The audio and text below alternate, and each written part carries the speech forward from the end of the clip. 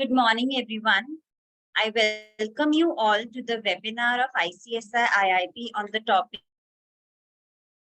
Labor Law and GST Law vis-a-vis IBC. Today we have with us Mr. UMESH Sahu and CA VIPUL GARG as faculties. The first session will be taken by Mr. UMESH Sahu on the topic labor laws. So I'll briefly provide you the introduction of Mr. UMESH Sahu. Mr. UMESH Chandra Sahu is a practicing advocate and an insolvency professional. He has experience of more than 15 years in core areas like corporate law, merger, demerger, insolvency and bankruptcy court, arbitration law, VAT, GST, service tax, central excise, income tax laws, taxation laws, debt recovery, SAFESI, RERA, voluntary liquidation, intellectual property laws, etc. So you may now start the session.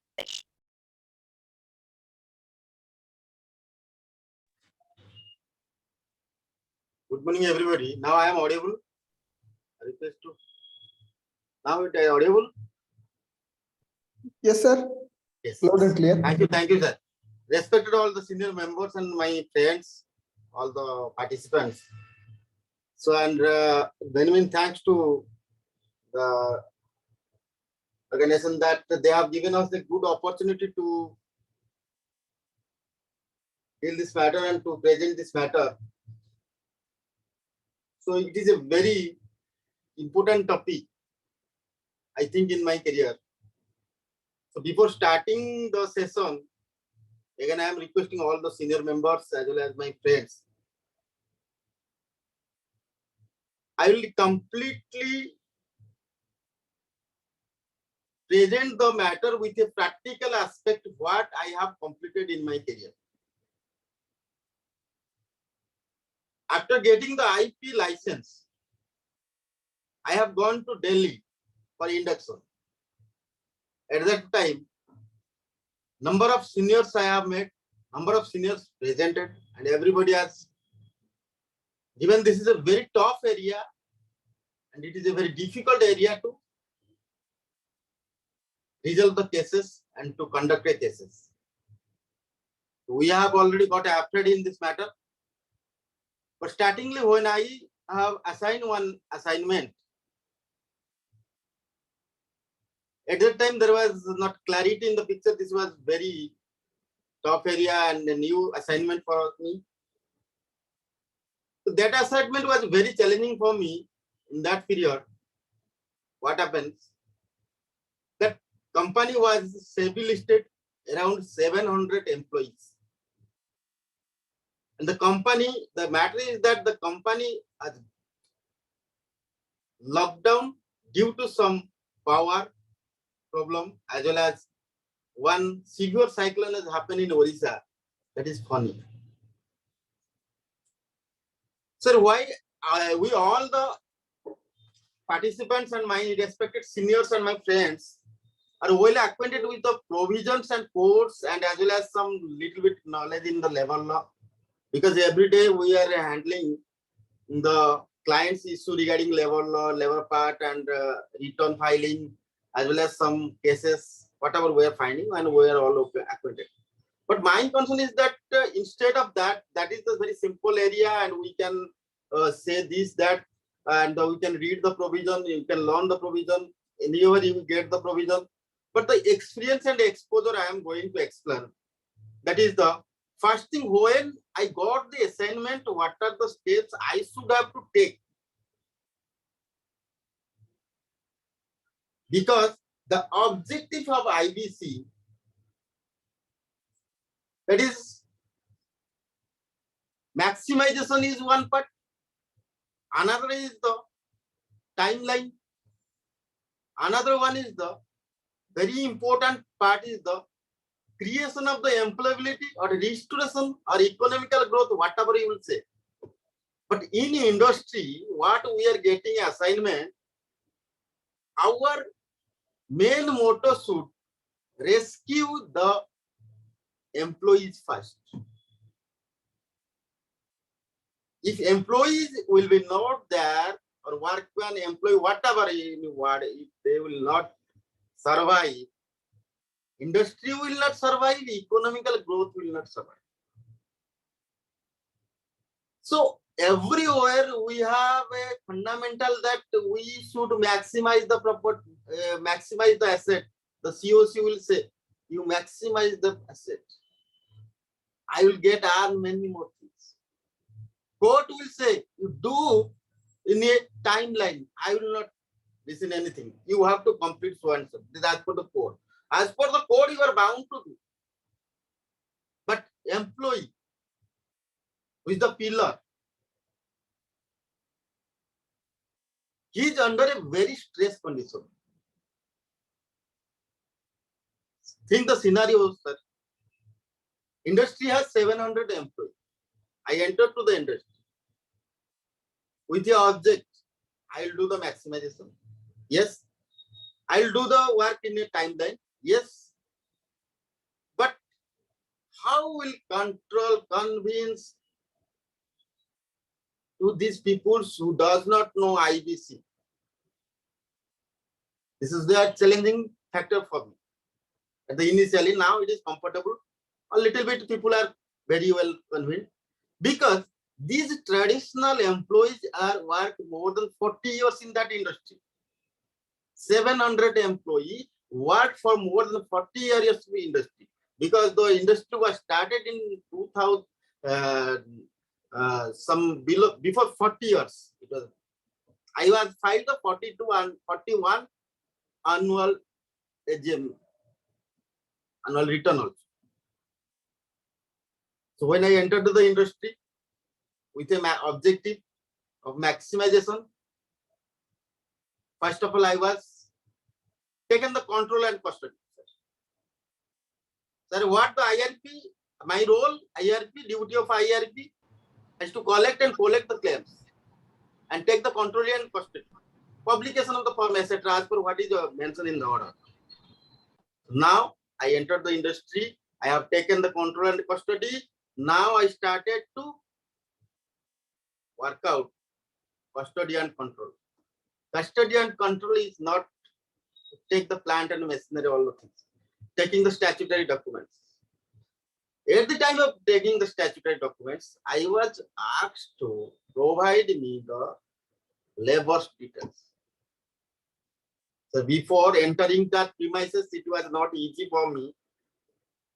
I got the information that there is number of workers are standing in front of the factory. They'll make the violations. My associates told we should have to inform to the police. Well, I don't know. This is not good way to treat with the employees. We should not take such type of initiative. We'll go to them. What will happen?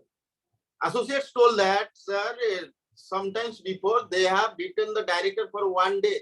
Well, what happens?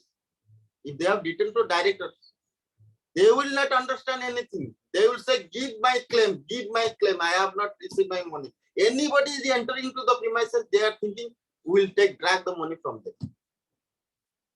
So complete at that time, we have visited, we find that minimum 10 to 20 people are shouting in that premises, others are silent.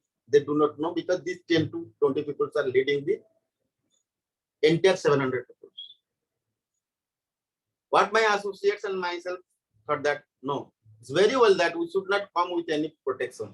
We have to sit with them. These are people from our native places and native lands, from the belongs to our, they know our language, all the things, so we started to speak them. They told me, sir, very interesting, what is your role?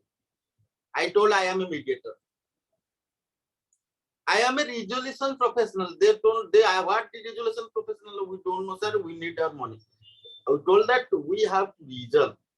So in between, the first strategy is that we would like to speak some people, please.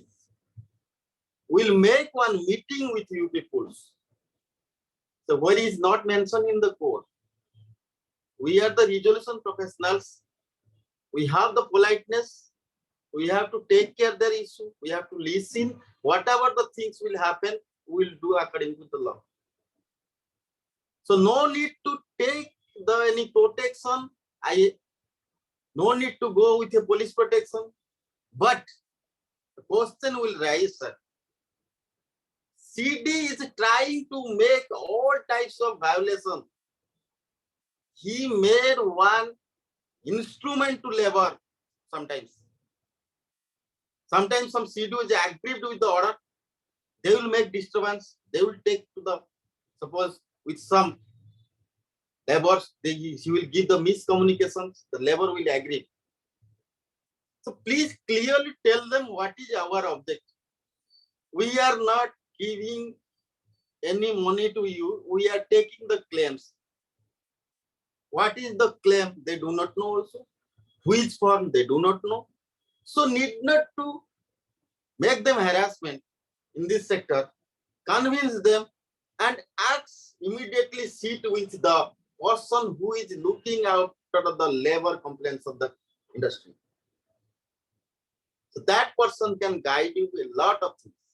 So we'll go a little bit, but first thing is custody. At the time of custody and control of one IRP or RP, must have to sit with the laborers, discuss the issue. Laborers may speak many things. Ex-management done this, that, this, that. So we need not to worry. We are not concerned in that matter. We are concerned to collect their claim and collect their claim and verify. That is our motto in your mind. Nothing, sir, what the factory is doing.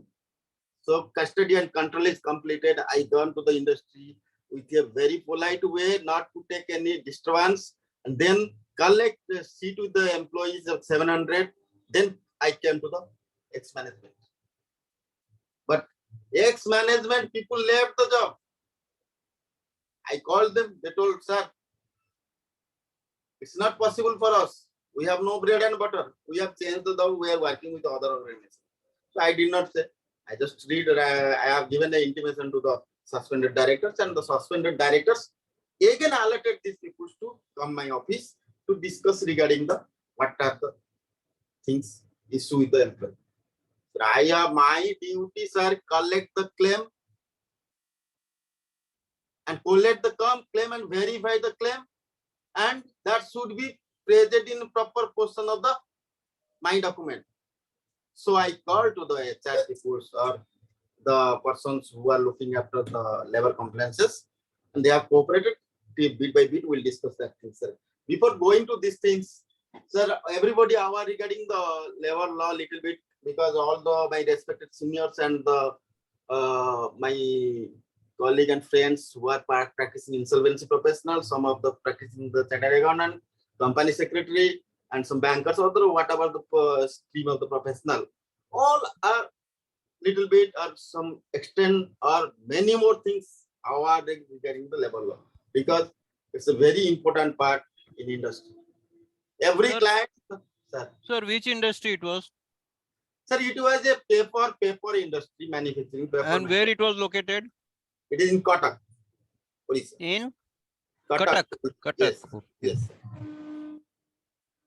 I go step by step, sir, what I have faced according to as per the code, how I can resolve this. Because this is some interesting part. If you are interested to know, I will explain also. Sir, anything else? So unit was operating or closed down? That was closed down. I told it was closed down during the funny and power shutdown. So when, how long it was closed down? It is closed down for more than 1 year, 1.5 years. Okay. So we have in that industry, we have taken the custody, we have collected the documents. So then later on we'll start that thing. How we have got how we were classified. So this is the object. According to the object, we have to take after the interest of the laborers, which is a pillar of the industry. And before, when I got the information from the company, at that company, I told you earlier, sir, I have found that information that 700 employees. But apart from these employees, I asked to the HR persons, or the person who is looking after the labor complaints, how many people are working with your payroll? And how many people are contractual? And how many these two types of, sir, you know, sometimes this in practicing manufacturing industry, there is some of the portion of the employee is contractor deployed by the contractors, labor contractors. So we segregate them. So labor contractor part is one case. One part is that is our part is that is those persons who are on the master role, the very important document of the organization, sir. So everybody we are practicing, we have heard that this is the master role is very important. The punji of the labors. Every industry maintains that. Where you will find when the person has joined, which position he has joined, what is the role, everything, what the you require the information. Second portion of the, when you are taking the custodial control, only taking the master role is not sufficient. Other documents like payroll system. Third document is there, provident fund, ESI, gratuity related information, any provision they have made in the balance sheet, and statutory obligations, user ID and passwords, as well as the very important part, how many cases pending, sir? This is your primary duty. The calculation can everybody do. You are the IP and you can recruit some people. They will make the calculation HR whether that is correct or not. They will convince you, sir, this is correct, this is correct. But the what are the pending litigations is very important, sir. You think in that industry, I told around from 700, 156 employees is on master role. Others are in contractual. I got the concluded information. Initially, I got the information 700. Yes. Then I find out the sum of person is in contractual. So I forget that part and now I part to my master role, my employees. Contractual employee was deployed and that was with a contract. So that part I will not make any problem. My problem was 156 employees who are in master role. What is their claim? What is their issue? How I will resolve? How I will satisfy them? How I have to control them?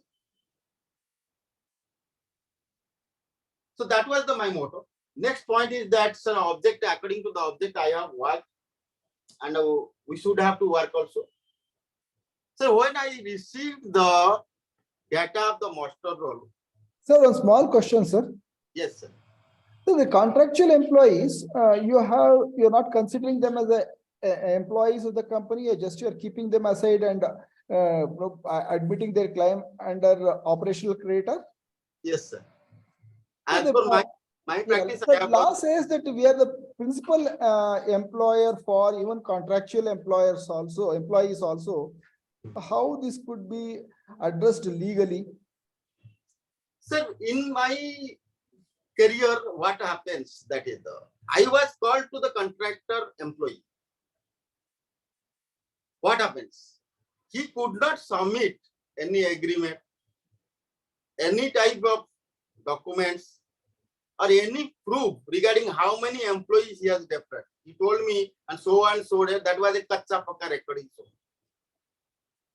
And I think in my case, almost all amount has been paid to that employees, because principal employer will supervise his statutory obligations of the contract employee. Sir, you will find any MNC or anywhere you are deploying some peoples and contractual way.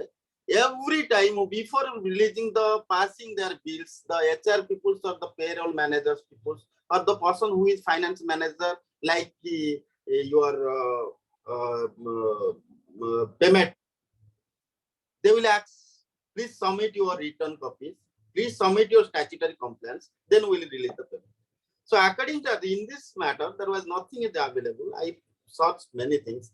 I was searching to find out whether the contractor employee has taken the proper license and deducting the TDA, deducting the PA for ESI and depositing in right time or not. There was no records. So I was not worried regarding that part. Sir, my part, I have consent to one thing. My part is collect, and verification. I am not right to reject also. I was collect the contractual principal and the contractor has submitted me the documents which was not as per the law, and he has not fight for anything also. So I have not accepted his claim. I have not accepted means not rejected. My right is not to reject.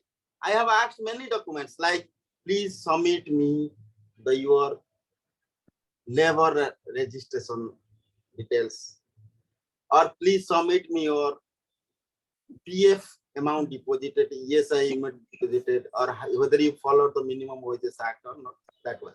So we'll, sir, go to that part also, what litigation started and how I was taken care. That I will discuss. So before that, in Sir, industry, that do you mean to say that we can safely ignore the contractor workers? no, sir, we should not ignore, sir. Law is there, strictly we have to take care. But, sir, it's not duty of the principal employer is simultaneously liable. But principal employer duty has to look after. Whenever there is no records, why should I worry, sir? Why I will go to the enter to that how many you have paid when he is not giving the claim to me, the contractor employee is not giving Sir, the claim. you said now there were 700 employees, some of the on 156 on muster roll and rest from the contractor. Yes. So when you yourself know that there were 700 employees, can we just because some information is not available, Yes. can we ignore them totally? No, sir, we have not ignored. So I told you that 700, we have started explore. If you have not sufficient information data, suppose contractor employee is saying that, sir, daily basis I have deployed 250 this unit, 250 this unit, like this. So I am asking, where is your details in the company record? We are find that there is a payment has happened to the contractuals, but the principal, the company, the employee, the person who was maintaining the payroll, he has not made supervision of the payment of the contractual employers also. That part. Sir, we should not allow the practice that we should ignore the contractual employee claims also. If the contractual employee contractor could not establish his claim, how could I take care? And in my case also, that was not made any agreement by the contractor. Sir, can we use the CD's data available about the contract labor and help them or assist them in filing their claim?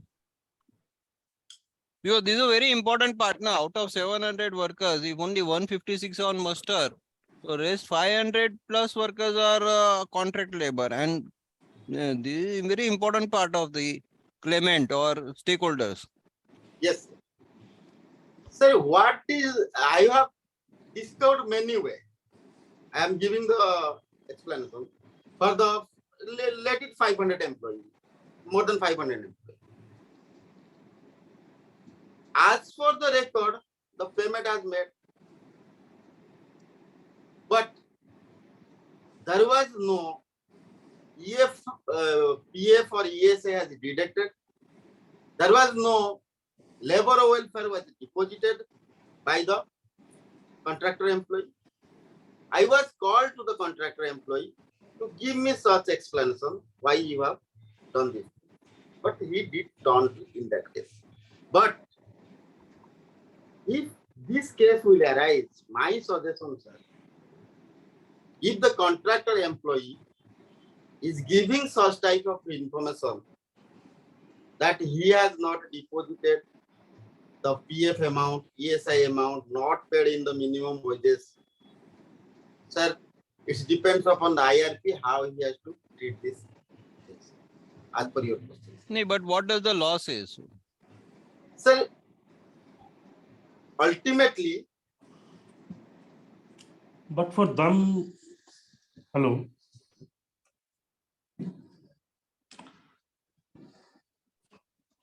Yes, sir. Sir, but for them, contractor is their employer, not CD. Sir, we are going through the slides. We'll get that. Sir. I'll take care of this question, sir. Please. Sir, in the definition part, if you go for the workman, sir, before that, so very important is that we have to understand workman, employee, and employer. The definition is that workman, sir, in our IBC, it is clearly mentioned section 3.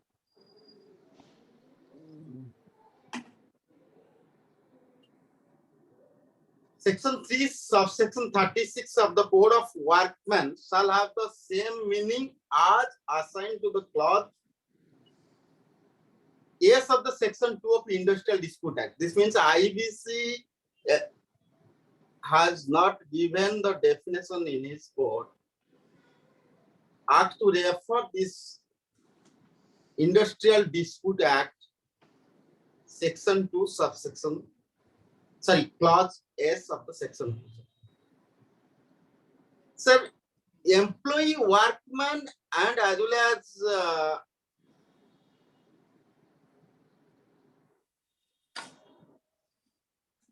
these people's definitions are exactly in different act, different area, different types of definition is there.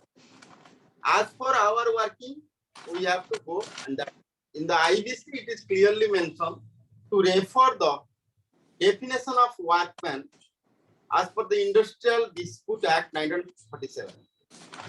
So in that part, the workman is any person, including an apprentice employed in your industry to do any manual, on-skilled, skilled, technical, operational, clerical, supervisor work, hired or rewarded with the terms of employment to be expressed, implied, and the pursuit of the procedure under this act in relation to Industrial Dispute Act. So very important point is that workman may be a technical, may be a skilled, may be a unskilled, and may be terms of employment expressed or implied, and who has been dismissed, discharged, or retained in connection with our constitution.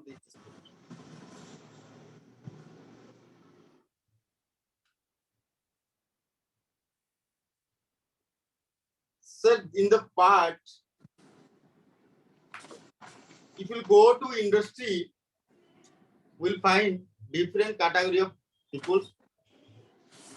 In the master role, we will find this person is working for the technical. This person is working for the supervisor work. This person is working site. This person is working in the as a foreman or machine with machines. So these skill, on skill, technical, non-technical, supervisor, all the peoples is coming under the Industrial Dispute Act, section 2, clause S. So next definition, this is the workman we have discussed, and then come to the definition of the employee.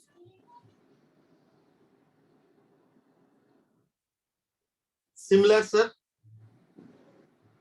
Section 2F in the Employees Provident Fund Miscellaneous Act का ऐसा हम लोग definition देखें. Employee means any person who is employed for wages in any kind of work, manual, otherwise in connection with the work of an establishment, and who gets his wages directly or indirectly from the employer. Sir, your question is there. Question was that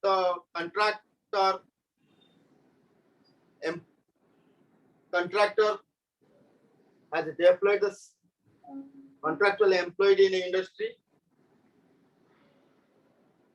Here it is written in mean the employee means any person who is employed for wages in any kind of work, manual, otherwise, in connection with the work or a person who gets his wages directly or indirectly from the employer, as included any person.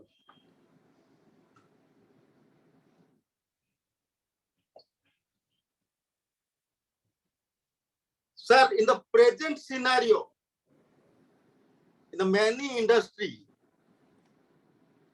they are not keeping employee directly, sir. In practice, I think my most of friends loan this very thing.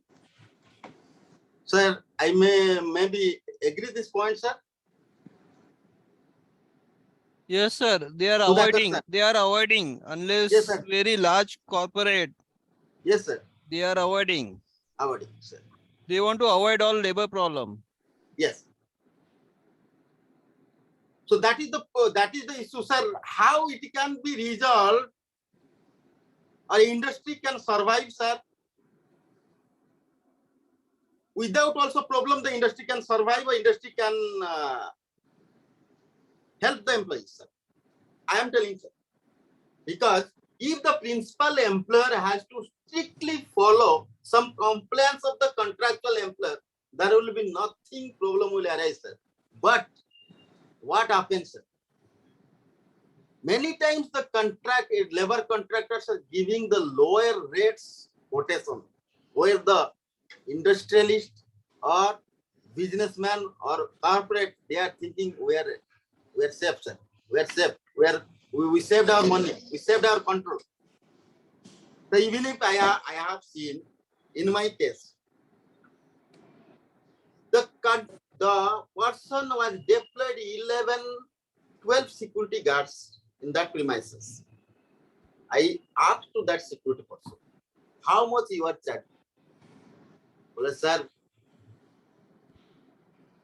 I have not given the quoted as per the Minimum Wages Act. So why you have kept people?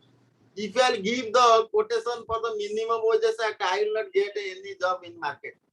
Sir, you think for the unskilled labor in Orissa, Minimum Wage Act around whatever the Minimum Wages Act, it is changed now around 300, suppose, it will take care. That is also they are not getting 6,000. They was getting 6,000 means 200 or something. The Minimum Wages Act also under violation. So most of the industry can take care of these employees who are pillar, who are very innocent persons, by making strict compliances. So not only industry, sir, another peoples who lenders, the persons who is giving the financial institutions, industry sickness, industry shutdown, industry disturbance, closure of industry is due to the major issue of the labor problem, sir. Sudhakar, sir, are you agree, sir? Yes, sir. Sir, what is the suggestion before this is practice? We all are practicing area, sir. What experience I told. If the financial institution is giving 100 crores loans to a industry, he has to check the thermometer of the labor complaints. Every point they have to check. Once the labor will go to the working premises, whether there is safety or not. If there will be no safety, one labor will be got accident, then today industry will shut down, sir. They will come with a new plea. Sir, you do one thing. The person has got expired. You pay such and such compensation. Otherwise, we will not work. Union, trade union, other people will come. There will be disturbance. That will be shut down. There will be cost. Inflation will be there. And many things will be destroyed. And that day will be great loss for you. So when a financial institution is providing the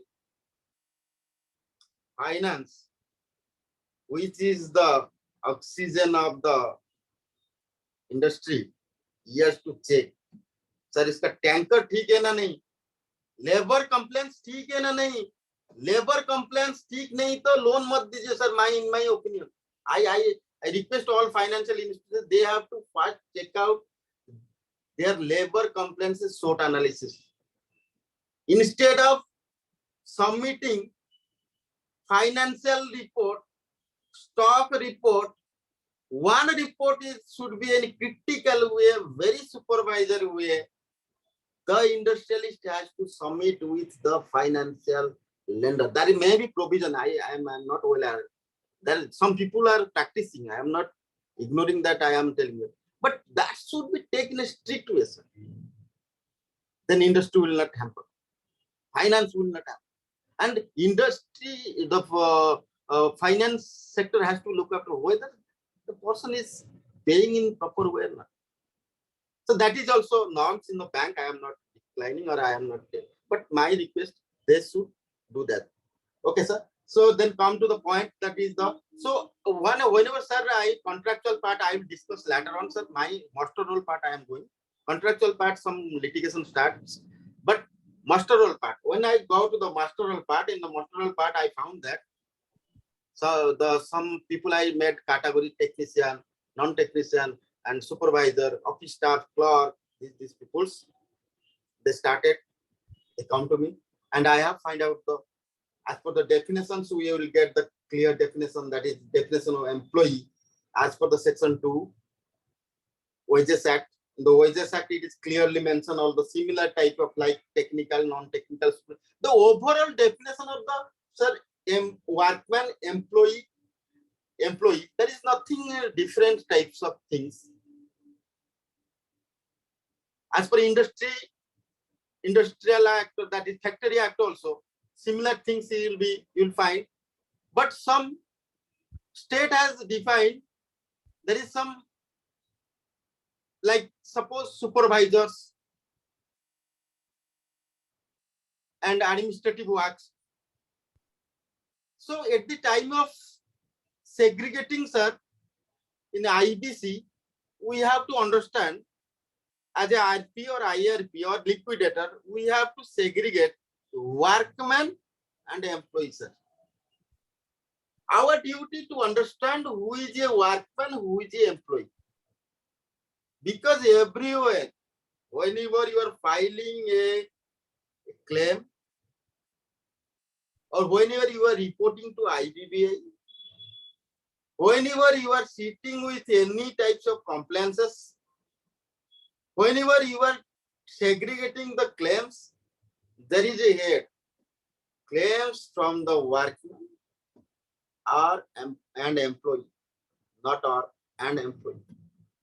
That means the code has completely separated two parts.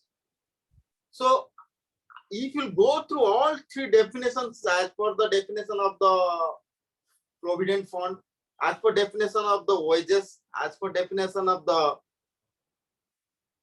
Factories Act, so the employee and worker will come under one platform.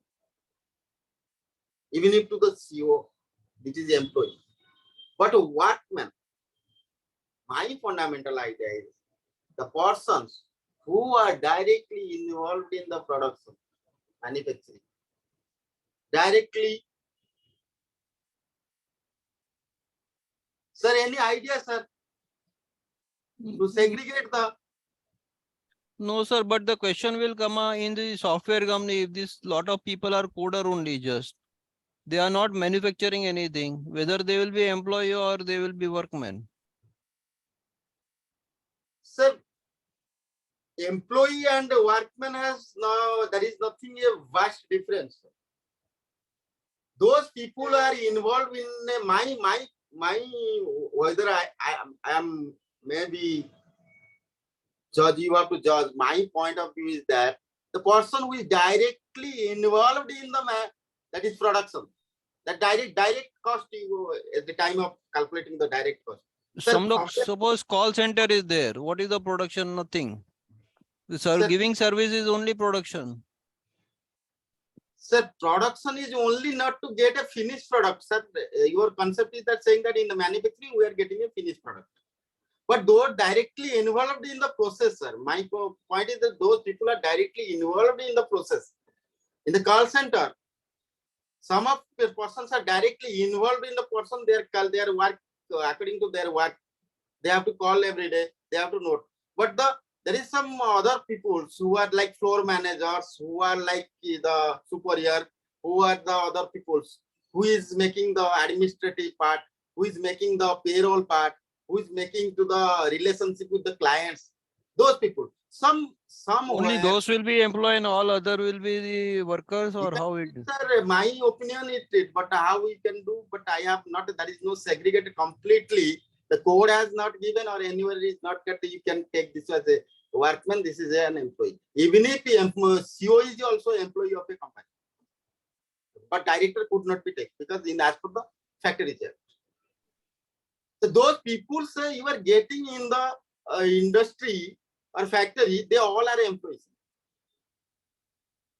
Sir, according to, it's not hard and why there is a difference between workman and employee.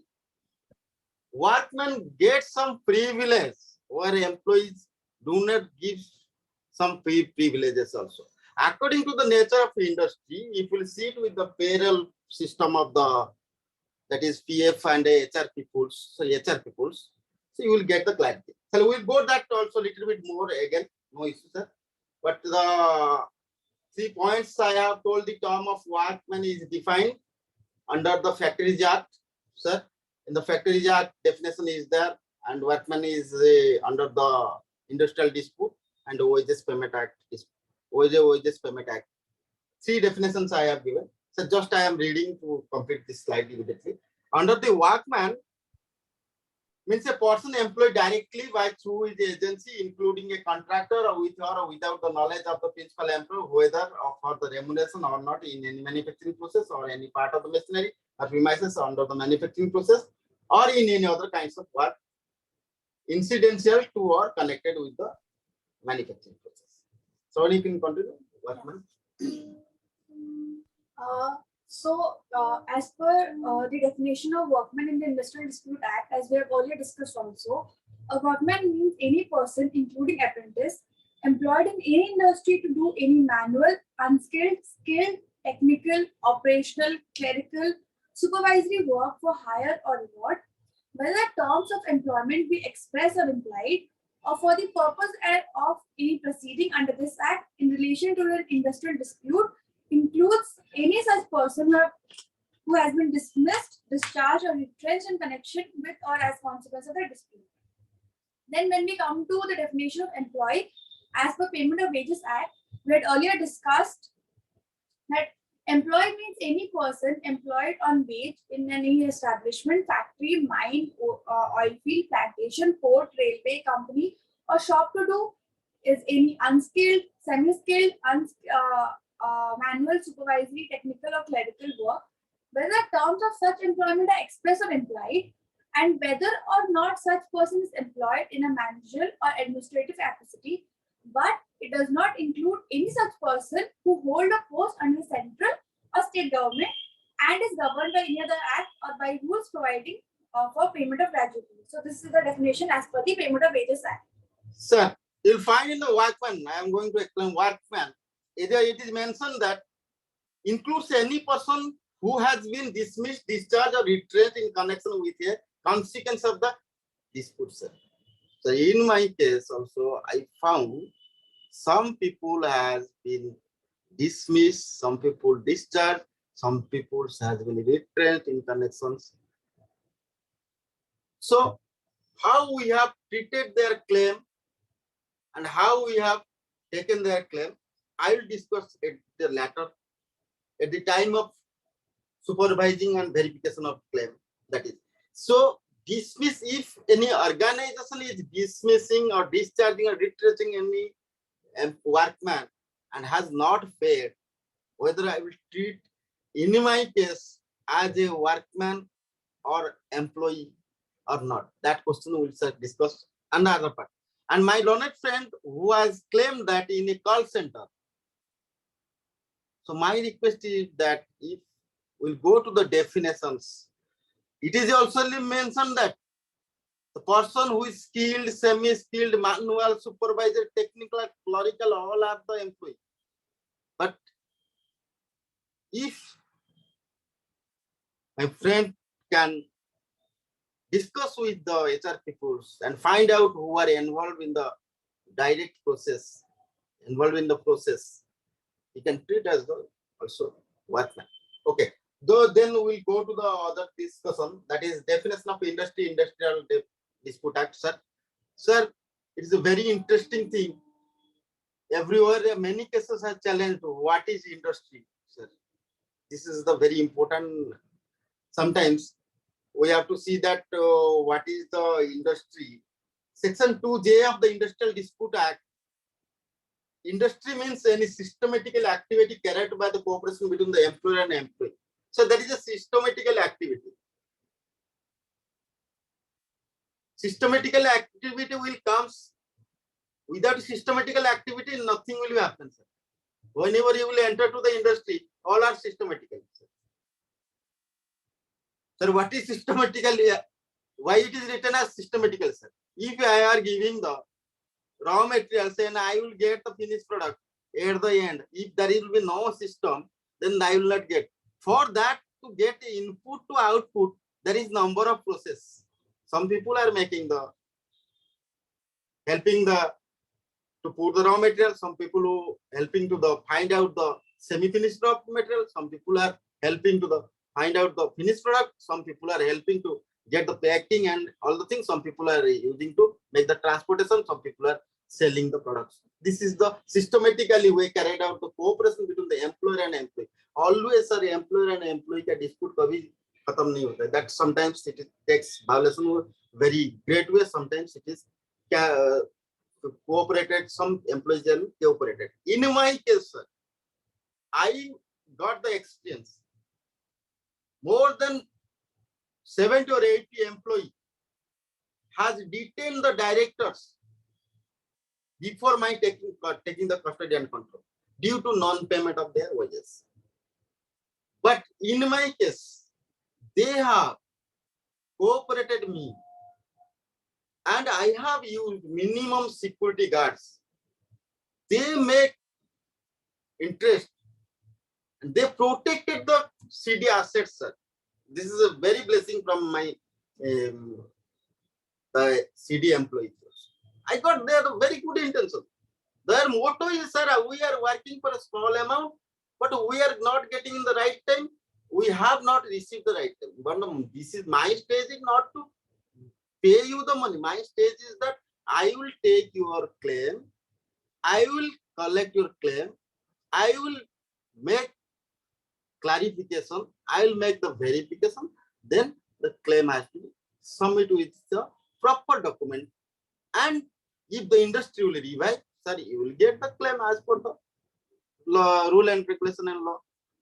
They got the information like I given the information like that. So then, sir,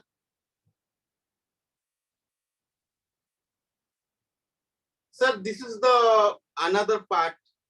Salary. All the people, sir, we all are acquainted with salary, wages, and now corporate world has some new technique, CTC, cost to company. It is too difficult to understand. Also, very important. Whenever some like MNC people are using a new Honda, that is CTC, that is cost to company. That culture is going on, sir. But in the traditional manufacturing or small industry, we are finding there is some portion is wages and salary. So the wages means all the remuneration capable of being expressed in terms of money, which would be terms of employment expressed or implied or fulfilled, be payable to workmen in respect of employment of work done such employment includes, sir, this is very important, includes, sir, allowances including dearness, DA, as the workman in the time being entitled to, the value of house accommodation, supply of light, water, medical, attendance or amenity of the services of the supply of the food grains of the other articles, any traveling concession. Sir, in our all the professional members, very well acquainted with the definition of wages, sir. Because in the direct tax, the definition is there. It's clearly which, and in industrial dispute, the definition is this. So in this area, the very important portion is that the Minimum Wages Act. Sir, in the PF, we are taking that basic plus DA. Sir, basic plus DA. So what is basic, sir? Sir, can I treat? I am asking a question myself.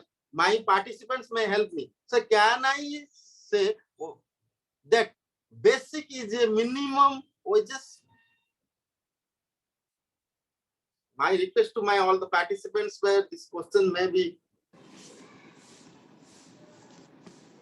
sir, it will be, I am asking myself, sir, basic is the basic is equivalent to Minimum Wages Act, sir.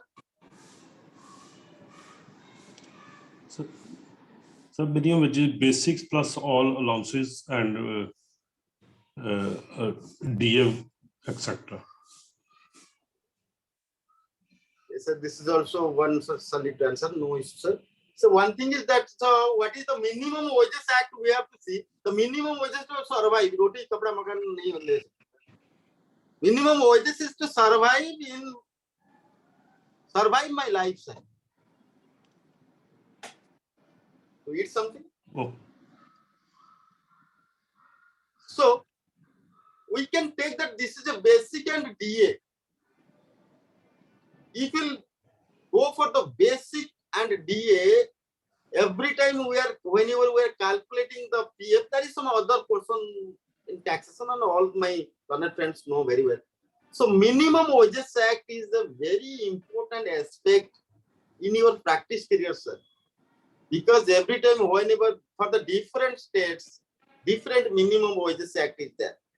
Every city, every contractual employer has to look after the Minimum Wages Act of the state. Litigation, sir, starts from there only. Many cases. Whatever industrial disputed cases you will see, number of cases for that is Minimum Wages Act is not being. Even if in Orissa, other states I don't know, Orissa, district labor inspectors are moving here and there. They are asking to surprisingly to the employee who are sitting in front of the shops or who are making say, like security guard, like other stores and all. Your employee is giving how much? He's telling that, sir, 5,000, 6,000. They're sending a notice to them, come to the office, and whether you are making the call out to the Minimum Wages Act. So MNC in the CTC, sir, you will find in MNC as very truthful as maintaining the Minimum Wages Act. After that, they will go for other cost to the company. They will pay. They will indirectly taking back, or they are indirectly making the burden of the employee also. If you see, but today is not time to so that analysis of CTC. So if you said just my request to all my learned professionals and seniors, so just see the CTC mechanism and you will get good information, sir. So next slide we are going to, that is the, sir, in the industrial dispute act, sir, there is squad and missiles are available, sir. Two things. One is strike, one is lockout. The employees making the squads that anything will happen, will make strikeout, sir. Employees, soch rahe, sir, de dena padega. No. The employer has right also to lock out, sir. Missile, ye bhi de sakta hai, sir. Both have the right, sir. You have to understand. Why I am telling, sir, in sometimes IRP cases, one question I am leaving all my respected and learned and seniors. Sir, I am the IRPs now, sir. Suppose the industry, there is a accident happens, the industry is a going concern, one accident happens. All the employee want to strike. What will be the role of IRP, sir? This sometimes this may happen, sir. You are a IRP of a going concern. You have the custody and control. Sudden one accident happens, all the employees go to the strike. One scenario. I am leaving this question to all my senior and respected. Second option, sir. You are the IRP or RP of the going concern. Number of employees, I am saying that more than 100. Suppose there is a strike happens. What will be the role? Number 3 question, sir. You are a IRP and RP of a service industry MNC. There is a sexual harassment happens. What will the steps you have to take? Because all 3 cases, the industry is running. These 3 segments are very important. Strike of accident, harassment. How you will control, sir? Sir, I am also requesting my all the seniors and learned friends can participate to explain these 3 questions in my request. I am asking myself this question. After that, we will make a conclusion how we can do this in better way. Sir, are you agree, sir? This question is, sir, any respected participant or senior, sir? Singh, sir. I am watching, sir. Sir, sir, my question, sir. Got, sir. Again, I am discussing, sir, these 3 questions, sir. Singh, sir. Yes, yes, sir. Sir, Sir. my question is, sir, it is feasible or viable question. I don't know. It's not just. I am a IRP or RP, sir. We'll discuss 3 questions, sir. My request. I am IRP or RP. Sudden I entered. I have taken the custody and control where there is more than 100 employees. One accident happens. The employee got strike up. The employee got strikes. They come to the road. Hi. IRP, hi. CT, hi.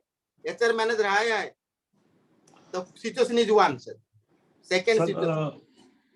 first thing we will, I would like to pacify the workers and try to engage the dialogues with them to engage in the start the work again. We will handle a situation according to the provisions of the Industrial Dispute Act. What the compensation, hospitalization, if he is injured, my first thing I have to do, hospitalize immediately and try to save his what we can save his disability or any further loss to his life, etc. I will like to assure them we will solve this situation according to the available provisions of the Act. Sir, it's very humanity job explanation you have given, sir. Sir, but we are not control of our decision, sir. We have to take decision immediately with the COC meeting, sir. I am asking, or my answer is myself is that I am thinking, if you add that we should have to, sir, for all the compensation, everything decision, we have to take with the foreign. We will have to approach COC. Yes, sir, you are right. Sir, in the, yes, you, sir, remember, sir, when you were passing a resolution, the first COC meeting, you are decreasing the timeline of the COC meeting for 24 hours urgent meeting, sir. So sometimes it happens urgent meeting, sir.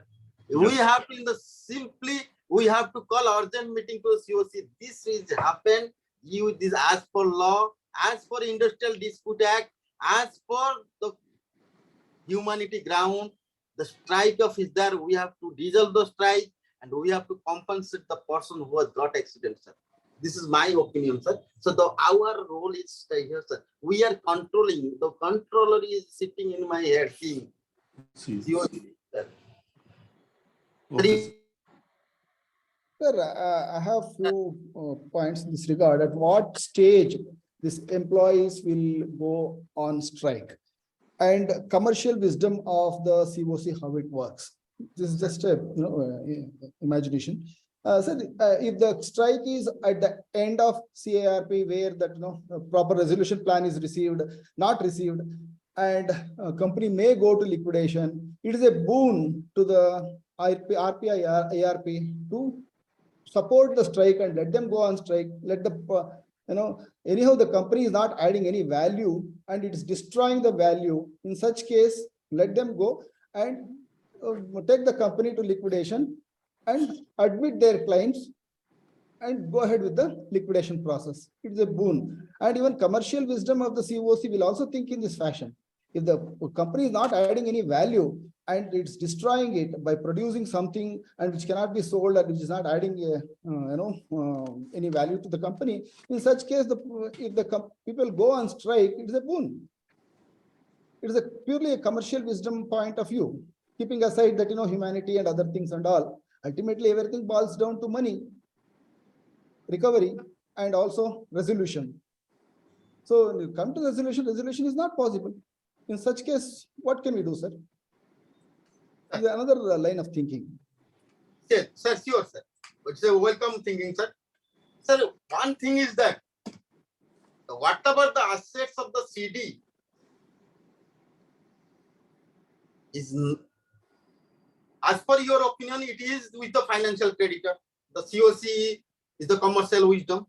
He is thinking that I will not compensate, let go to the hell, that go to the liquidation.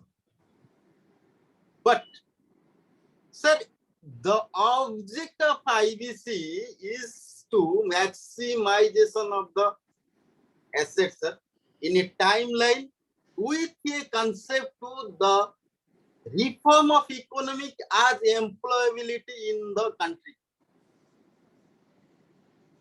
I know COCs are greedy person. COC, he is thinking why I should invest good money on my bad money. Always the dialogue from all COC. Sir, I don't like to make any investment of good money on bad money. Ask them to.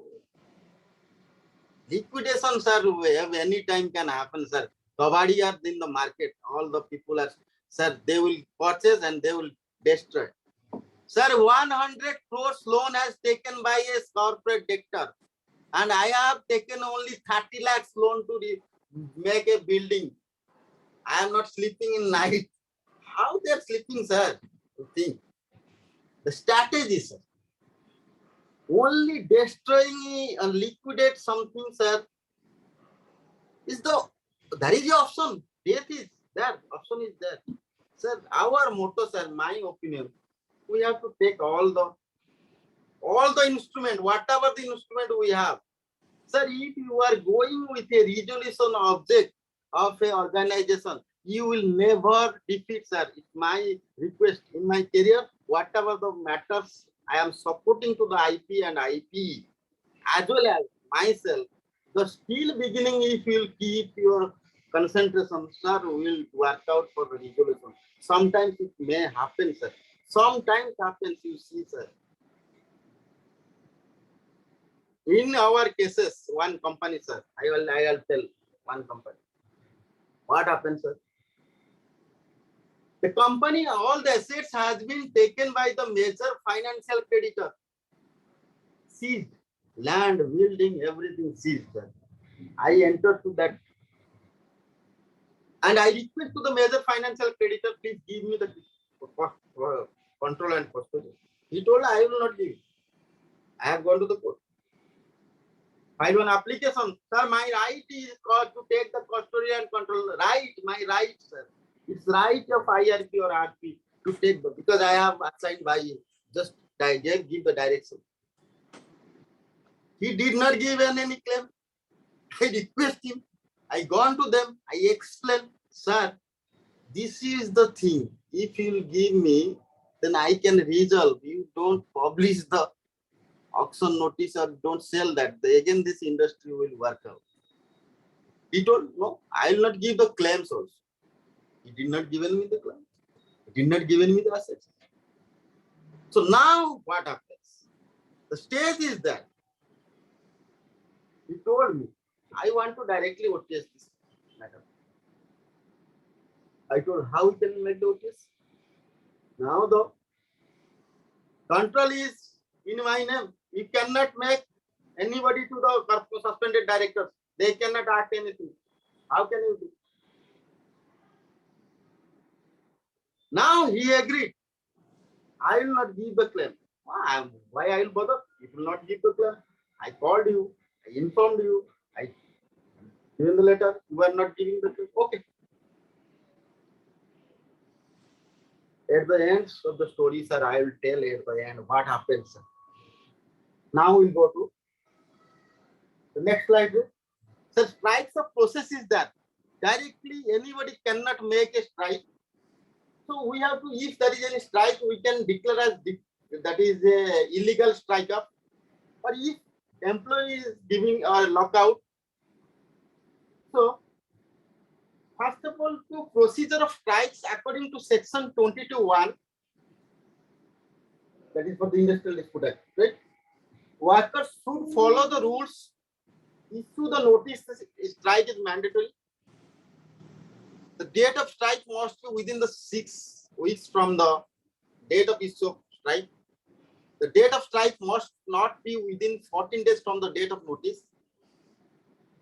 There should be no strike on any day before the date of specified the strike notice.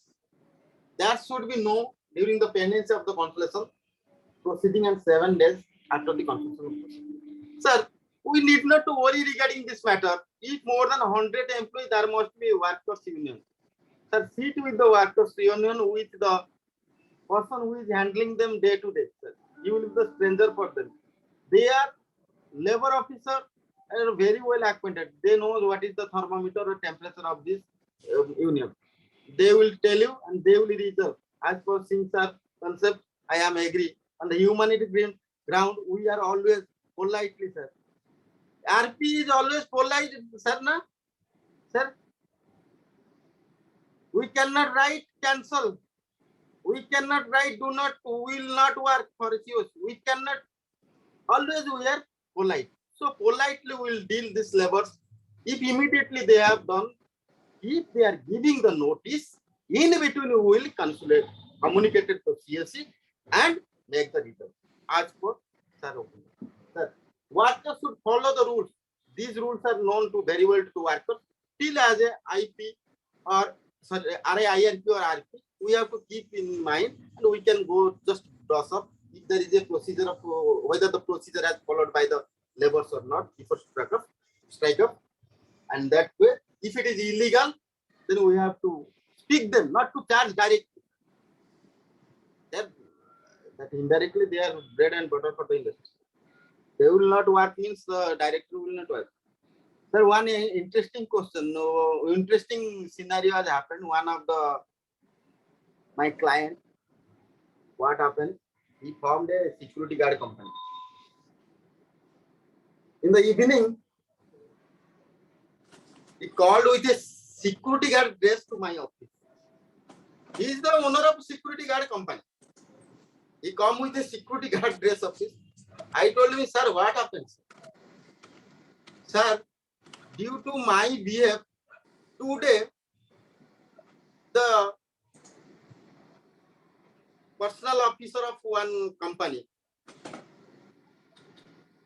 the security person has left. Sir called me. Sir, where is the security? He told sir, security guard is due to some problem. Actual problem is there is some conflict between the owner and the. So I am the owner. I am taking this shirt and taking this speech. I am standing in front of that personal officer.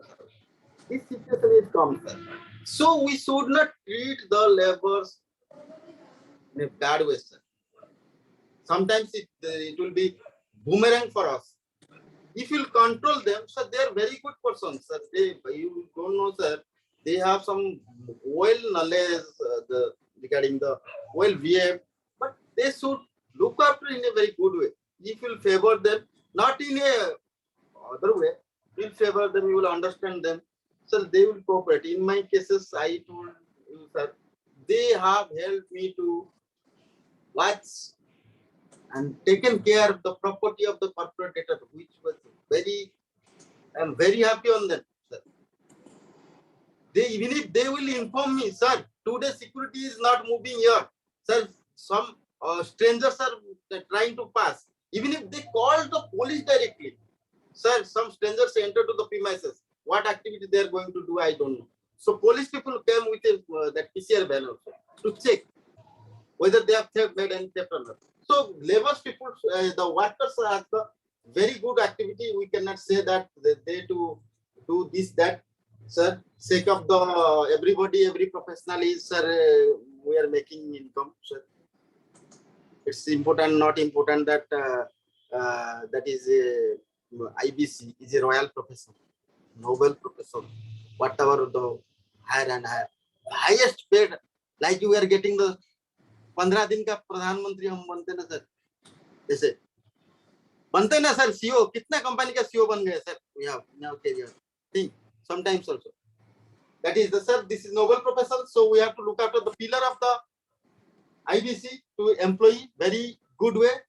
So second question, sir, whether IRP or RP directly charge that employee or terminate the employee on the spot. Whether the IRP or RP has the power to terminate an employee on the spot. You are the COC is the king, but now you are the COC minister, sir, as a IRP or RP. So suppose I found that in the industry there is some problem is going on, like the software industry, fire, software industry, one very good language, you will be fired. Like I heard that language, sir. I have not worked with him, but the corporate culture is fire. Sir, IRP or RP would fire anybody on the spot.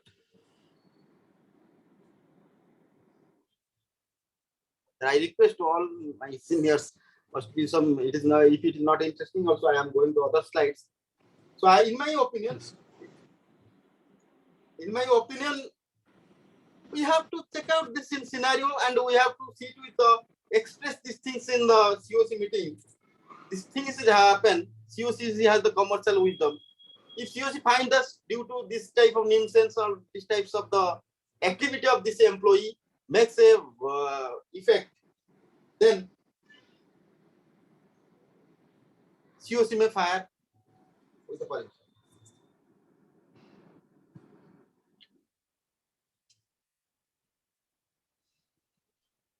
Sir,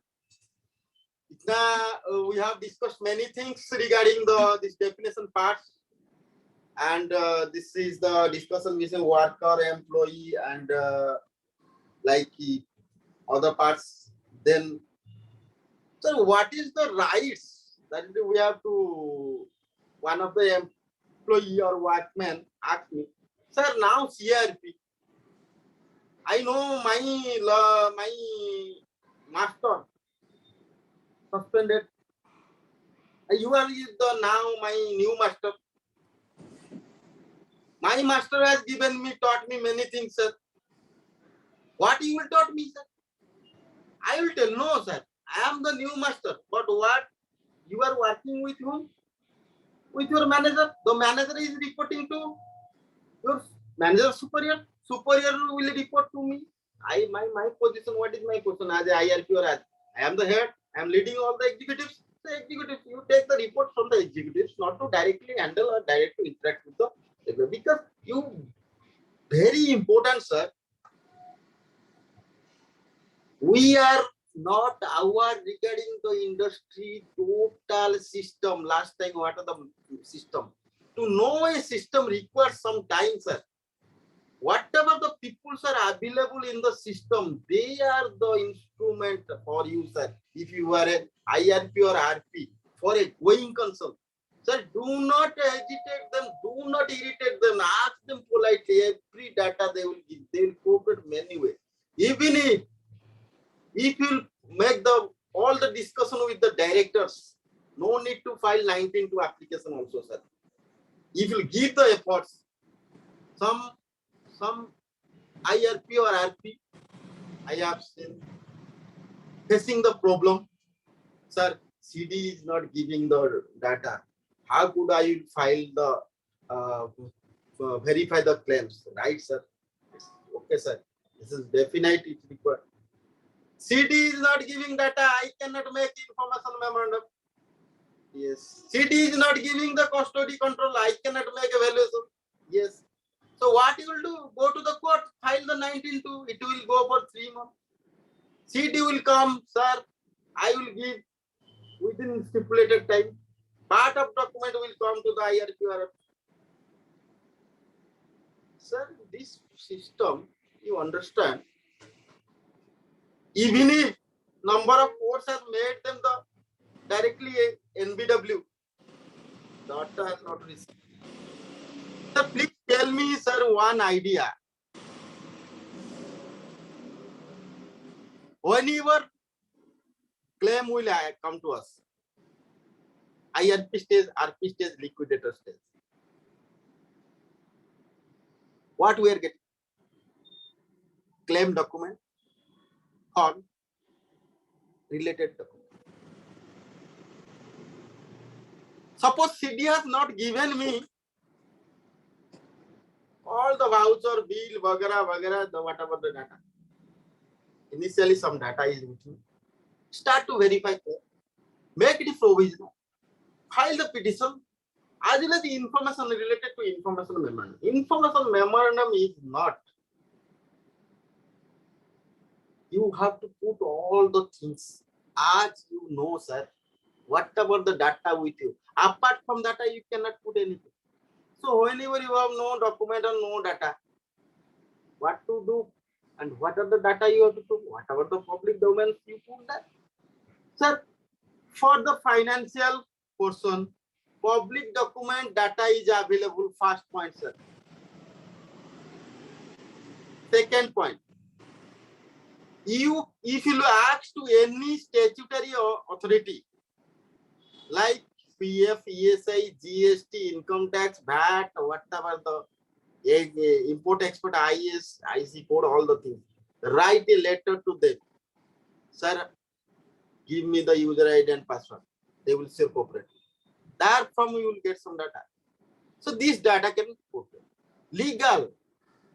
From the legal, suppose initially legal, number of public domains are available. If you will search, we'll get some little bit data. This is how to manage, sir. I am agree with all my friends. We have to file a 19 application, but initially we can exercise this way. Other friends are known very well to drag the data, so that way we can put that. Sir, come to the right of a workman, and this is my point was my new master. I have to explain them what is their right. I will say, sir, whatever right was with you previously, that will be continued. No need to worry, sir. So whether I will leave the partner, why you will leave?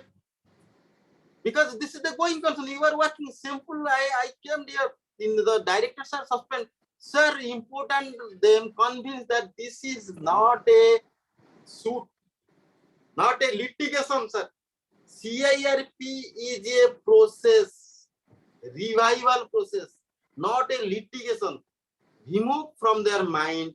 This is not litigation, sir. This is a process. Government is helping you out to revive this industry in a better way. Again, you people will be replaced, but that is not my guarantee. After resolution, you can see whether you can replace or you can restore. Okay, sir. So you can convince rights of workman and laid off. Sir, I hope we'll take a deep break, sir. I cannot provide only. We can take a tea break, sir. Okay, sir. Sudarshan, sir.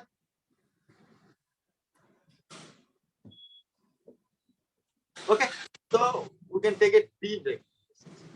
So we'll start on 11:15. 11:20 will arrive. 20 minutes after that we'll start.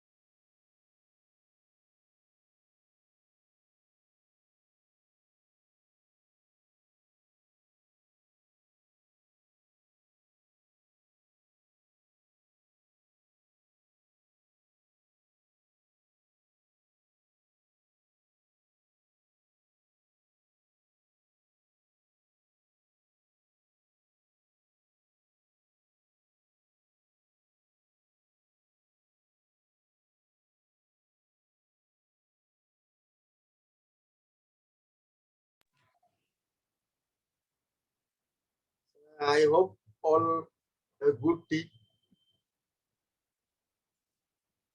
Prabhakar sir.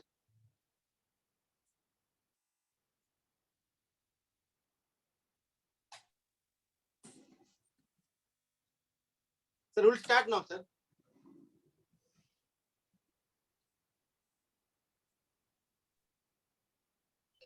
Yes, sir. Okay, sir. I hope all have a good tea break, sir. Yes, sir. Yes, sir. Sir, the question arises from my employee, that is, instead of CD, suspended CD, I am now the master. Sir, what will be my right? The employees and workmen started to ask me what will be my right. Sir, your right will continue as like previously with your master. But my duty is, sir, give me the claim. Well, how could I give the claim? Sir, there is a particular format. Sir, whether I can give claim single or I have to give a combination of the people. Sir, please target to their labor unions. You will find 2 or 3 or 1 or 2, whatever the labor union available. And instead of that, sir, very important, sir, we are publishing 2 language of newspaper as per our code. One is local newspaper, one is English, widely circulated. Sir, one thing, sir, my question will come. The labor does not know English. You will say, sir, I don't have the power to read the English. What you have written, I don't know. You just ask them, sir, follow the Odia language. There is written everything. You will say, sir, in Odia it is clearly mentioned, or in Telugu or Hindi or in any other specified language. It is written. Very important point, sir. When you are finding master role, in the master role, if you are getting all the employees, apart from that, your intimation publication in the newspaper, you just intimate privately to them by postcard also, it will be sufficient that so and so dated, you can submit the claim. The company is under insolvency in your language or English. But we have to write our English, they will communicate and they will say. That means intimation part should be strong to the employee or workman, sir. Sometimes some matters is coming, sir. We did receive information, sir. At the end, the passing of resolution, I could not give the claim, sir. First of all, take the help of those, sir, labor complaints people. If we and follow the master role, if you are finding, even if you send the direct communication from your RP or IRP, loan and IRP office to the directly employee or workman, it will be very fruitful and helpful for your court of law. Intimation is over. Now form is coming. There is 2 forms. They will ask, sir, this is not a government form. How could I download? Immediately allow, commit some copy in factory premises. Sir, keep some copy in the factory premises according to form B, form E, form C, whatever is required. They can collect, they can xerox that, they can individual, they can file, or collectively they can file. So this is the important. When they are filing the claim, there is a point number 9 in the claim form B. Please refer that form. I have no that slide. What is that point? Only read that point. Sorry. In point number 5, it is saying that details of any dispute as well as the record of pendency or order of suit or arbitration proceedings has to be provided. Sir, ये होता है sir, ये very important record है sir. You cannot, sometimes some judgment has given by the award has given by from the arbitration or reward or from the any before CRP. Any concluded direction has given by the court of law, like district court, like labor commission or whatever. Sir, strictly follow that and analyze that whether that claim is valuable or not. That is very important. You have to keep in the mind, sir.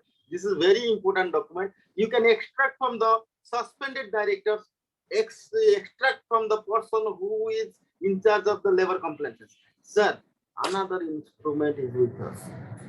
If they are not following your direction, bring them NCLT, sir. There is sometimes court is making personal appearance. They will stand, they will say to the court, answer. You have the lots of ample of power to drag the data from them. Ask politely, if not possible, then we have a special jurisdiction, we can call them to that. You will get that. So this, after getting the claim, then I have to mind my mind, sir, I have segregated, this is number of employees, this is number of workers. So in my, everywhere in my practical aspect of practical life, every data in my compliance part, I have to find out employee and workman. Exit employee के लिए बनाऊंगा तो exit workman के लिए. So sometimes I have to make one seat for the employee, one seat for the workman. Because sir, you just follow in as per our regulation in IBBA when we are uploading the claims, that at the time they are asking for the different attachments, food, employees, food, work. So this now segregation is completed as per the role definition. Or now the component of the claim form, sir, it is very fast disturbance. This is the major concept. What is the components of the claim? So then, sir, first definition of wages, we'll go to the definition of simply. I'll go slide number.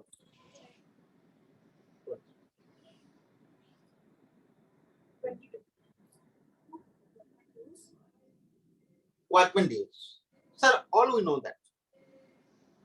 So worker in your practical life, in a professional life, we know very well, sir, that workman, first of all, he is getting one basic minimum wages, like basic dearness allowances, other allowances, all the things. Then that is some welfare scheme. One is that gratuity. Am I right? Gratuity and provident fund, as well as that is bonus. These three portions are very vital for us and to understand these things in our practical life. Sir, I received the claim completely.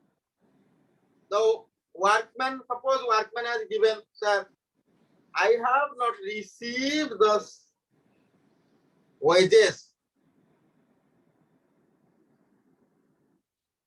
till CRP date this, till post CRP this. Sir, my point, sir. One is till CIRP this, some employee is giving till, even if to the post dated of the CRP. मतलब suppose CRP start हुआ sir मेरा 5 जनवरी 2023 को, मुझे employee लोग, the employee has given me the claim on 1st of the March. That is the duration of the 2 months. Why I am saying this question, sir, you will understand. My question will be whether the claim has to be come before the CRP periods, or the claim should come including the during the CRP period. That is important point. As for the depth, sir, up to the CRP period, sir. Sir, this is the major fundamental as per the definition of claim. Whatever the happened before CRP, just sir give me, I will take care. After CRP, I am not taking care of your claims. You will say, sir, how could you will not take? You have, as per your code, you have mentioned you will continue as a going concern. Sir, I am ready to as a work with as a going concern. Industry is shut down, power is not there, and water is not there, essential element is not there. So how could run as a going concern, sir? So should I take this employee during that period? No, sir. Sir, one question, sir, one practical aspect I am saying. Suppose in my case, during funding, industry breakdown, shutdown, hardware, power failure, no power is there. The suspended director after funding, they approach to the electricity told, you give me the old dues, then I will give the collection. So he is unable to start the run the industry. Whether the peoples will claim during the shutdown period of the factory. This question, sir. The question, sir, again I am giving. Sir, my industry is shut down, suppose in the month of March. CRP started in the month of December.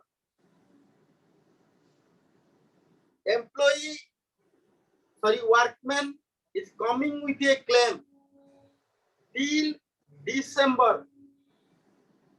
Whether I will receive the claim till December or whether I will receive the claim till shutdown March.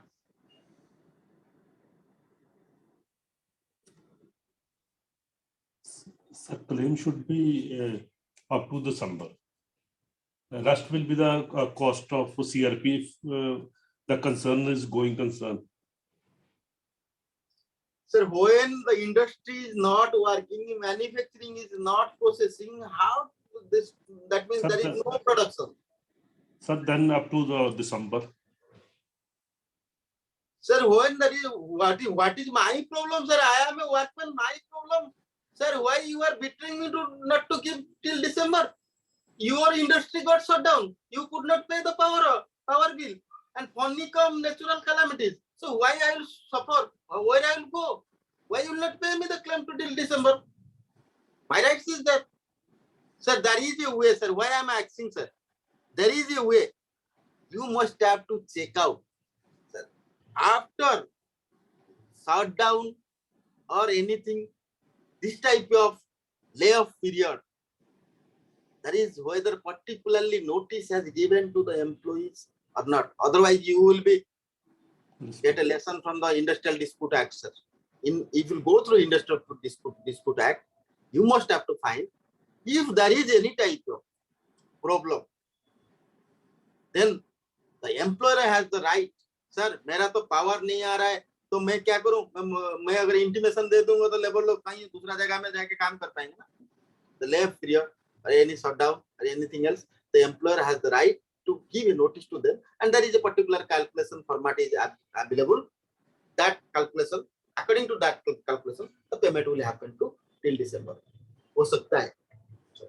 ये भी Industrial Dispute Act. So leave that person. Such type of complicated cases, if you come to my learned friends, then they will take the help of the Industrial Dispute Act and they will do that in a good way. So when I got this claim and that is claim was smoothly admitted, sir, the claim has come with number of demands.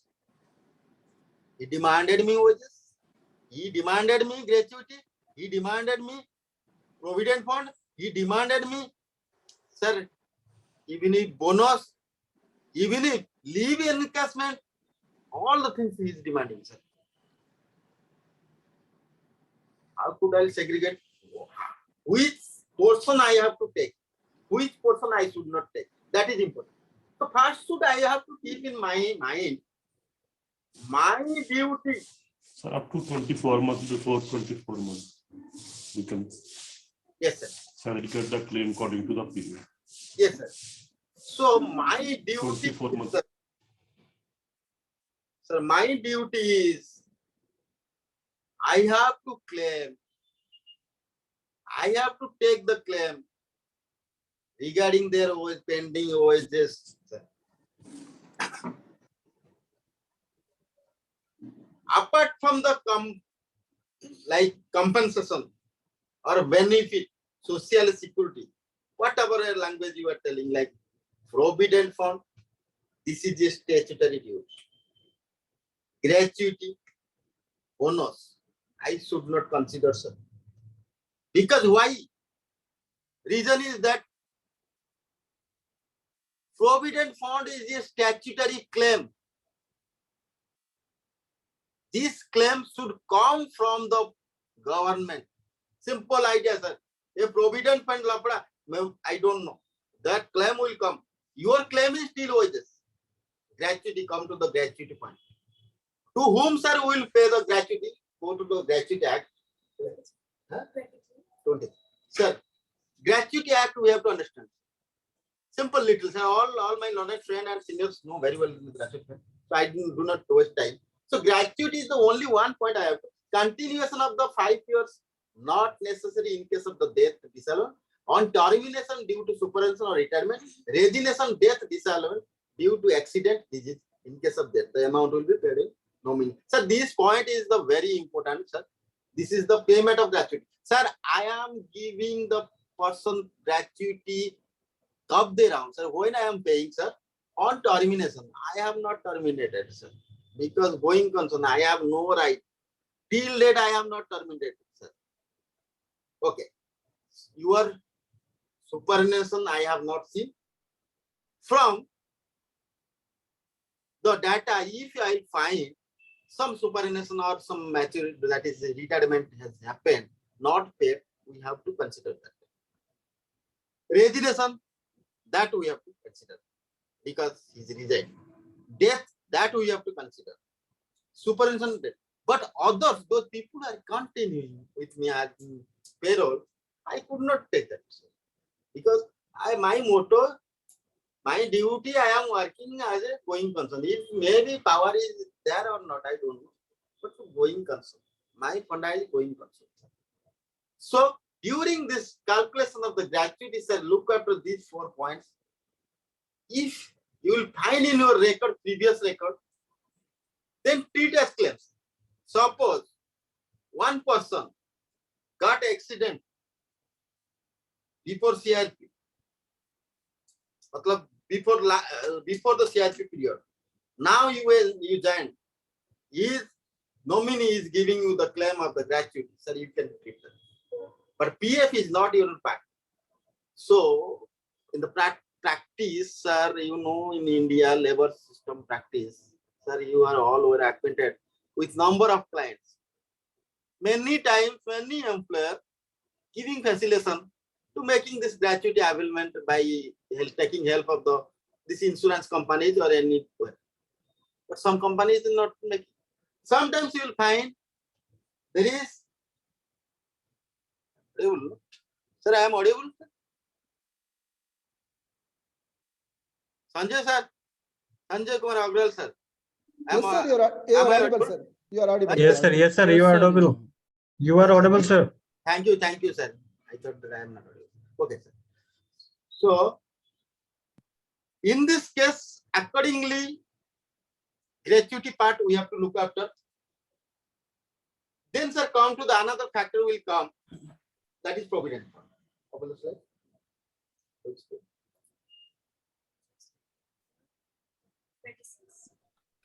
Start the gratuity. Provident fund. Slide number 26. So, as per section 11(2) of Employees Provident Fund and Miscellaneous Terms Act 1952, contribution to EPF is a statutory obligation controlled by the terms of the EPF Funds and Miscellaneous Terms Act 1952, as well as under rules and schemes of EPF schemes. And 11(2) of the EPF Act states that any payment owed to an employer, whether for the employees or the employer's contribution, is deemed to be the first charge in the assets and must be paid before any other debts. Clause 29(3) of the EPF scheme specifies that the employer's payment to the provident fund for a workman or employee covered by the EPF scheme is determined as the required and applicable percentage of the basic earnings, dearness allowance, actually drawn through the entire month, regardless whether the employee. Sir, it is completely statutory claim. Sir, very important, sir. When you are getting assignment, immediately write a mail to the regional office of Provident Fund or send a letter to them. You will be free from the litigation. Maximum matter you will find that at the end, PF person will come. Sir, our claim is this one. Sir, immediately intimation part to government authorities like PF, taxation, follow the hard copy. Hard copy of letter, my experience. This hard copy of letter, once they go to their office, means they can read. Sometimes their mail ID is not working. You will send, nothing will happen. So the claim will come to you and you have to consider the claim. And as the claim, it is by government claim. No, but sir, another thing is that in the PF related issue, what will happen in the PF related issue in your practical life? Sir, PF, that is the money. This is like a bank account, bank deposit of the employees or what.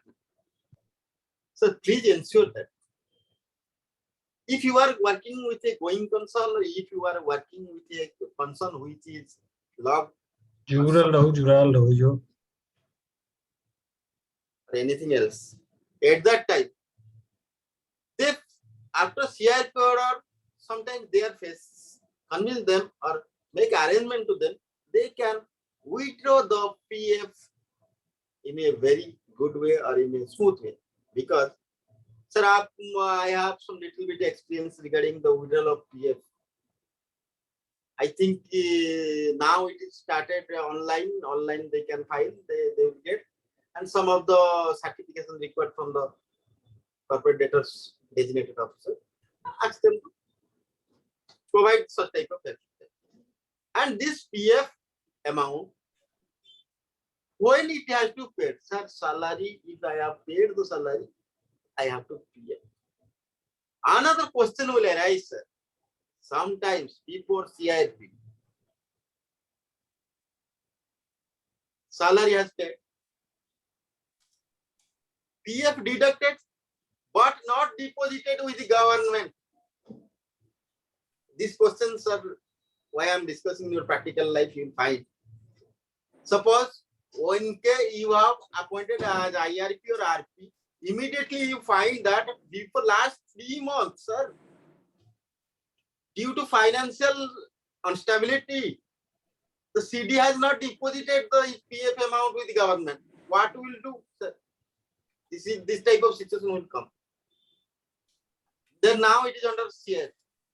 You are the PF people. Can the PF people issue notice?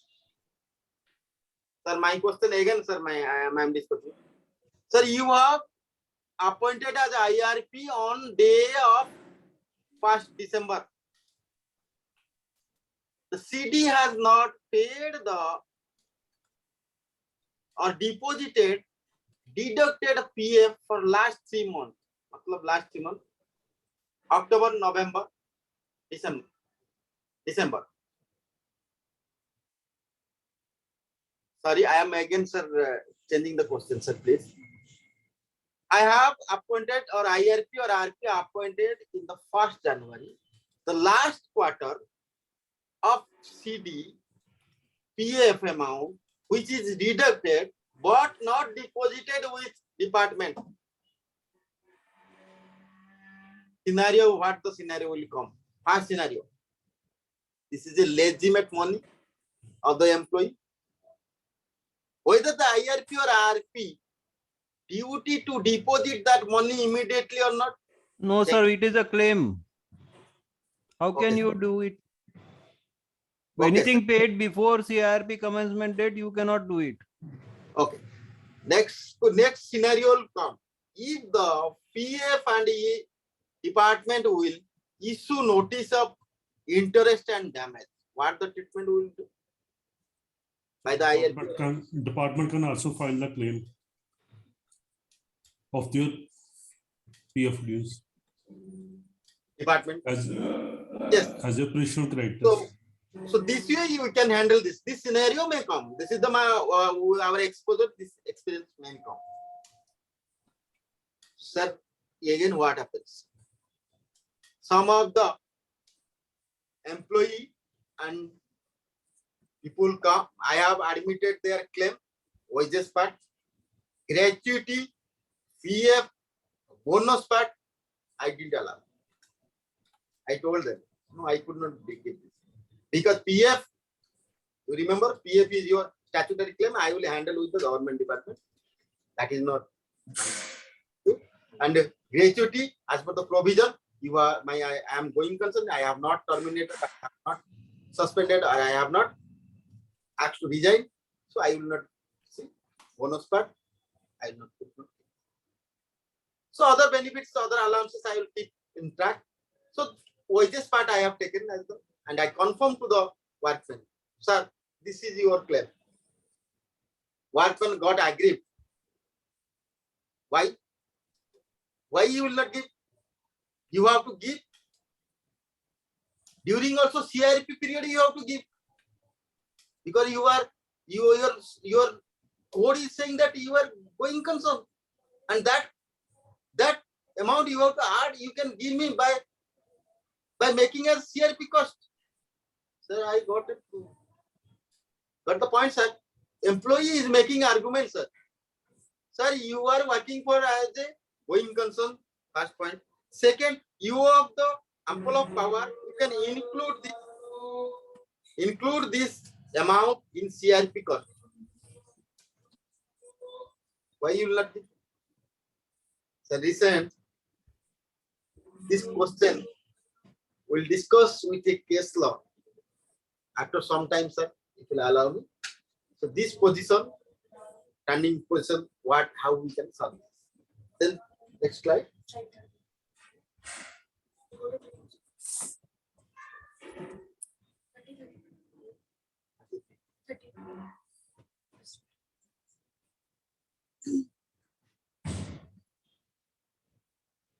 So now thing is that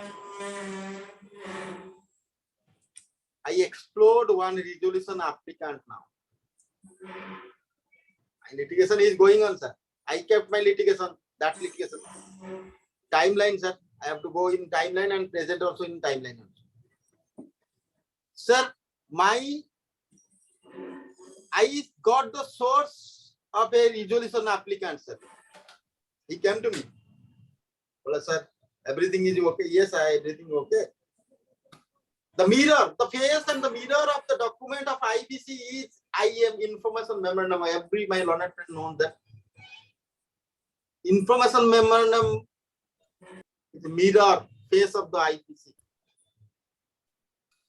In that IBC, sir, IRP or RP, duty is to collect the information, data, all the things should put in IM.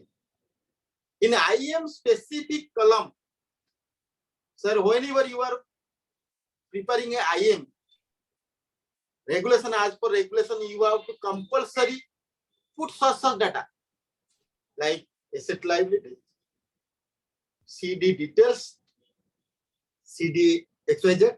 That is a point, litigation point, sir. Why I am saying, sir? My learned friends most of learned friends have experience. They will find CD books of account, some provision has created, sir. Sir, some provision created, provision for payment of wages, provision for payment of provident fund, whatever. That I am not professional chartered accountant. So, but what is my knowledge? Provision for gratuity, sir. Sir, money is not there, there is a provision.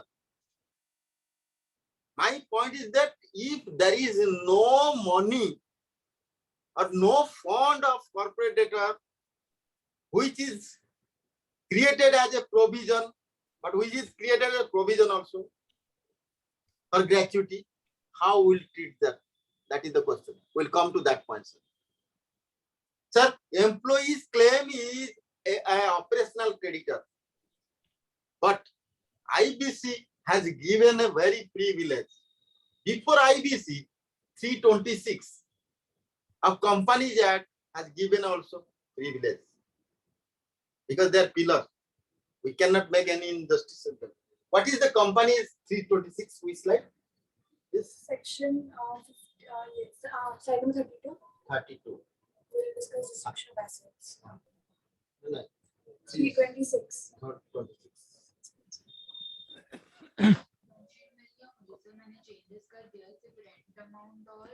क्या मिल गया कहाँ मिला? हाँ गिरीश सेठिया उधर ही था। IP की हाँ तो नाम कहाँ से मिला? हाँ तो उसका रेंटल, एक मिनट, उसका rental Read the statement. Read the statement. Date और रेंट अमाउंट बोलो मुझे। 26,000. वो तो ये नीचे सिक्स्थ में से कर सकते हो, और उसका रेंटल है Workmen dues in the winding up of a 46, company under this इसका act, 52 है ना, उसका 46। debts shall be paid in priority to all other debts. A is one workmen dues, and B where secured creditors have realized 52 था ना? 52,500 मतलब TDS अच्छा हाँ नहीं 52,500 पे TDS all the wages or salaries, including wages payable for time, piece work, or salary earned wholly or in part by way of लिखा है कि पेस्ट कंट्रोल करवाना था in respect of services rendered to the company, Hmm. any compensation payable to any workman under any provision of the male industry, कर दो ना। all the accrued holiday remuneration, Kaushik भूसा है उसका नाम कौशिक भूसा। Praveen sir. और unit number One request, Praveen sir. A512। हाँ तो वैसा नहीं, पहले विंग बोला है ना, D2519 वैसा। Praveen sir, one request. Sorry sorry sorry sir, sorry, very sorry, very sorry. No, no, sir, no, sir. Continue. The workman section 326 of Companies Act. Define. it includes all the wages or salary, including wages payable for time or piece work and salary earned only or in part by way of commission of any workman in respect of services rendered to the company, and any compensation payable to any workman under the provision of Industrial Disputes Act. All accrued holiday remuneration becoming payable to any workman, or in the case of his death, to any other person in his right on the termination of employment before or by effect of the winding up order or resolution.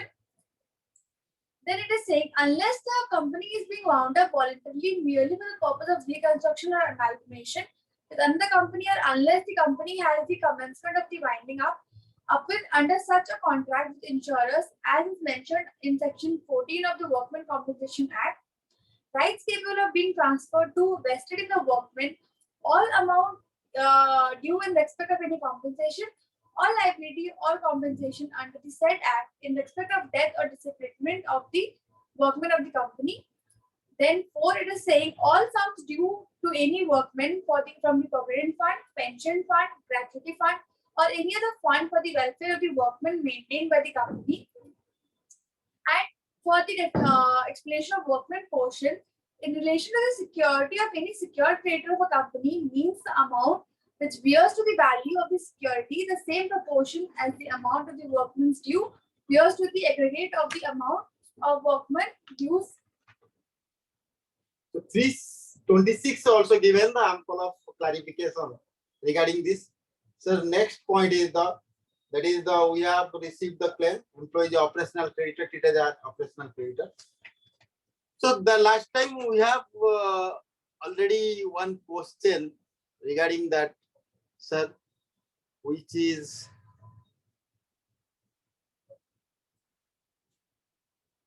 sir, I have received one good resolution applicant, and I have shared the information memorandum. In the information memorandum, all the information I have inserted, like litigation and everything.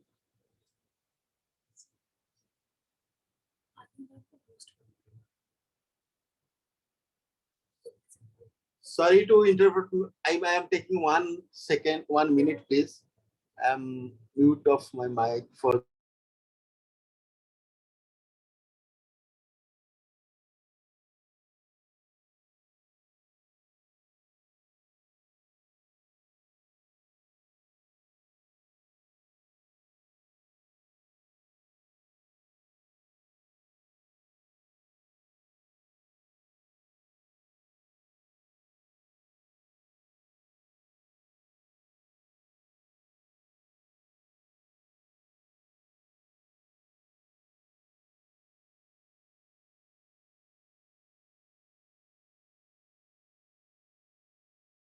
Sorry. Okay. So continue. The information memorandum has been prepared and it is submitted with the resolution applicant along with COC members. So this question will come. You know, sir, COC will now COC will start. How you have taken this type of claim from these people? This amount, that amount. Why you are not reducing? Because COC knows that while preparing a resolution plan, I should have to go with the distribution of asset.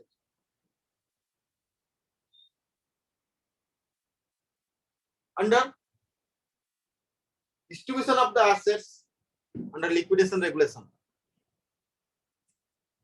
In that regulation, in that according to the regulation, if I prepare a resolution plan, a plan may not be fair. Sir, what happens if I am making some more compensation convincing by the RA to the employees? The CSU will say, why you are doing more? Go as per the regulation 53. What the 53 is that? You are according to 53, you prepare that.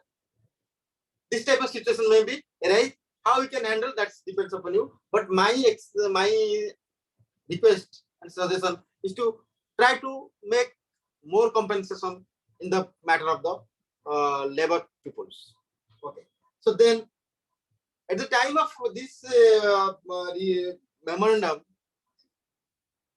information memorandum, please give all the details of the employee dispute and everything. That is very important. That it will be helpful to the resolution applicant, successful resolution applicant. How they will distribute their claim and how they will make them workable condition. That is important. So next question will come. The resolution applicant he told me, sir, I will not continue with these employees. Why should I take, sir? Last time, sir was also submitted, one of my respect member. MNC people are not bothered about to appoint the employees. They are keeping some key managerial person or some employees. Other they are hiring. Sir, why should I keep these people in the mortar to take a headache? They have complaints, lots of complaints, lots of strike, lot of everything. We cannot entertain them. We will directly speak to the person who has made the contract with us. So at that time, what will be the treatment?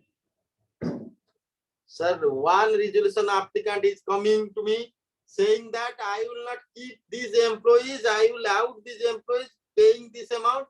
Another resolution applicant is coming with me, sir, I will keep these people because they are very well experienced and acquainted with these jobs, these industry jobs. So I will keep these people. Sir, what is your role? To whom you will give the preference? And how will you make the analysis? How will you put in this in matrix? How will you convince to the COC? And how will you convince of the court, sir? Last court is there, na? Court will be in interest of the laborers.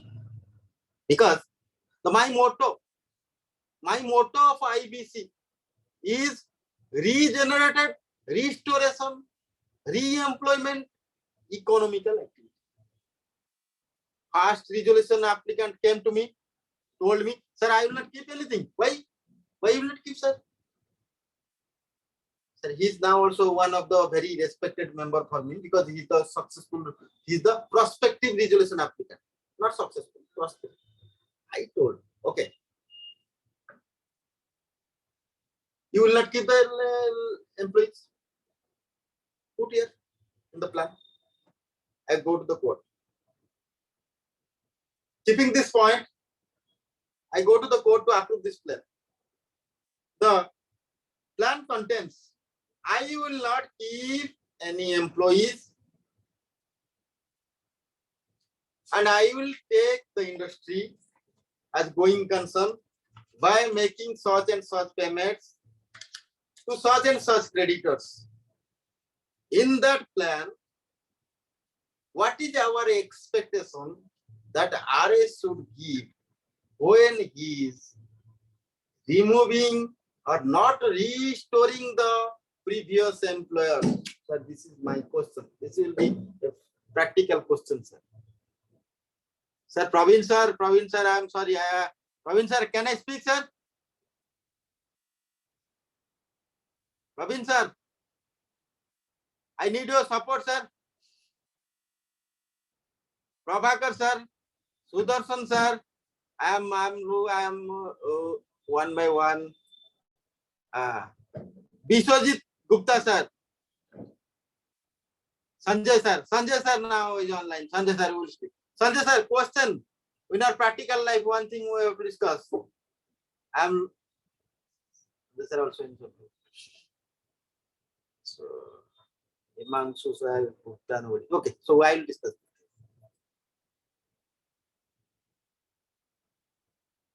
Singh sir, will join, sir.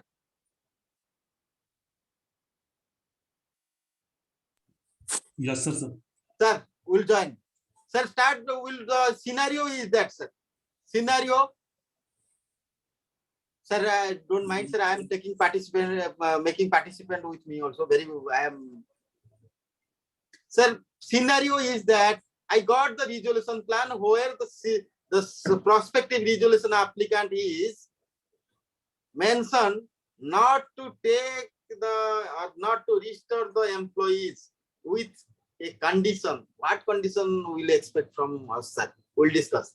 Sir, the condition may be, you will say that proportionately as operational creditor or as for the liquidation regulation 53, I will pay. Okay. Whether we will admit this thing, it will be a viable and feasible resolution plan. So, sir, it is his right to keep any person or it is up to him whether he want to keep someone or expel or terminate anyone. It is his right. I don't think there is any violation. Sir, right. But the main aim of the act code is to regenerate, as you already say, to regenerate, to save the employment of the employees, etc. But RA can keep or expel anyone. It is his right. If he find this person is valuable for keeping the going concern, or if he found his expenses are not valuable, he can expel him, terminate him, or anything. Sir, it is wise suggestion, sir. My thing is that now CD come and he's telling that, sir, I will pay only. I will pay only as per the regulation 53. Distribution of assets. Whether it will be viable and feasible resolution. Whether it will apply. Sir, sometimes what happens? It could not be, it will be conflict to the court. Because my point, when you are terminating to the employee, you may not restore the employee, but you have to pay entire dues as per Industrial Dispute Act, sir. Then you leave this plan can be worked out. But it is not wise that he has to remove all the employees, at least advise to the resolution, prospective resolution applicant to keep maximum employees. So then, they will pay up to a 24-month. Rest will be as a provisional creditor. What will be as per the liquidation value of the company? Sir, you are not retracting. You are not allowing them in the stage of liquidation. Now we are under CR. We have not gone to liquidation. Under CRP stage. Sir, equivalent to liquidation value. Yes, liquidation value. If you are giving the liquidation value, sir, but as per the Industrial Development Act, it's a dispute act. You are retracting me. You pay my all gratuity. You pay my all claims. Why you will not pay? I have as per Companies Act 326. I am ready to get that. So in this regarding this, that is a judgment in case of the, so you just check that judgment, which that is State Bank of India, I think. No. State Bank of Sunil Kumar Jain was. State Bank of India, but Calix Clement. Yes. Chemical, no? Yeah, the judgment is there. No? 1 minute. So, and judgment.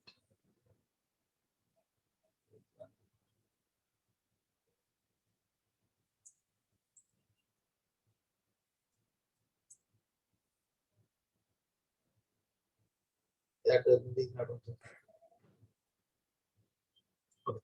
Okay.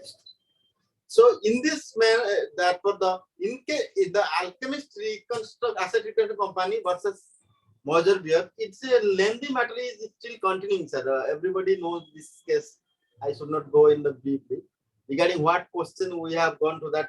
That is the case a fine comparison of the distinction between the section 53(1) BI and the section 326 of Companies Act. Both. The difference is that while the IBC provides 24 months period for workman dues, sir, very important. The Company Act does not provide any time limit. Citing the judgment of case, employees Decision Fasters Limited versus Employees Provident Fund Organization, the NCLT held that, Honorable NCLT held that workmen dues are the part of employee property and not the part of asset of corporate debtor. This case also settled position of law by restricting the overriding effect of the section. Sir, very important concept we have to remember in your mind. Sir, PF Provident Fund money is not part of a corporate debtor asset because in the liquidation it is strictly denied. You cannot take as asset of the liquidation estate. You cannot put in the liquidation estate. So whenever this is not my asset, why should I worry? Why should I bother about that?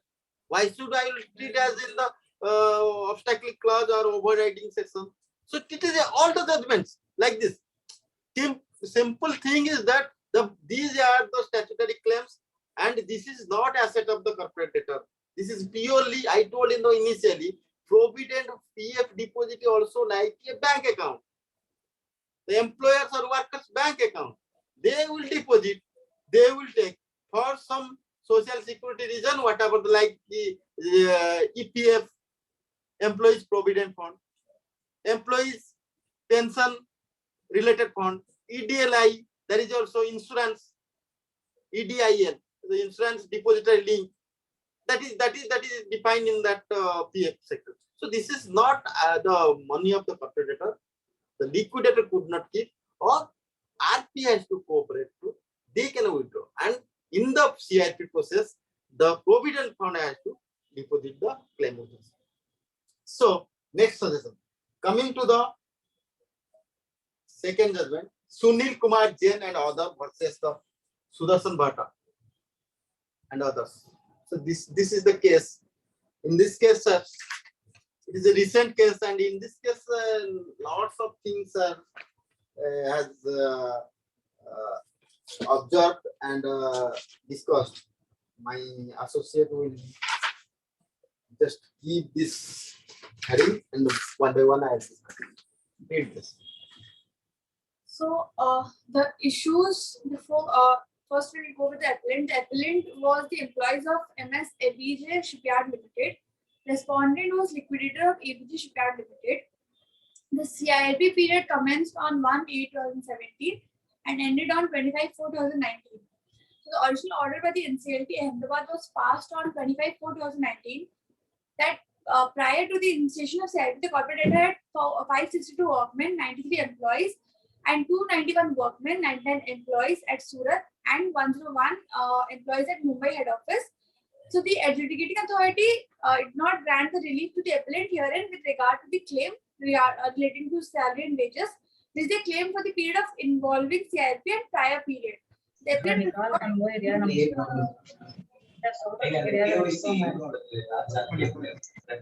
the issue before the court was claim of the corporate employees with respect to இப்ப wages இந்த மாதிரி case எல்லாமே actually அந்த concern direct post அவங்களும் பண்ண முடியும் அவங்களுக்கு தான் அந்த டாக்குமெண்ட் எல்லாம் போட்டாங்க the amount due and payable to the respective workmen employees user ID delete ஆகல இன்னொருனா gratuity வேற என்ன and the provident fund Monday நம்ம Ramchandra sir requested See, now the observation by the Honorable Supreme Court was, while considering the claims of the concerned workmen employees towards the wages, salary payable during the CIP, first of all, it has to be established in proof that during CIP, the corporate debtor was a going concern and that the concerned workmen actually worked for the corporate debtor. Stop here. Sir, the case, fundamental case I am going to explain. So whatever the employee, first of all, the main litigation was, main question of law was, you told it is a continue as going concern, no issue. CRP cost also included in the CRP cost. Now, during CRP period, after CRP period, liquidation was in, after CRP, it was complete liquidation. During liquidation period, the employees and workmen, can the employees and workmen give their claim to liquidator? The question, simple sir, question is, CRP period they have given the claim. What are the post claims of previous years? Then they are going to change a claim with liquidator that during CRP period, liquidator has to give such amount. Question is that during liquidation, during CIRP, all the worker or employees are eligible to get wages or not. First we have to understand wages and components of wages.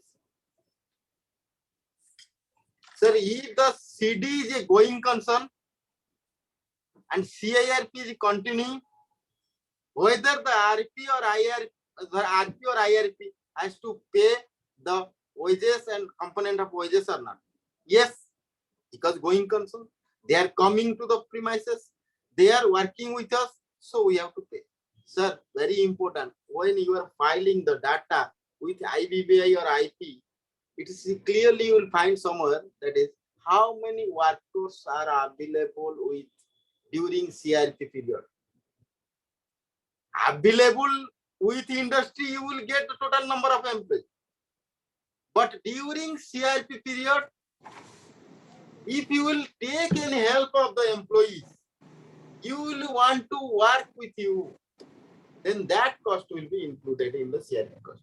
But other employees cost, you could not treat that, sir. Because, okay, in this judgment, Sunil judgment, what happened? In the Sunil judgment, legislative history, industry, workmen and employees dues towards the wages salary include the amount due to payable to at provident fund and pension fund. What is the observation? Last observation. Read the last observation. The wages and salaries of all the workmen employees in the corporate debtor during CIP who actually have not worked or performed their duties when the corporate debtor was a going concern shall not be included automatically in the CIP cost. Only with respect to those workmen employees who actually worked during the CIP when the corporate debtor was a going concern, their wages salaries are to be included in the CIP cost and we will have the first priority as accordance with section 53 of the IBC.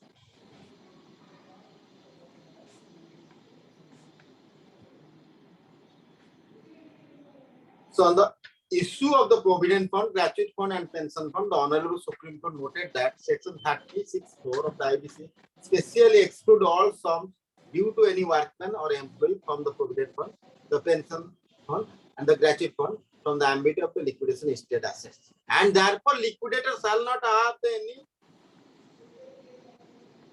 any claim over such fund. Sir, these funds is not the not in the liquidation estate or it is not part of the liquidation estate.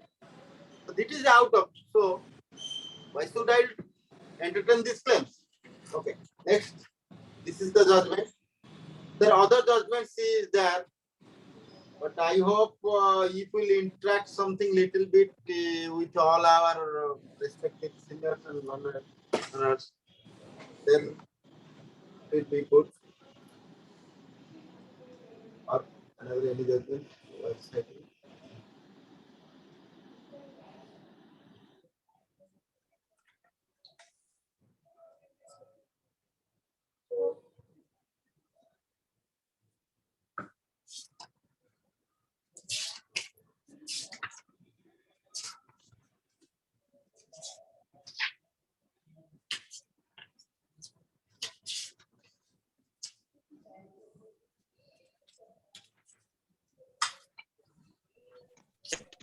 The number of judgments is there, but I am going to read the one thing is that last time we have discussed whether interest and damage form a part of a PF duty.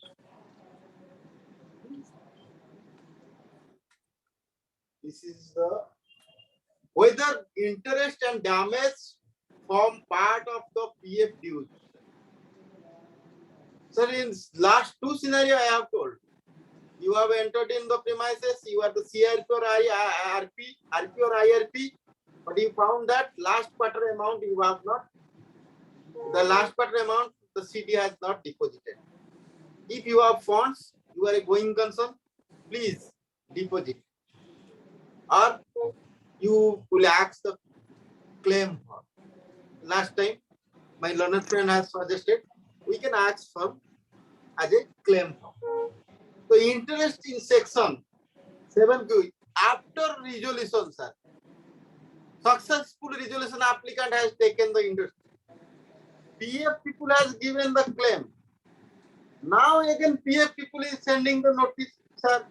You just pay the section 7Q EPF. So section 7Q EPF act as to interest you have to pay, damages you have to pay. So what will it in that time? From a simple approach to these people, that plan has been approved. The last past dues, whatever the within has been extinguished or has been settled. So now this part could not be entered. The 7Q and 7Q. But 7Q interest payable by the employer shall be liable to pay simple interest at the or of a 12% as per annum, such higher rate in the simple scheme. 2. Next, interest payable under section 7Q is more late payment charge and does not acquire the work or employee and is a government due for delay by CD. It is agreed that as CD has deposited principal due on time, the worker employee would have earned their interest contribution from the government. However, when interest is claimed as a default under section 70, the same is not to be credited to workers. Sir, in this case,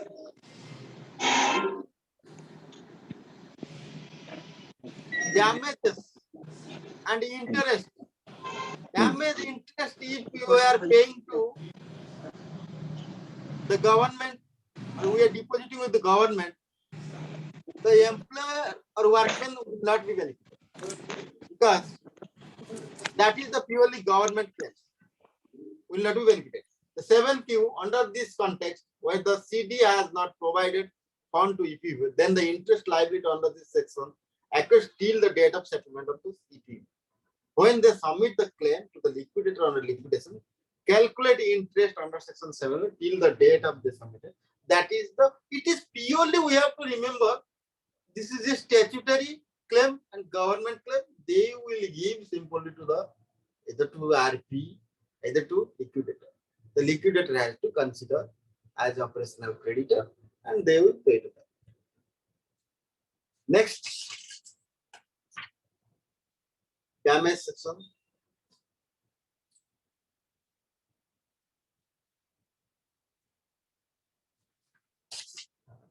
sir chats question. Sir, now I think that is 10 minutes. We have to discuss some little bit questions, whatever the questions is available. I'm watching questions, no questions, I think. No questions. I Sir, have a can question, can sir. I raise a question? Sir, you sir, you sir. Sir, let's say the company was shut down in around 2008 and 9, Right, sir. and thereafter there are no employees who are working, Right. but employees were had filed a case in the labor court and high court regarding their dues. Now, thereafter, that case is still pending in the labor court and the high court, but labor court has issued an RRC. But the old management did not respond to the RRC. Thereafter, the company was admitted into CIRP and workers had filed their claim. In that claim, they had mentioned about all the wages, but they have taken the wages till the commencement of the CIRP period. And they have included gratuity and everything till the commencement of CIRP period. Though the company was closed down in 2009, it went to VIFR, but VIFR did not give an order because then thereafter the company was admitted to NCLT. Now, in this scenario, do we need to take the wages till the CIRP period? Because the RRC had clearly mentioned that there was no termination order which has been given by the ex-management.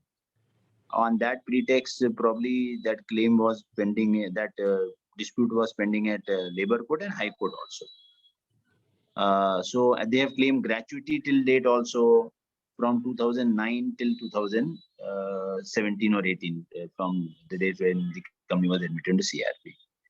And regarding PF had separately claimed a small amount, and that is already part of this claim. But I think the major problem comes in the gratuity. When asked with the suspended management, they don't have any details of the gratuity amount which is to be paid, though there is an amount which is shown to be paid in the balance sheet. They have mentioned that there is a gratuity payable, but no calculation or details are available with the suspended management because the company is now closed till 2009. So under this scenario, what should be an ideal way to come out with a solution? And the company is now in liquidation.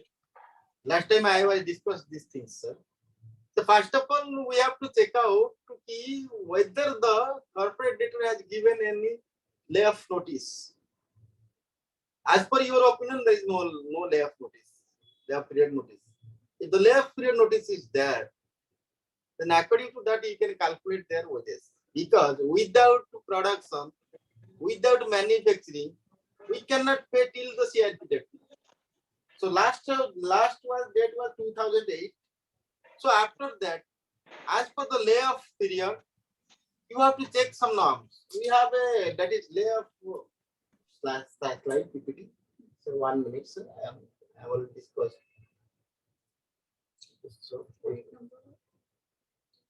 So according that, you can calculate. You can take any help of the labor consultant. He will advise. But my point of view is that we should not pay till CIRP.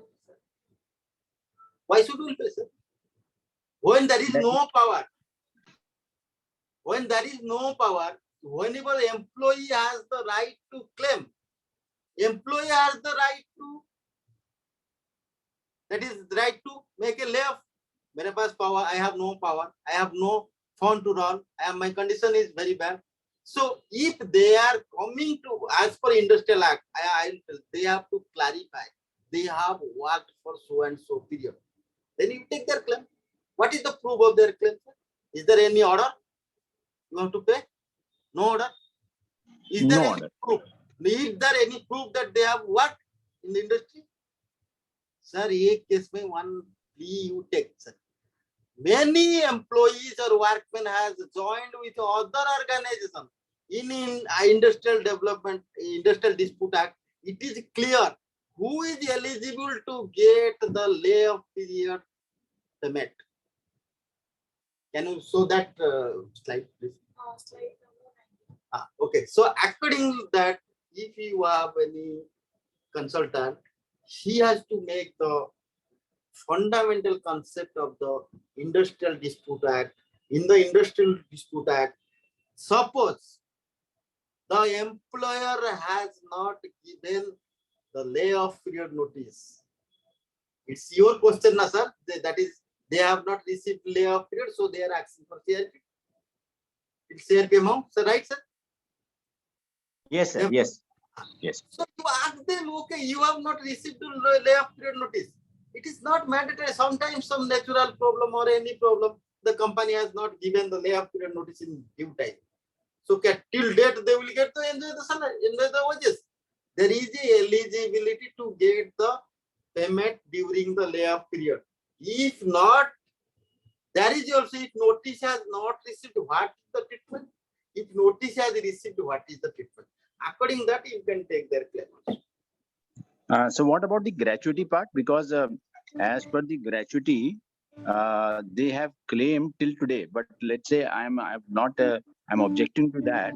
But what should be the gratuity amount? Because some amount is shown in the balance sheet, and the company is not able to give any data for the gratuity payable to whom it is payable, and workers have claimed X amount. So how do we freeze upon the gratuity amount because of this particular recent order, which has mentioned that gratuity has to be paid on priority? So therefore, all our distribution has come to a standstill because we are not able to determine the actual gratuity payable and to whom it is payable. That is the biggest question. Yes, sir. Sir, what is the stage now? Liquidation or resolution? Liquidation. Liquidation. Sir, whether liquidator can enter it is a part of in the liquidation estate, sir. When the liquidator is forming and liquidation estate, whether the gratuity amount will be a part of liquidation estate. No, it will not be part of the liquidation state. So if it is not an asset, why will bother about that, sir? It is your Sunil Kumar judgment, you will see, sir. If it is not the part of corporate assets, sir, they will make the provision. If there is money, they will take that money. If there is no money, how you will pay? It is not a part of asset. So you cannot distribute it also. So why will you worry? You just go through Sunil Kumar, you will just put a fundamental clear, sir. This is the thing. Anything, sir, in the, but sir, the one thing, good order. Many times I have seen some,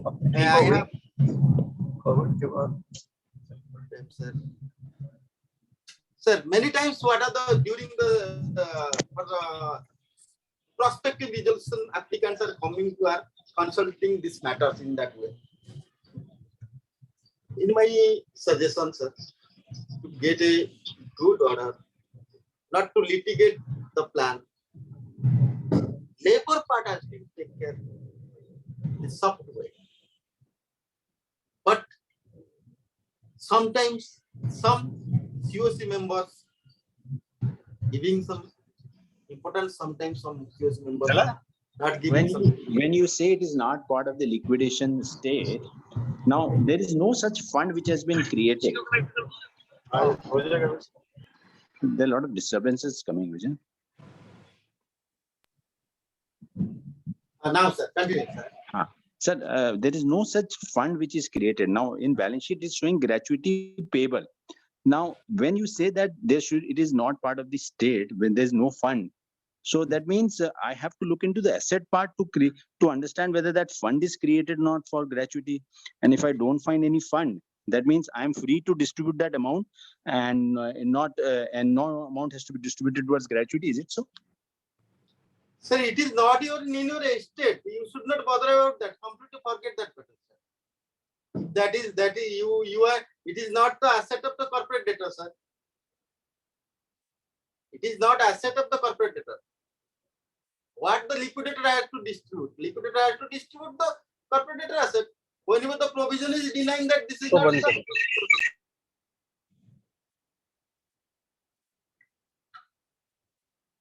I agree that it is not part of the asset, yes. But let's say there is no such fund which is created. See, asset means there should be a particular asset physical, or there should be a separate bank account which is being clearly earmarked for, let's say, gratuity or PPF, Provident Fund. which is not there. But on the other hand, there's a claim for the gratuity which is to be paid and a PF which is to be paid. Now, when there is no such asset which has been created specially for these, that means I don't need to distribute these fund amount also, because there is no such asset which is created and this is not being part of the liquidation state. So all these claim will be treated as per 53 section and not as per the priority which has been decided by the honorable court, that provident fund and gratuity are not to be part of the liquidation state. Till this part has been cleared, other parts in the Mosber cases, no, this is pending, sir. So your question is right. Yes, sir. So, but I think due to lack of time, other judgment, I could not continue. Okay, So right. I have the time, then I could continue. We will take. I approach to the things that in other one more session is required, sir. So Okay, my learned friend, Mr. Thank you. Regarding the taxation regarding GST related, he will start now. It's 12:30. Sir, I have one question. Shall I put it or cannot be taken? Okay, sir. If it's third question, we will continue. Sir, my question is, the company is in liquidation and it's functioning with a 25% capacity and it's not adding any value.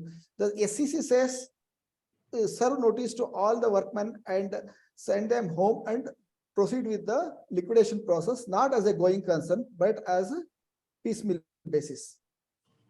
Okay, now there are 600 employees are there. How easily without litigation can be sent home? What is the easy matlab, the process which will not create any further litigations? How can I proceed with that?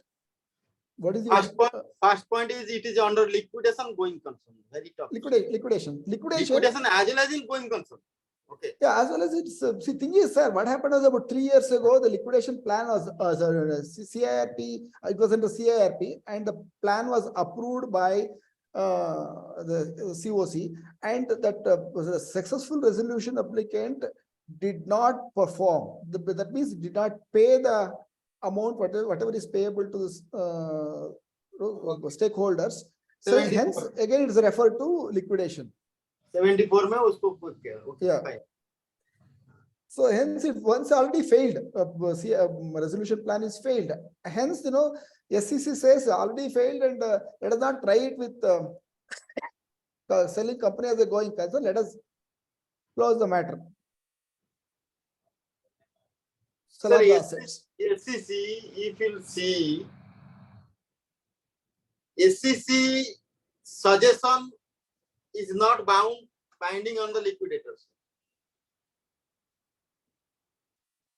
Yeah, that is, I am aware of it.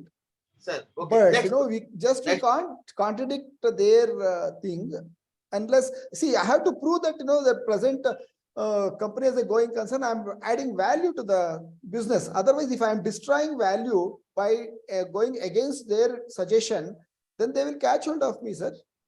Sir, I will discuss 2-3 points. Please. After liquidation, have you received any compromise and arrangement proposal? No. No. Okay, fine. Second, after that, SEC has formed first SEC or second SEC you have completed. So now what is the thing is that SEC is suggesting to make the liquidator sell it piecemeal. Sir, within 90 days we have to try for to sell as going concern. Even if after 90 days, we can make an application to also 34A to the court to extend to sell as going concern. Even if it is not sold, in your order, it is written all the employee has been disturbed.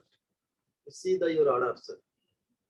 On the basis of that, you can disturb her. But due to prospective objective, first do not leave the employees or retrace the employees. If the condition is very bad, you are not earning in the half, do you pay? Automatically you can make as per Industrial Dispute Act. You can go consult with the Industrial Dispute Act that you can make a layoff period. During that, you can take the claims and you can sell it in piecemeal. Okay. But sir, try to make it is a sell as going concern. And it's, like a COC, SCC decision is not binding upon us as a liquidator.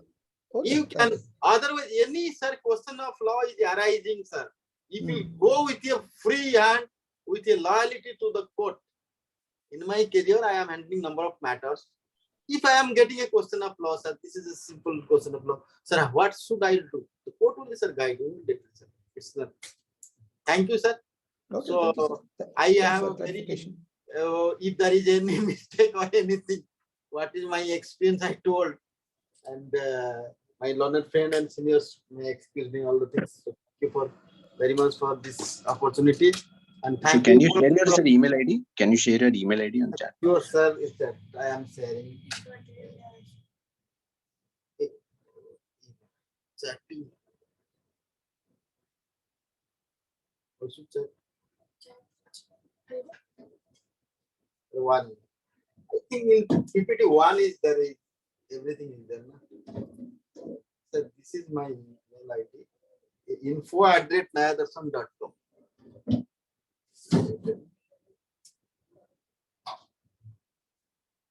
Yes, sir.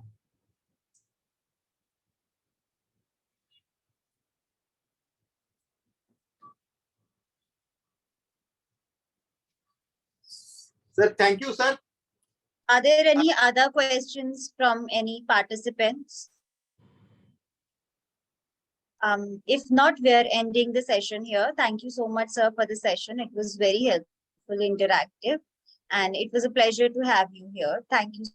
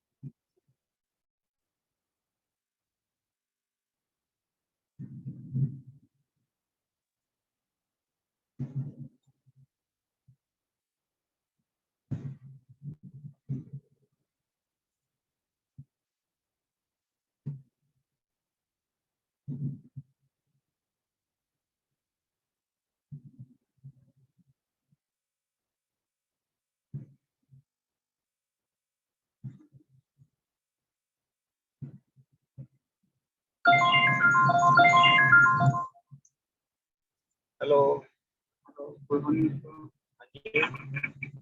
Sir वो check का इतिहास हाँ 10 लाख का हाँ sir ठीक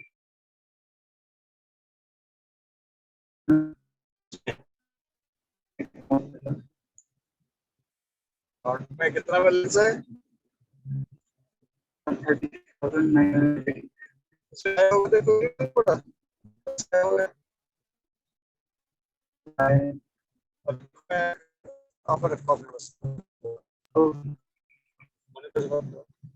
छुट्टी की वजह से क्लियर नहीं होगा तो छुट्टी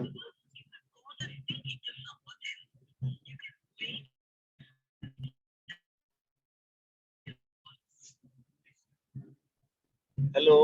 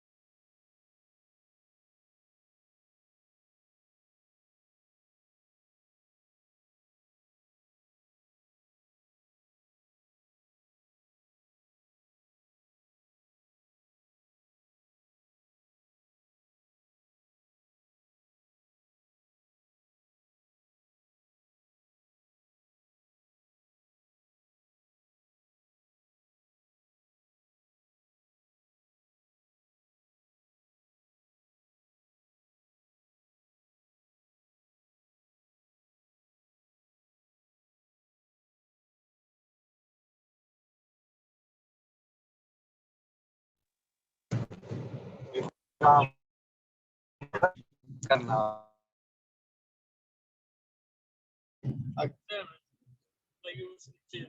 ये बाय और शुरू रेलवे स्टेशन के यहाँ से मिलेंगे मॉनिटर जो इसमें ब्लॉक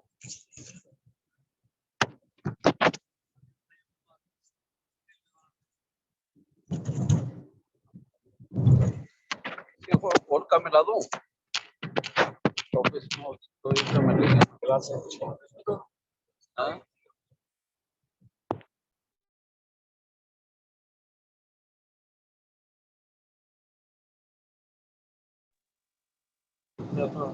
डेंस वाला ब्लॉक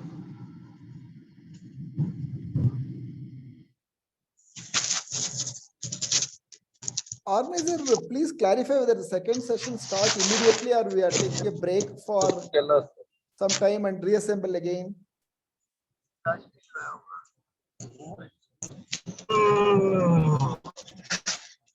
असम का मतलब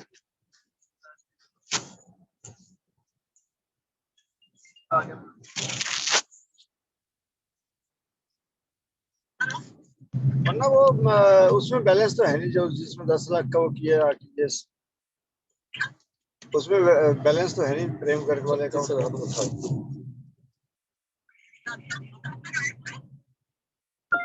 आप बात करो जरा नीचे वो तो कहते आई चेक करो वो तो 36,000 रुपये बैलेंस है हेलो हेलो नमस्कार सर। नमस्कार आज की बात कर रही हूँ सर 17 से। हाँ हाँ नमस्ते जी हाँ जी सर, वो मुझे पूछना था वो जो आपने लीगल मार्किंग के लिए लेटर दिया था वहाँ सबमिट कराया था तो उसका कुछ बना था? वो दे दिया था उनको आ जाएगा आपके पास अपने स्टेटस अच्छा वो करा के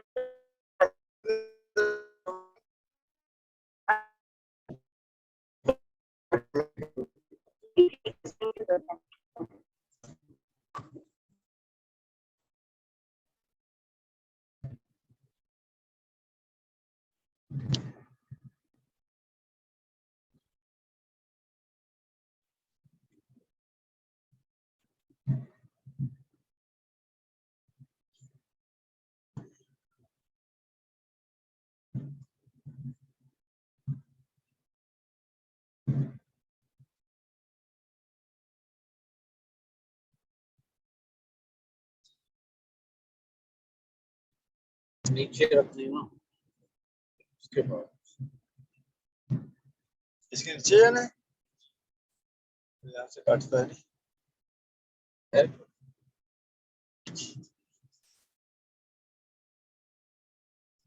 अच्छे से लेना था कुछ नहीं कर सकते जाना पड़ेगा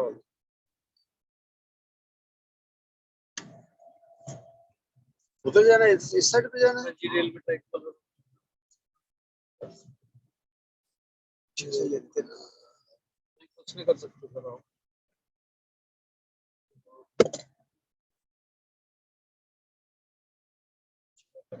छोटा ही है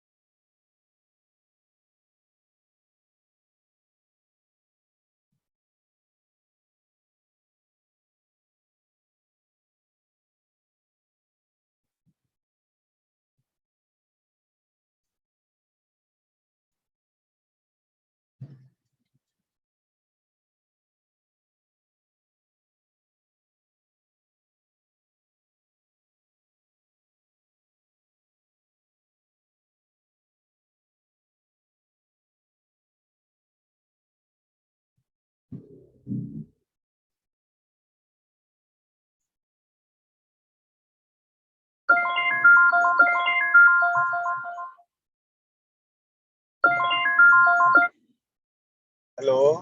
हाँ जी सत श्री अकाल सत श्री अकाल जी हाँ जी बिजी तो नहीं हाँ बोलो 5 मिनट का काम है एक गल करानी किसी ना मेरे पिंड डंगरां दा हॉस्पिटल है जी अपना डॉक्टर साहब है दोस्त है मेरे जिन्हों का कोई दोस्त का काम उलझा बता कोई वो गल करेगी हेलो हेलो सत श्री अकाल जी सत श्री अकाल जी बोलो सर मेरा ना जी फ्रेंड आ एक और रेडियोलॉजिस्ट आ जी हुशियारपुर तो ਤੇ ਉਹ ਨਾ ਉਹਨੇ ਆਪਣਾ ਬੇਟਾ ਦਿੱਤਾ ਹੋਇਆ ਸੀ ਆਪਣੇ ਸਾਲੇਹਾਰ ਨੂੰ ਉਹਨਾਂ ਕੋਲ ਬੱਚਾ ਨਹੀਂ ਸੀ ਕੋਈ ਸਾਲੇਹਾਰ ਹੈਗੀ ਆ ਜੀ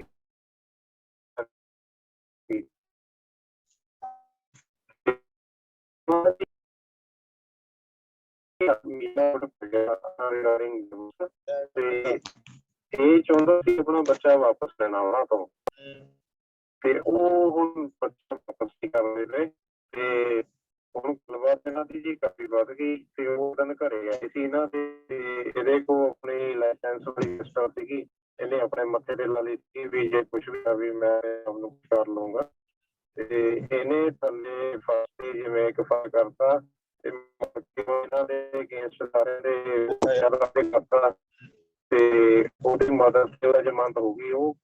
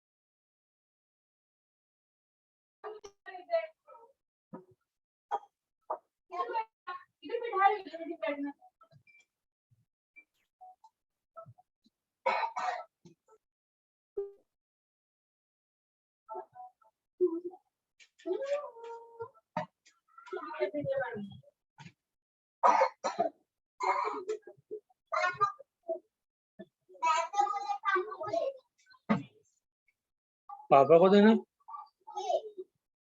क्या दे दी थी मैडम ने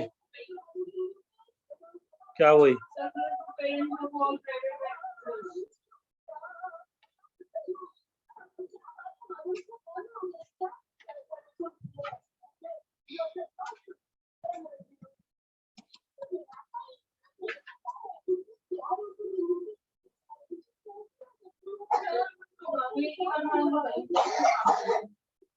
जल्दी बता आज जाना कल जाना है आज जाना कल जाना खा पी के आएंगे मस्त और क्या चांदनी चौक में और क्या सब कुछ खिलाऊंगा मेन मुद्दा क्या मत्था टेकेंगे वहाँ 15-20 मिनट बैठेंगे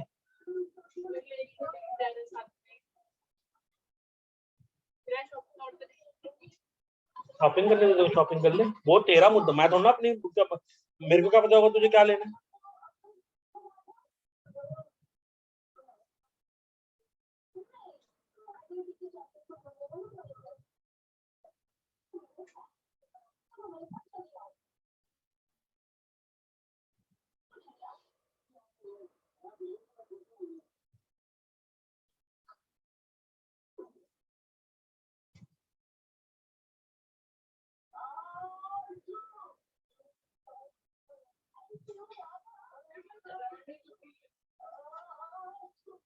यहाँ कल सुबह सुबह चलते हैं 11 बजे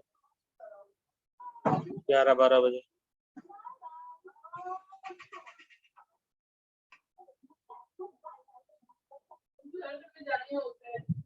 वही तो बोल रहा हूँ कल सुबह चल लेते हैं लंच कराएंगे ओए वो पिज्जा हट के सारे पिज्जा 199 के मिल रहे हैं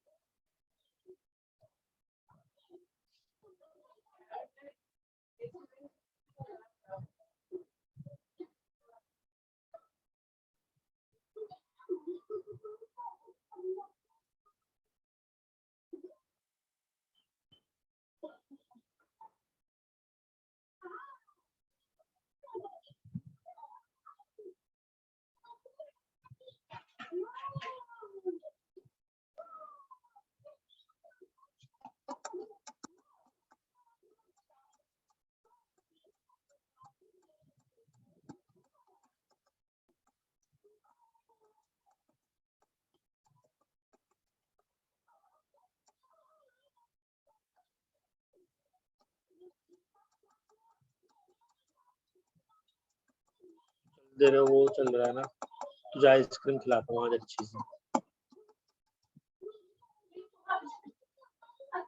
खिला देता हूँ ना फिर तू बोलेगी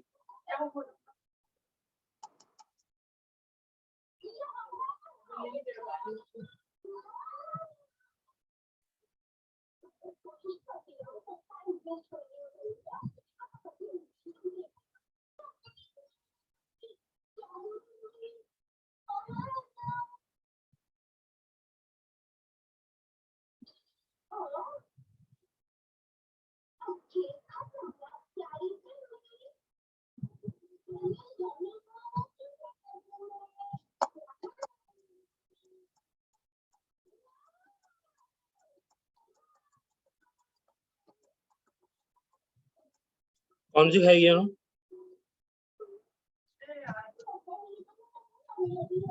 French vanilla ice cream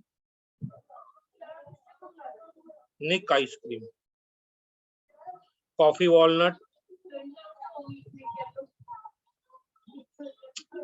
walnut tender coconut cookies and cream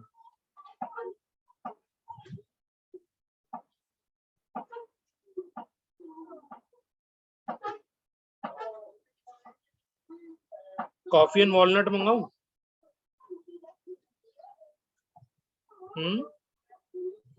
या कुकीज एंड क्रीम मंगा लूं? कॉफी एंड वॉलनट की रेटिंग अच्छी है, टेंडर कोकोनट की भी रेटिंग अच्छी है। ओ भाई ये क्या दे रहा है, ये मेडागास्कर चॉकलेट आइसक्रीम। भाई अंग्रेज बाहर से कुछ लाए हुए हैं मुझे लग रहा है। Strawberry cheese cake ice cream, Belgian chocolate,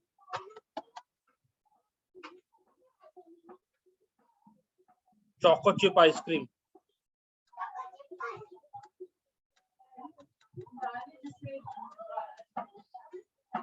वैसे वहां से ही मंगा सकते हैं हम, किंग से।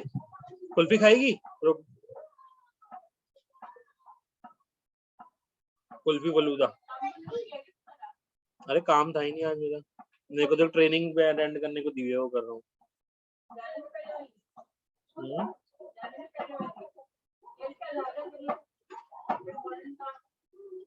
यार करते हैं।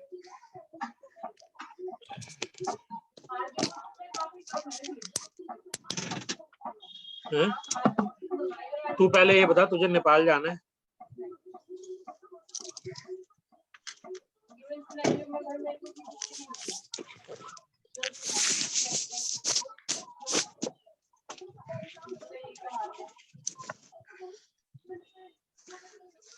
तो तू, हम सब चले जाएं तो अकेले मैनेज कर लेगी अपने को? तो ठीक है, मैं सोच रहा हूँ मैं फ्लाइट लेके सीधा काठमांडू पहुंच जाऊँ। बहुत टिकटें पड़ी है ना। Sir, Mr. Jatendra Singh, I think you need to mute your voice. So whatever you are talking with your kids, everybody is listening.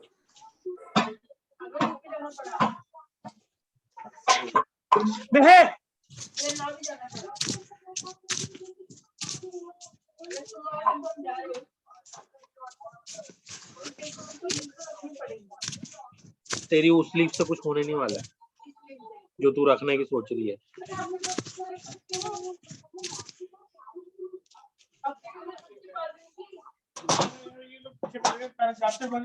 हाँ ये है कि वहाँ मिक्स हो जाएगा वर्क फ्रॉम होम एंड। मेरे पास इतना 1000 में कंफ्यूज है, मुझे 2 कर लिए। अभी कितनी छुट्टियां हो गई तेरी? 1 मिनट, कौन खाएगा इतना? इन्हें तो खाना नहीं, मिक्की को मना है। तो जुड़ गई होगी, शुरू में जुड़ जाती है।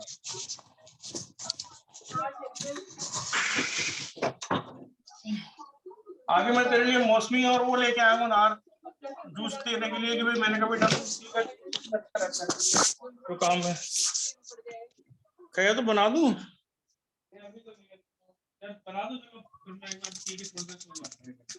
अभी नहीं, अभी तो सो जा। मैं थोड़ी देर पहले बाहर रखूँ, ठंडा ज्यादा पीना ठीक नहीं है, उसको बाहर रख देता हूँ, कम ठंडा पिए। खाना कब खाएगा? क्या खाना कब खाएगा? मैं नहीं खा रहा, अभी मैं खाऊंगा क्योंकि मौसम अभी बहुत ठंडी है।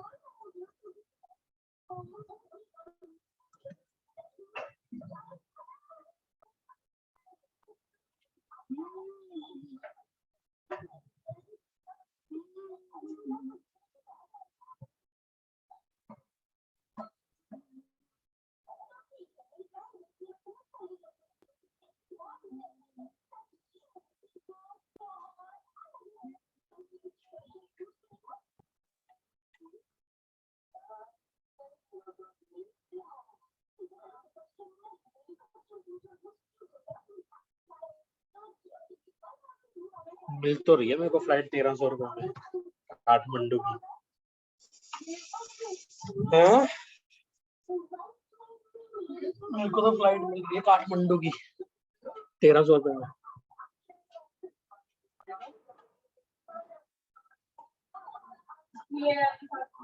ये तो ट्रेन से जाएगी।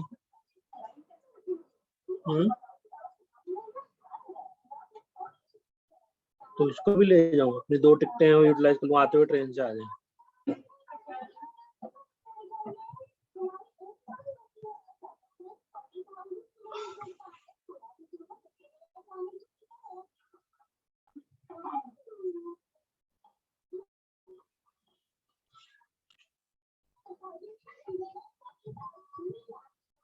दो बजे की फ्लाइट है, एक ही फ्लाइट चलती है दिन में बस। 2 बजे उड़ेगी, 4 बजे। त्रिभुवन इंटरनेशनल ये कौन सा एयरपोर्ट है? हाँ? Name of Nepal, Tribhuvan international airport ही है भाई। और ये तो छोटा सा एयरपोर्ट है खतरे वाला।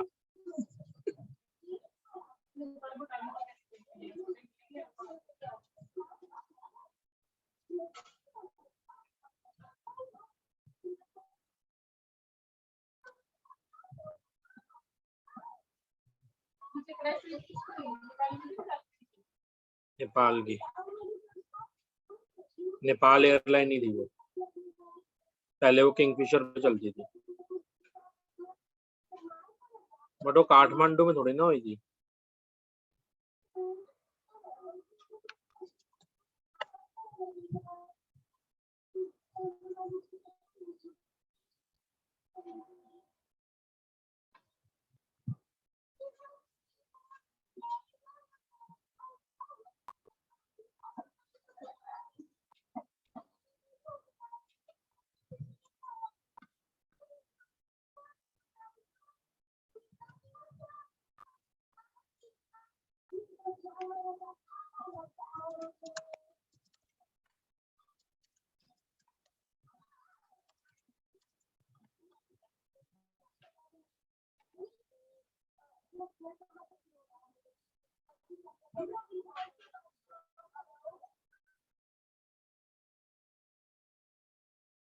फिर तो मुझे टिकट रिडीम करनी पड़ेगी यार,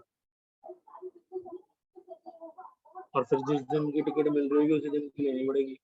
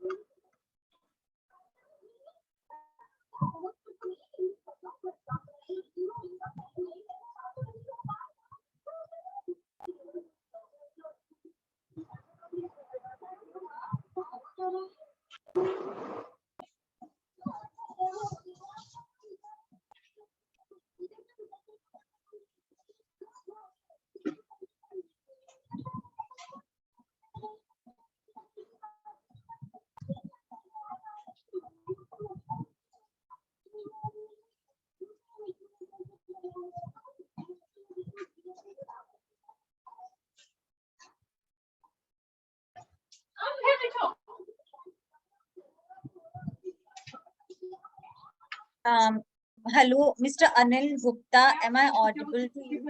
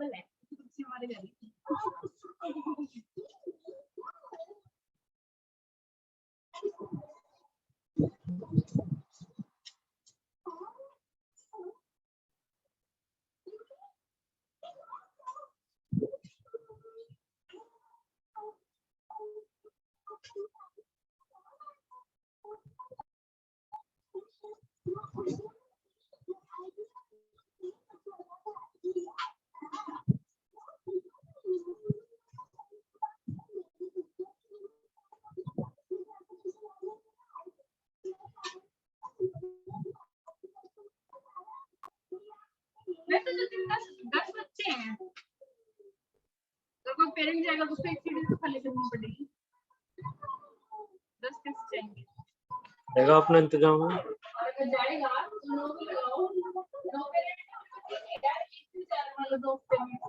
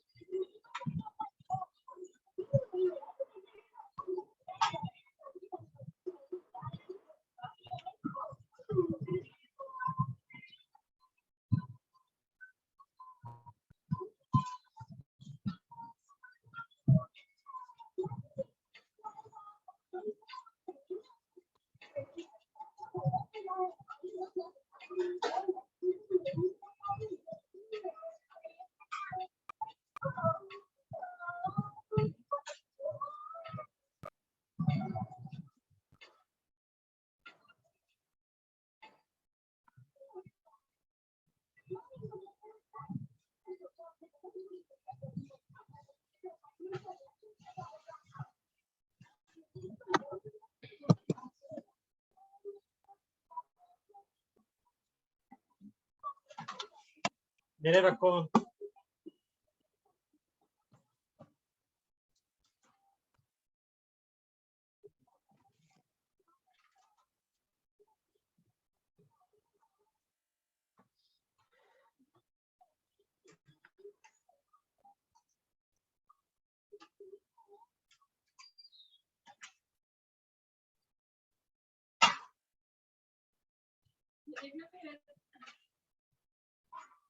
पापा ने मीटर से लिए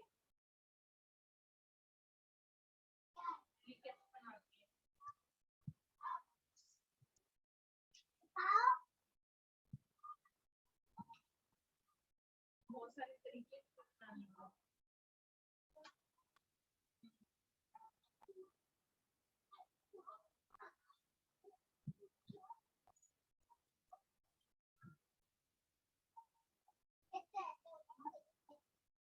देखो आप ये वाला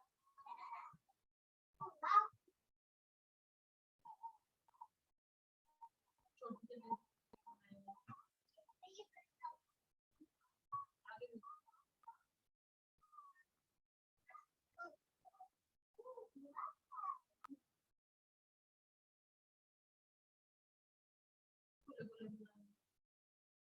कॉन्सेप्ट भी ज्यादा अच्छे हैं। ये तो जलेबी ही समझ नहीं आई है।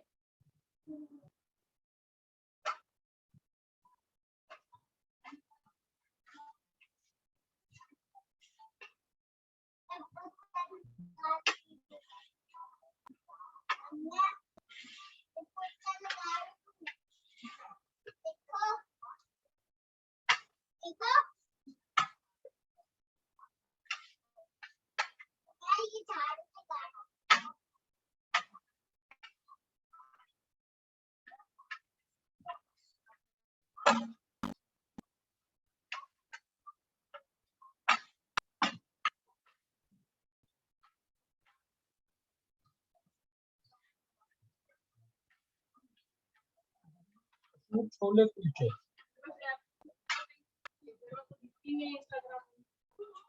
ऐप क्यों नहीं है मेरे पास?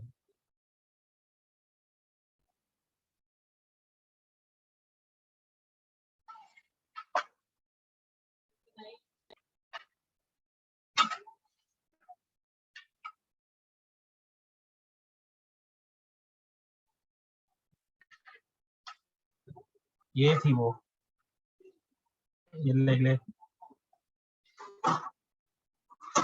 इधर आई।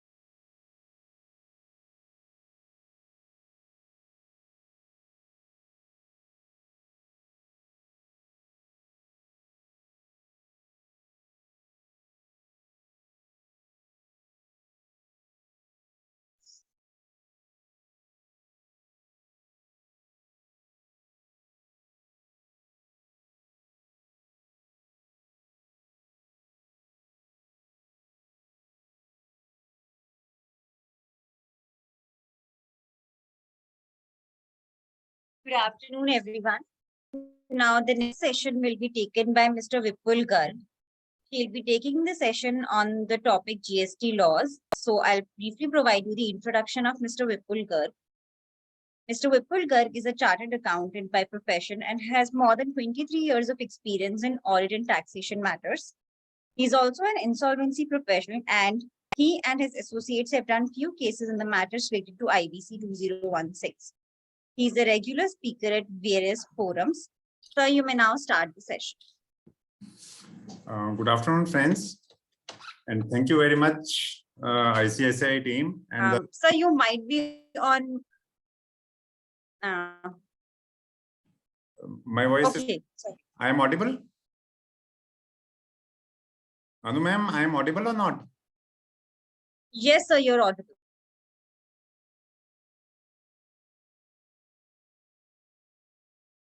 Opportunity to speak on this forum, and on this today I divulge upon the provisions of GST Act with reference to the IBC code 2016. Friends, as you know, it is a widely debated topic in today's scenario, especially after the Honorable SC judgment in Rainbow Papers Limited matter that I will take during my session later on. First, I start with some of the provisions of the GST with respect to the IBC. I request ma'am to share my screen.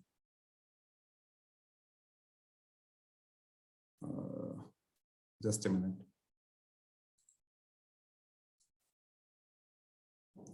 Anu ma'am, can you please help me in sharing the screen?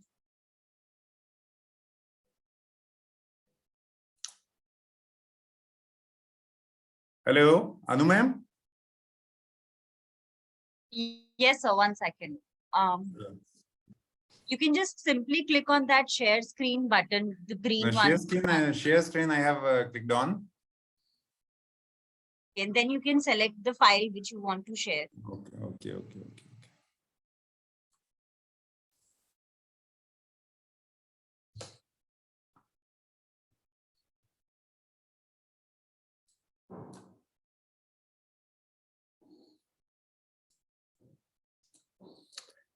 GST compliances under the IBC code 2016. As per the Insolvency and Bankruptcy Code 2016, as soon as a company fails to make a payment above rupees 1 lakh, now it has been increased to 1 crore during COVID-19 pandemic. The financial or operating creditors can initiate the corporate insolvency resolution process of a company. Such an LLP or company can be termed as the defaulting corporate debtor. Accordingly, the management of the company's assets gets transferred to the IRP or RP. As soon as a RP has taken over the assets of the CD, his liability under GST Act starts. He is liable to furnish its GST return, make payment of taxes, and meet all other compliances as per the GST law during the CIRP period. The IRP and RP must follow a prescribed procedure for compliances. Now, as per the circular given by the government, he is required to take a new registration under the GST Act within 30 days of the appointment of IRP-RP. This notification number is 11/2020 and circulated on 23rd March 2020. The provisions contained in this circular are a corporate debtor undergoing CIRP and whose assets are managed by IRP or RP should follow the below procedures. The period of compliance shall begin from the date of appointment of IRP till the date on which they undergo CIRP process. He is required to take a new registration under the GST Act. Now, since this matter has been clarified through a notification in 2020, previously there was some confusion regarding the discharging of the duties of the IRP in relation to GST. Now he is required to take a complete new registration, and he will be regarded as a different person. He is liable to obtain new registration under each state union territory where it was earlier registered. He is required to file returns under Section 40. Such persons are liable to file their first return as per Section 40 of the GST Act. The IRP must file the applicable returns such as GSTR 3B during the period beginning from the date on which the company becomes liable for new registration till the date on which registration is granted. For the intervening period, he is required to file his first return under Section 40. And he is eligible to claim ITC during the intervening period also.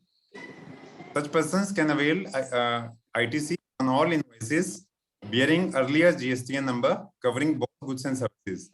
ITC can be availed as per the conditions specified under Chapter 5 of the CGST Act. There are some exceptions to it.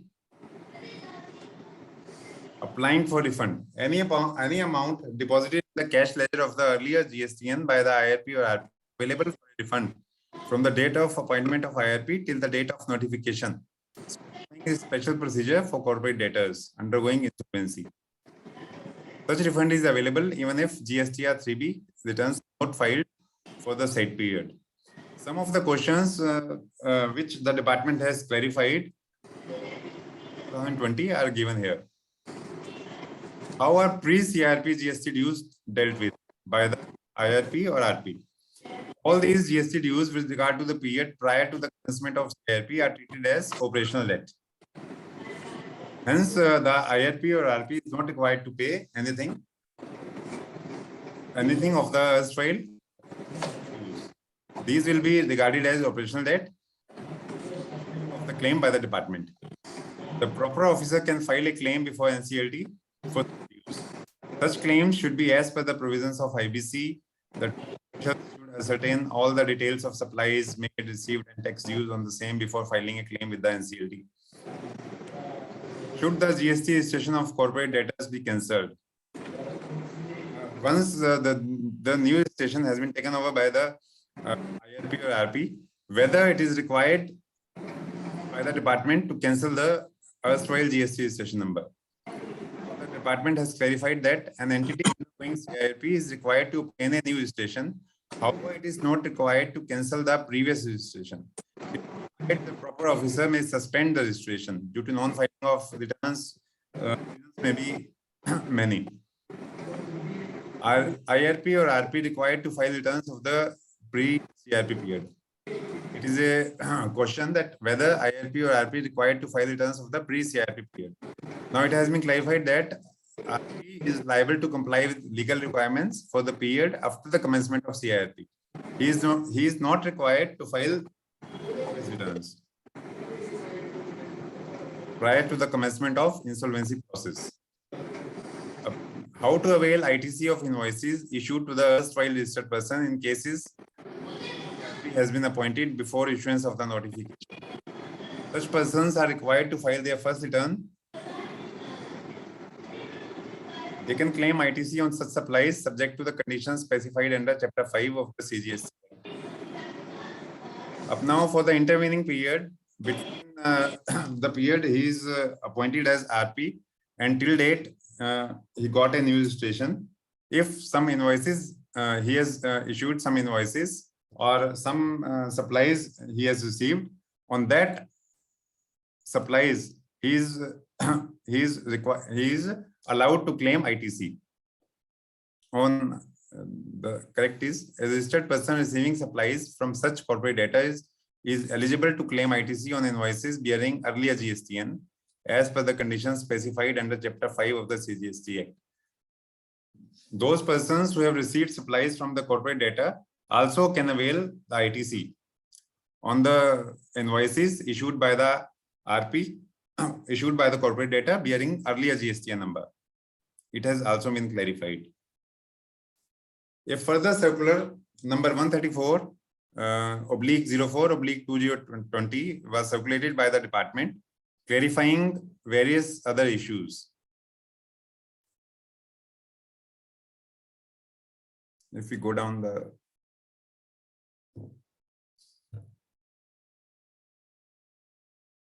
CGST Act hereby clarifies various issues in the table below. How are the dues under GST for pre-CIRP period dealt? Now they have clarified that in accordance with the provisions of the IBC and various legal pronouncements on the issues, no coercive action can be taken against the corporate debtor with respect to the dues for period prior to insolvency commencement date. The dues of the period prior to the commencement of CIRP will be treated as operational debt, and claims may be filed by the proper officer before the NCLT in accordance with the provisions of the IBC. The tax officer shall seek the details of supplies made, received, and total tax dues pending from the corporate debtor to file the claim before the NCLT. Moreover, Section 14 of the IBC mandates the imposition of a moratorium period wherein the institutions of suits or continuation of pending suits or proceedings against the corporate debtor is prohibited. It has been clarified that GST dues of the pre-CIRP period will be treated as operational debt. Now, should the GST registration of a corporate debtor be cancelled? It is clarified that the GST registration of an entity for which CIRP has been initiated should not be cancelled under the provisions of Section 29 of the CGST 2017. The proper officer may, if need be, suspend the registration in case the registration of an entity undergoing CIRP has already been cancelled and it is within the period of revocation of cancellation of registration. It is advised that such cancellation may be revoked by taking appropriate steps in this regard. If IRP/RP liable to file returns of pre-CIRP period, it has been clarified by the department also that it is not required. In accordance with the provisions of the IBC 2016, the IRP/RP is under obligation to comply with all the legal requirements for period after the insolvency commencement date. Hence, he is responsible to file returns and discharge his duties under GST Act after CIRP initiation date. Accordingly, it is clarified that IRP and RP are not under an obligation to file returns of pre-CIRP period. Now, during CIRP period, should a new registration be taken by the corporate debtor during the CIRP period? Yes, it has been clarified that the new registration should be taken by the IRP or RP.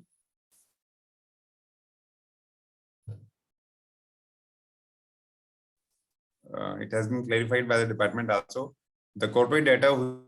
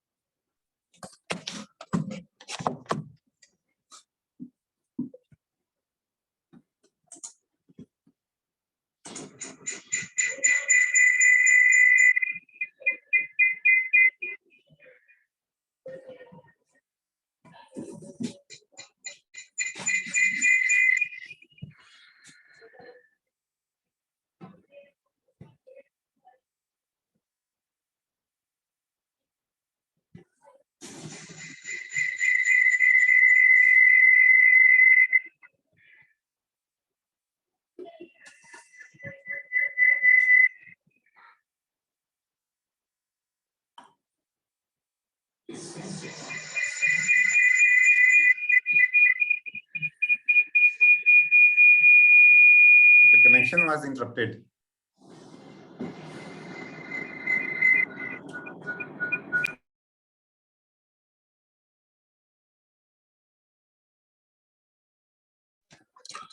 Unmute, sir. Unmute, sir.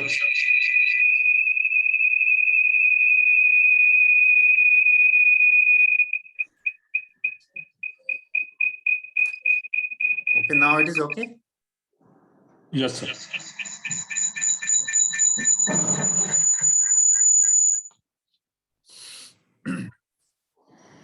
How to file first return after obtaining new registration. The IRP or RP will be liable to furnish returns, make payment of taxes, and comply with all the provisions of the GST law during CIP period.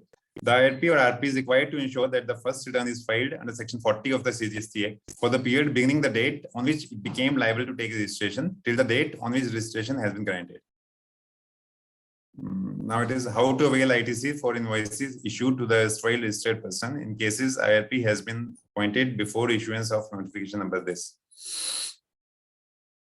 IRP or RP can avail ITC for the intervening period from the time he is appointed as IRP or RP till the date he has got registration under GSTN by filing returns, first returns and other returns. How to avail ITC for invoices by persons who are availing supplies from the corporate data. Even they are allowed to take in credit for the invoices issued by the IRP or RP under erstwhile GSTN number. It has been clarified in this notification. Some of the RPs have made deposit in the cash ledger of erstwhile registration of the corporate data. How to claim refund for that amount deposited in the cash ledger. For the cash deposit in the erstwhile GSTN number, the IRP or RP can take credit of that also by filing GSTR 3B and GSTR 1 under new registration. This is the clarification given by the department in 2020. Earlier, there were some issues and there were many issues how to deal with the GST payments and other things. Since once the CRP started, the companies are under stress and they're normally what happens, their GSTN number is not regularized and it is either cancelled by the department or suspended by the department. Then the question was how to discharge the liabilities by the RP or RP. Because since the GSTN portal doesn't allow filing new returns until you clear all your previous dues. Hence, that was a major issue. That issue was clarified by the department by issuance of this notification in 2020 that RP has to take a new registration, fresh registration, and from that date he can discharge all his liabilities under the act. If the company is a going concern, he is liable to pay GST on the supplies made by the corporate data, and if the company is not a going concern, it is a closed one, then again he is liable for various GST payments. Like on advocate fees, he is required to pay GST on reverse charge mechanism.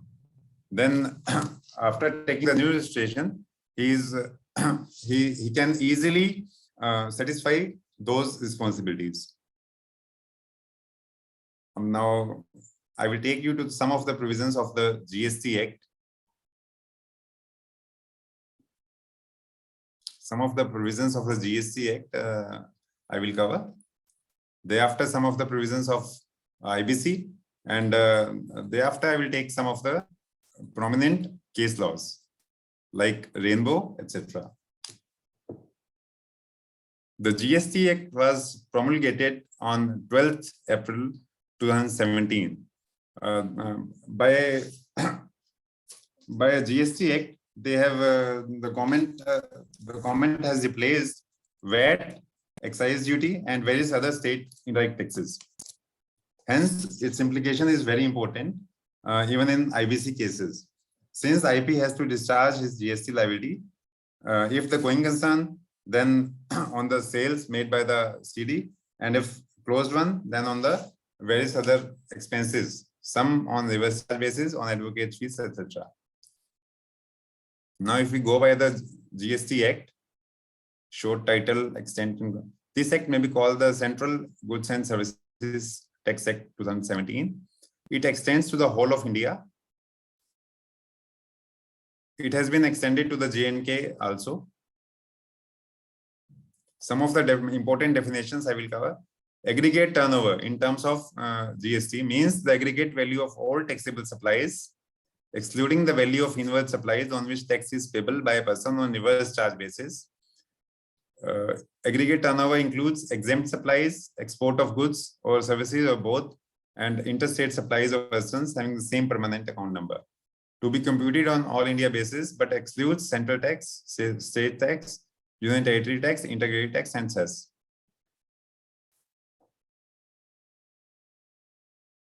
Assessment means determination of tax liability under this act and includes self-assessment, reassessment, provisional assessment, summary assessment, and best judgment assessment. Business includes any trade, commerce, manufacture, profession, vocation, adventure, visa, or any other similar activity, whether or not it is for a pecuniary benefit. Any activity or transaction in connection with or incidental to or ancillary to subclause A. Business includes each and everything, basically. I think more deliberation on this is not required. Casual taxable person means a person who occasionally undertakes transactions involving supply of goods or services or both in the course or furtherance of business, whether as principal, agent, or in any other capacity, in a state or a union territory where he has no fixed place of business.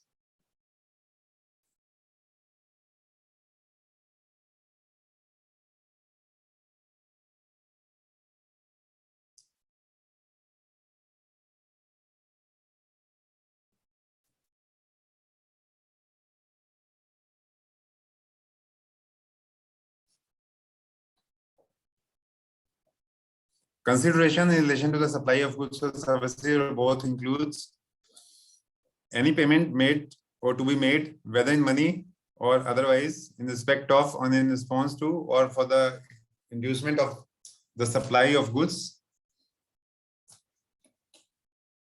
or services or both, whether by the recipient or by any other person, but shall not include any subsidy given by the central government or the state government. The monetary value of any act or forbearance in respect of, in respect or in response to, or for the inducement of the supply of goods or services or both, whether by the recipient or by any other person, but shall not include any subsidy given by the central government or state government, provided that a deposit given in respect of supply of goods or services or both shall not be considered as payment made for such supplies unless the supplier applies such deposit as consideration for the said supply.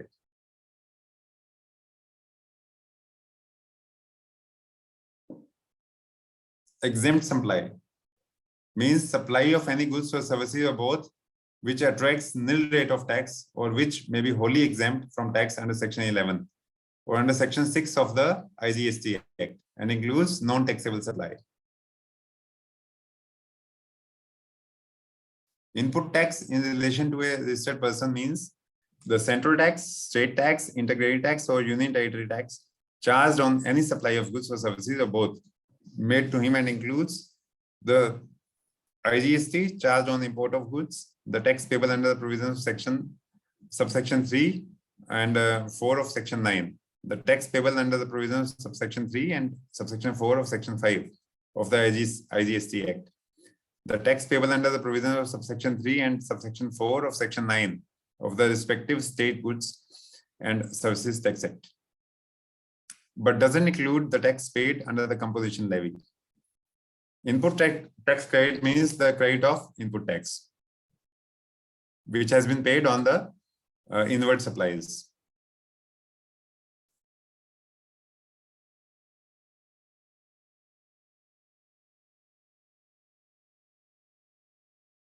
Output tax in relation to a taxable person means the tax chargeable under this act or on taxable supply of goods or services or both made by him or by his agent, but excludes tax payable by him on reverse charge basis. Outward supply now. In relation to a taxable person means supply of goods or services or both, whether by sale, transfer, barter, exchange, license, rental, lease, or disposal, or any other mode, made or agreed to be made by such person in the course or furtherance of business.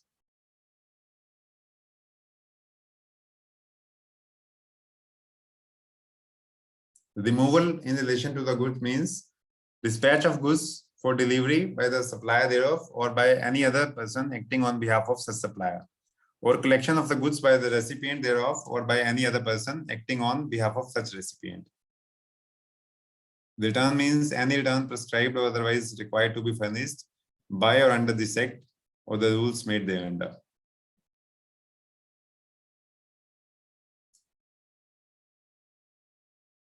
Now the taxable supply means the supply of goods or services or both which is leviable to tax under this act.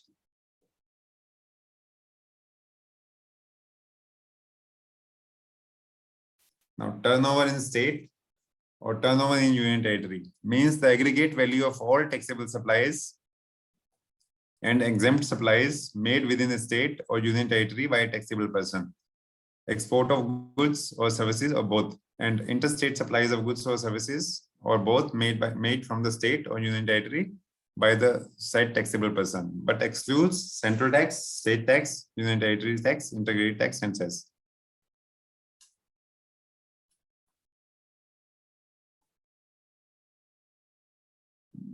Now running down to some more.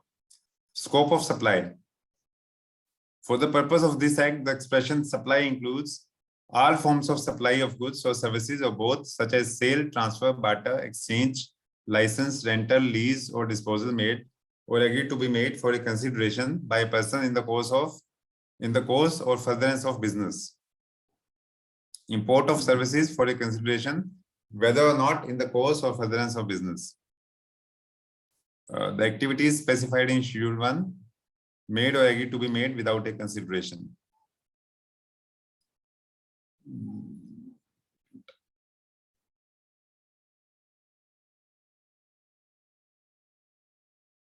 Levy and collection. Subject to the provisions of subsection 2, there shall be levied a tax called the CGST on all intra-state supplies of goods or services or both, except on the supply of alcoholic liquor. Alcoholic liquor for human consumption has been made the subject matter of state, and the state levy their own taxes on the alcoholic liquor. It is kept outside the GST purview.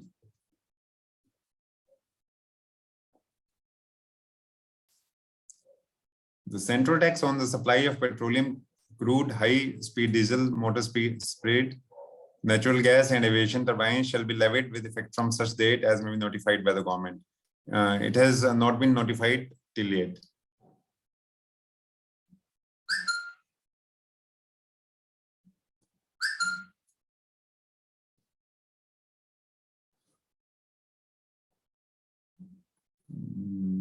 Some other definitions.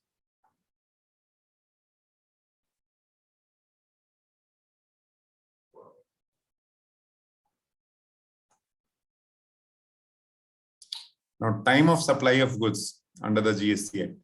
The liability to pay tax on goods shall arise at the time of supply as determined in accordance with the provisions of this section.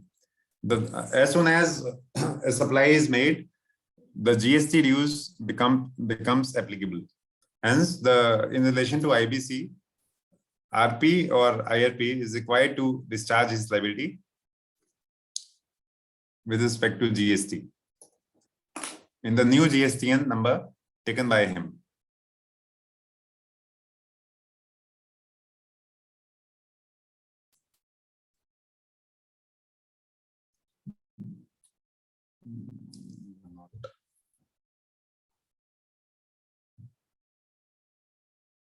The value of taxable supply.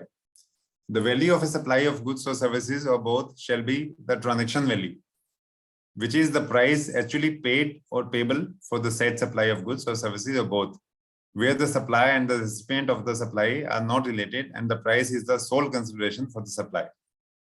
The value of supply shall include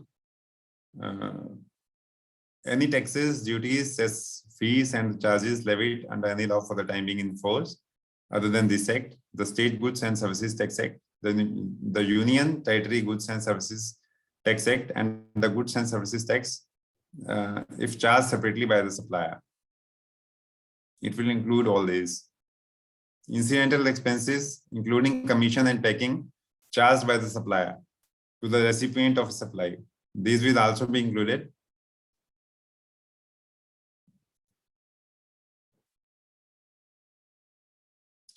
There is a complete list of inclusions that may be referred.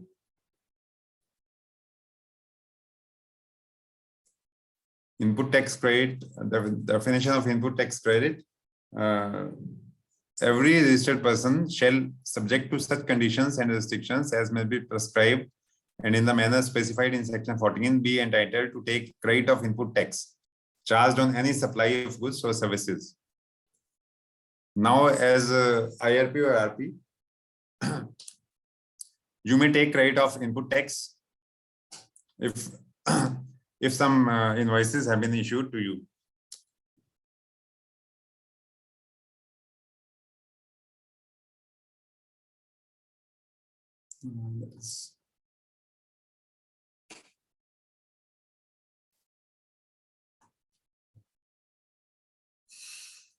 Now, there's some provisions of IBC code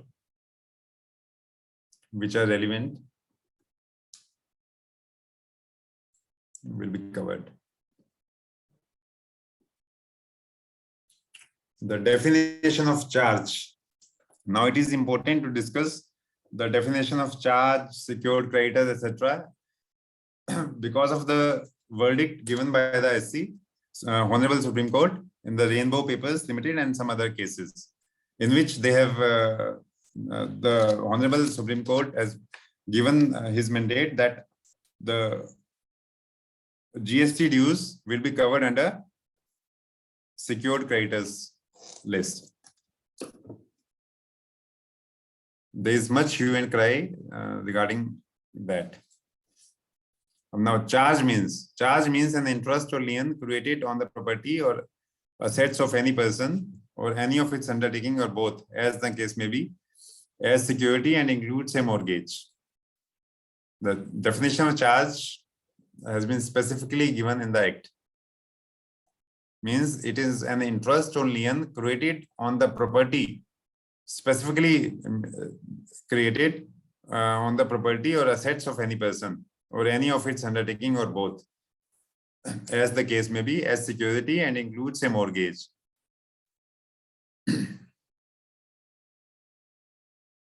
Creditor means any person to whom a debt is owed and includes a financial creditor, an operational creditor, a secured creditor, an unsecured creditor, and a decree holder.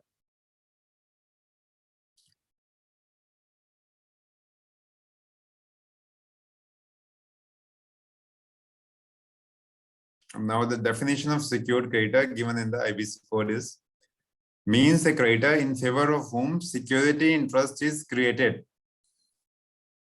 It is a matter of debate now. The definition given to the secured creditor is that secured creditor means a creditor in favor of whom security interest is created. Now, in the cases of financial creditors, normally the CD creates a charge. Then that charge is known as secured. That charge is registered in the MCA also, and we term those creditors as secured creditors. Now, security interest has also been defined. Security interest means right, title, or interest or a claim to property created in favor of or provided for a secured creditor by a transaction which secures payment or performance of an obligation and includes mortgage, charge, hypothecation, assignment, and encumbrance, or any other agreement or arrangement securing payment or performance of any obligation of any person. If we again read it, Security in trust means right, title, or interest, or a claim to property created in favor of. These are the important lines. Created in favor of or provided for a secured creditor by a transaction which secures payment or performance of an obligation and includes mortgage, charge, hypothecation, assignment, and encumbrances or any other agreement or arrangement securing payment or performance of an obligation of any person.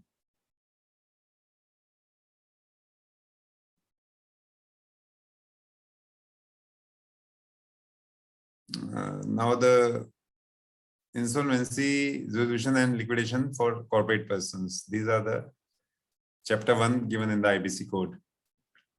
This part shall apply to matters relating to insolvency and liquidation of corporate debtors, where the minimum amount of default is 1 lakh rupees. It has been increased to 1 crore rupees. Some other definitions. Financial creditor means any person to whom a financial debt is owed and includes a person to whom such debt has been legally assigned or transferred to. And the financial debt means a debt along with interest, if any, which is disbursed against the consideration for the time value of money and includes money borrowed against the payment of interest. Any amount raised by acceptance under any acceptance credit facility or its dematerialized equivalent. There is a definition given to the financial debt under IBC, and it includes many subclauses.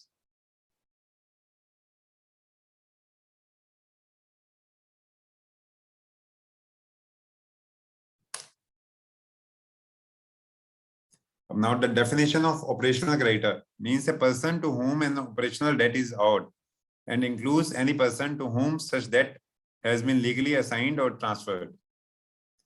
Now, the definition of operational debt given in the Act is means a claim in respect of the provision of goods or services, including employment, or a debt in respect of the payment or in respect of the payment of dues arising under any law for the time being in force and payable to the central government, any state government, or any local authority. GST dues are termed as operational debt under the CIRP provisions.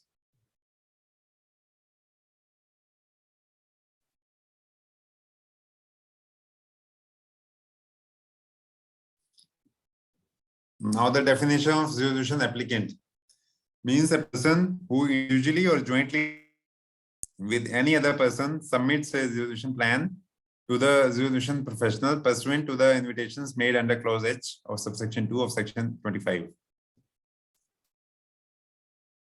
Resolution plan means a plan proposed by the resolution applicant for insolvency resolution of the corporate debtor as a going concern in accordance with the part 2. Now, CIRP process.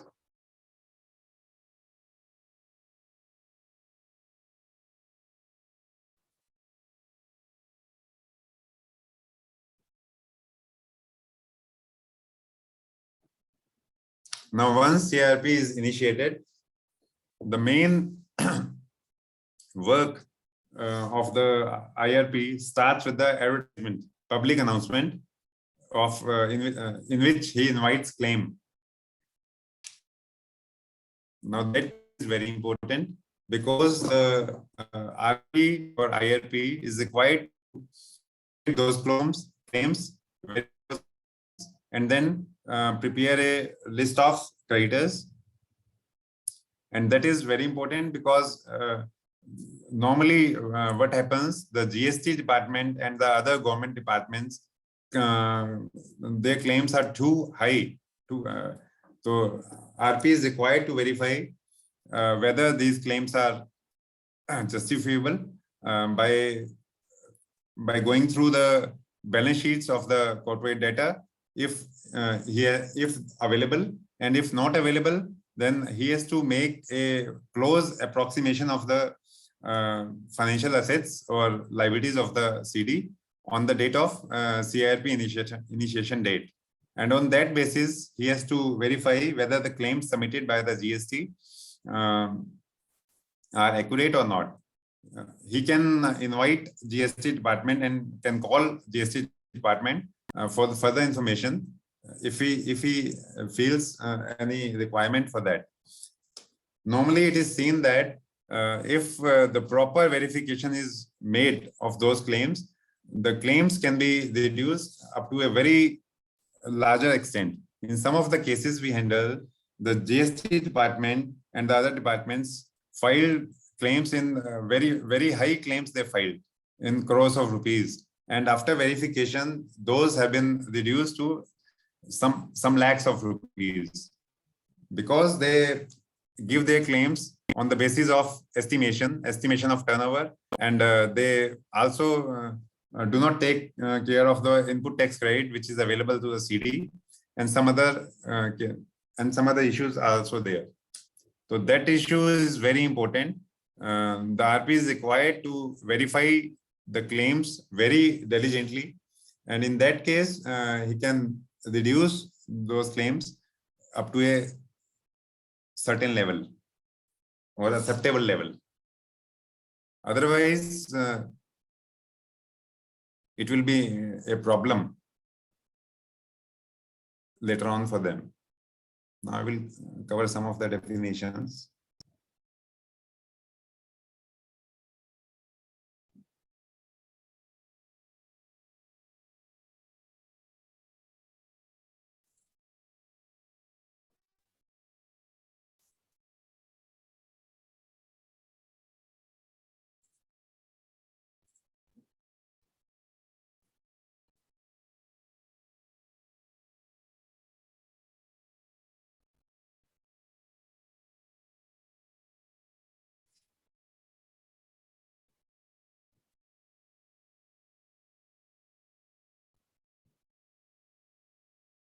Public announcement of corporate insolvency resolution process.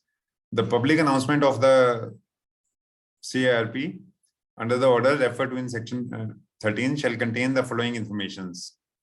These are the public announcement details. The last date for submission of claims as may be specified.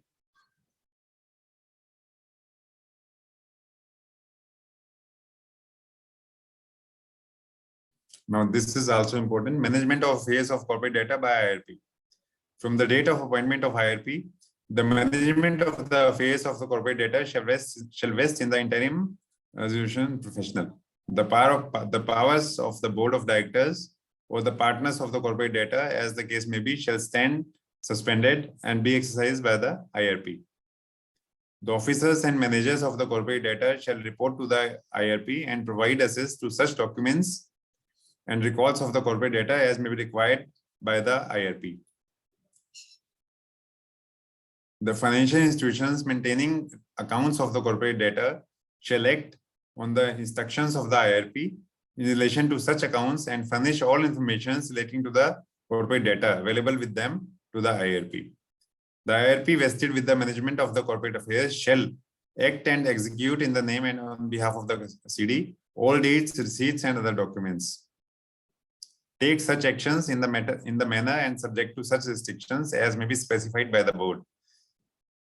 He be responsible for complying with the requirements under any law for the time being in force on behalf of the corporate data. It is important since he is responsible for complying with the requirements under any law for the time being in force, including the GST laws on behalf of the corporate data.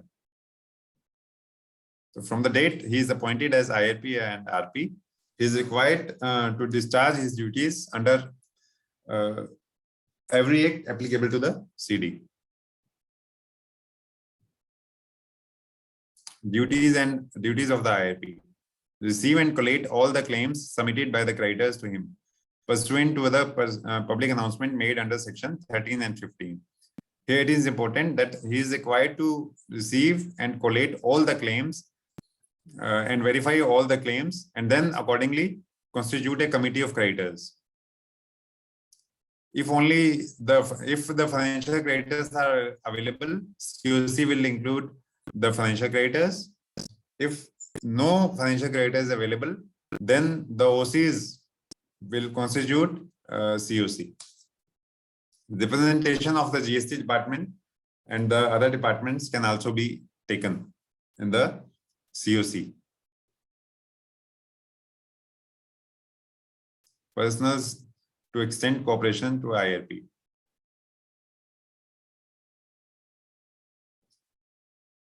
Now, management of operations of corporate data as going concern.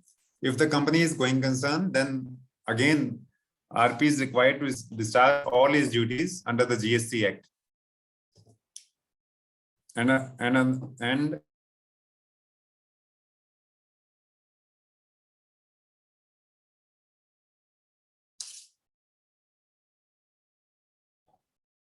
now the committee of creditors. The IRP shall, after collation of all claims received against the corporate data and determination of financial position of the corporate data, constitute a committee of creditors.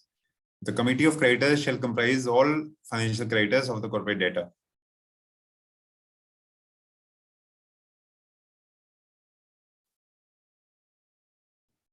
Where any person is a financial creditor as well as operational creditor, such person shall be a financial creditor to the extent of the financial debt owed by the corporate data and shall be included in the committee of creditors with voting rights proportionate to the extent of financial debts owed by such creditor. And such person shall be considered as operational creditor to the extent of operational debt owed by the corporate data to such creditors.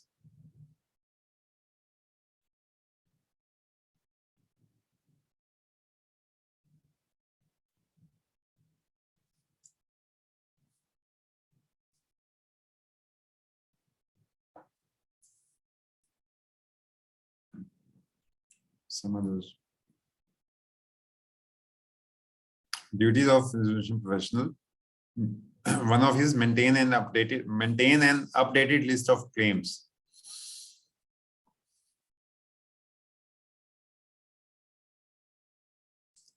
It is of importance since some of the departments give their claims much after the dates given in the public announcement. He is also required to take account of them after referring them to the NCLT for further directions.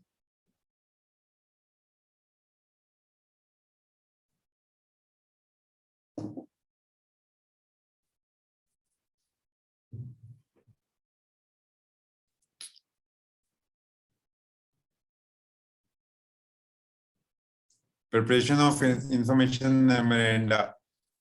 The RP is required to prepare the information memoranda within the stipulated time, in which he will contain all the available financial positions of the corporate data,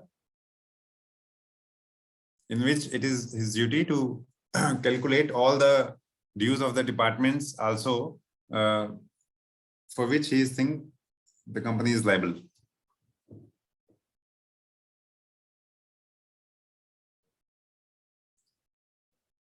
Some other definitions. Submission of resolution plan. It is also important since nowadays, after the verdict given by the Honorable SC in Rainbow Papers Limited, the Honorable SC has set aside the resolution plan approved by the Honorable NCLT and NCLAT and directed for further for submission of further resolution plan. And they have termed the Gujarat VAT dues as the secured creditors.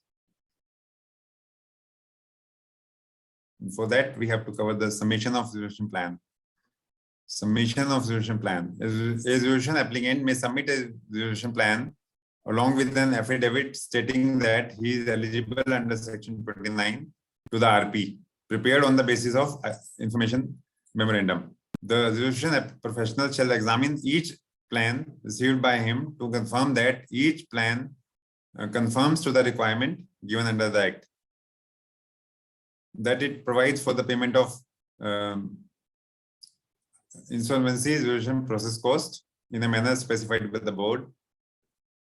It provides for the payment of debts of operational creditors in such manner as may be specified by the board, which shall not be less than the amount to be paid to such creditors in the event of liquidation of the corporate debtor under section 53. It is required to be seen whether the resolution plan submitted by the applicant conforms to these conditions. Whether the operational creditors has been paid or has been paid according to the waterfall mechanism given in section 53. The amount that would have been paid to such creditors if the amount to be distributed under the resolution plan had been distributed in accordance with the order of priority of subsection 1 of section 53.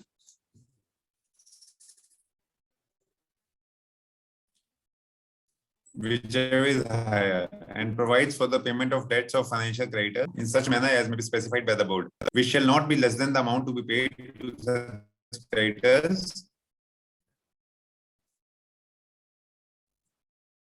in accordance with the subsection 1 of section 53 in the event of a liquidation of the corporate debtor.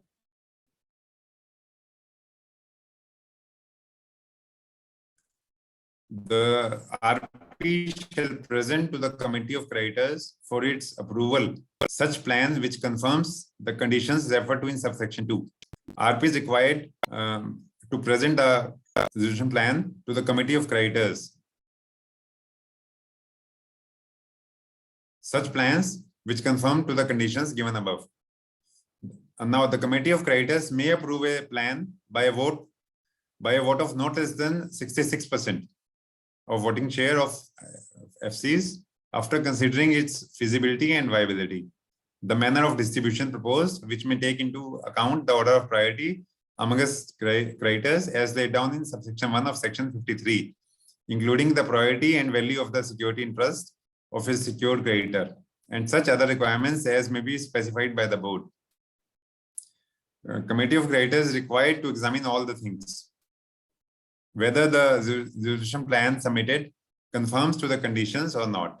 After confirming that it conforms to the all conditions, COC can approve that plan. After the approval, the resolution professional shall submit the plan as approved by the committee of creditors to the adjudicating authority. Now, if the adjudicating authority is satisfied that the plan as approved by the committee of creditors meets the requirements as referred to in subsection 2, it shall by order approve the plan, which shall be binding on the corporate debtor, its employees, members, creditors, including the central government, any state government, or any local authority to whom a debt in respect of the payment of dues arising under any law for the time being in force, such as authorities to whom statutory dues are owed, guarantors and other stakeholders involved in the plan. Now it is given that even central government, state government, or any other local authorities, they are also bound by the plan approved by the NCLT, adjudicating authority. It is given in the Act itself. Provided that the adjudicating authority shall, before passing an order for approval of the plan, and is satisfied that the plan has provisions for its effective implementation. Where the NCLT is satisfied that the resolution plan doesn't conform to the requirement referred to in subsection 1, it may by an order reject the plan.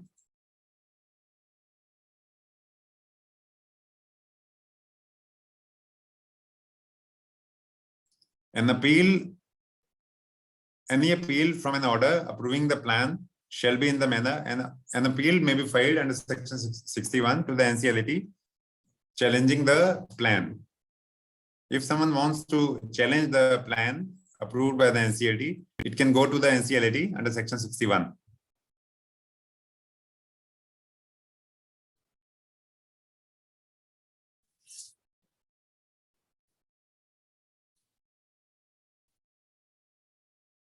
Now in the liquidation process also, liquidator is required to invite issue a public announcement inviting claims, and thereafter he is also required to prepare, after verification of claims, a list of stakeholders.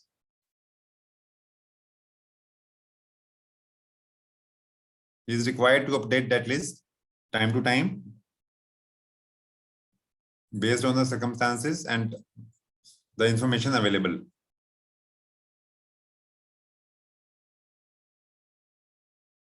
Powers and duties of liquidator also includes, subject to the directions of the adjudicating authority, the liquidator shall have the following powers and duties. Namely, he is required to verify claims of all the creditors, to make into his custody or control all assets, properties, effects, and actionable claims of the corporate debtor, to evaluate the assets and properties of the CD in the manner as may be specified by the board and prepare a report, to take such measures to protect and preserve the assets and properties of the corporate debtor as he considers necessary, to carry on the business of the corporate debtor for its beneficial liquidation as he considers necessary. Now, if the business of the corporate debtor is carried on as a going concern, even in liquidation, he is required to discharge his responsibilities under GST Act also. The new GSTN which the RP or IRP has taken over will continue in the liquidation also. In the same GSTN number, he is required to discharge his responsibilities. If the company is a closed one, then he is required to pay GST dues on advocates' fees, on reverse charge mechanism, and on some other things. If he sells some stock or some other plant and machinery, he is also required to pay GST on that according to rates.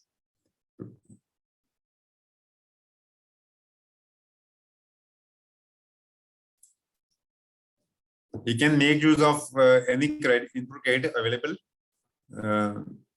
in the GSTN number while discharging his duties on payment of GST.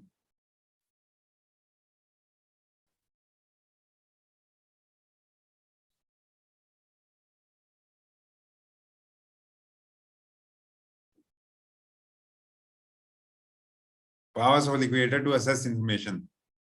He can assess information from an information utility, credit information systems, any agency of the central, state, or local government, including any registration authorities. He can seek any information from the departments for the preparation of information memoranda and for the verification of claims also. Verification of claims, again and again, it is very important. Verification of claims is very important. If a liquidator justifiably verify the claims, he can reduce the claims, or he can reduce the claims filed by the departments up to a certain level. Because generally departments file claims, and in filing those claims, they levy heavy penalties and interest, etc. Through representations, you can minimize those things, and their claim can be made. Their claims can be taken at a much lower level.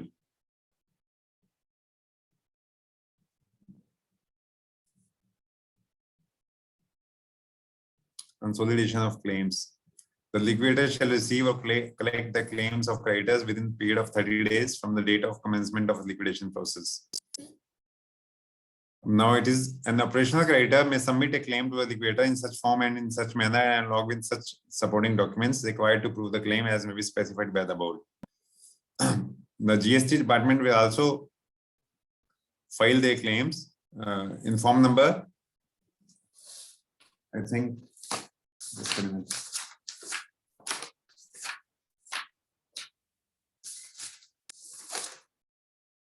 In form number B in case of CIRP,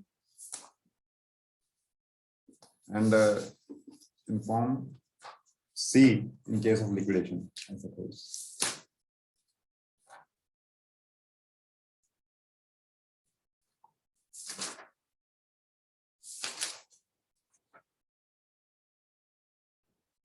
In Form C, the liquidation matters.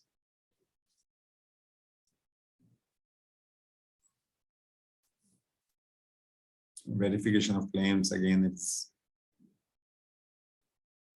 the liquidator may, after verification of claims under Section 39, either admit or reject the claim in whole or in part, as the case may be, provided that where the liquidator rejects a claim, he shall record in writing the reasons for such rejection. Reasons for the rejections are required to be given specifically in order to avoid further litigations, etc.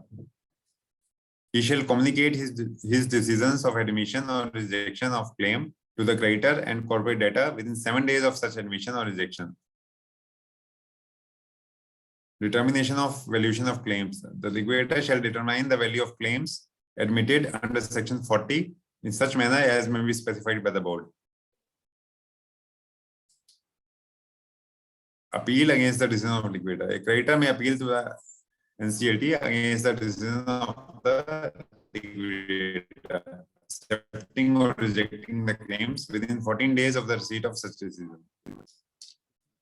Normally, the department files the appeal before NCLT for their claims.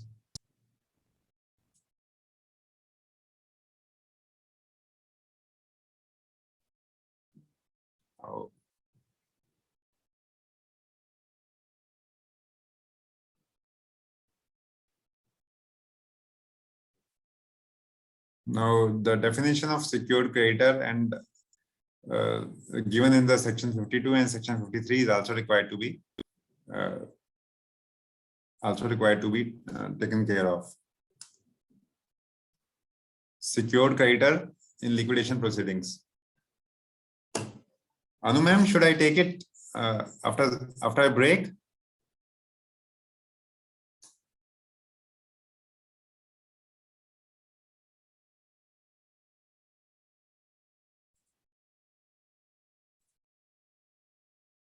Anu ma'am?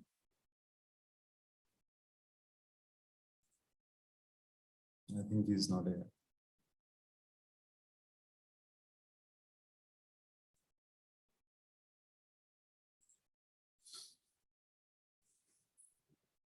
Secured creditors in liquidation proceedings. A secured creditor in the liquidation proceedings may relinquish its security interest through a liquidation estate and receive proceeds from the sale of assets by the liquidation in the manner specified in Section 53, or realizes its security trust in the manner specified in this section.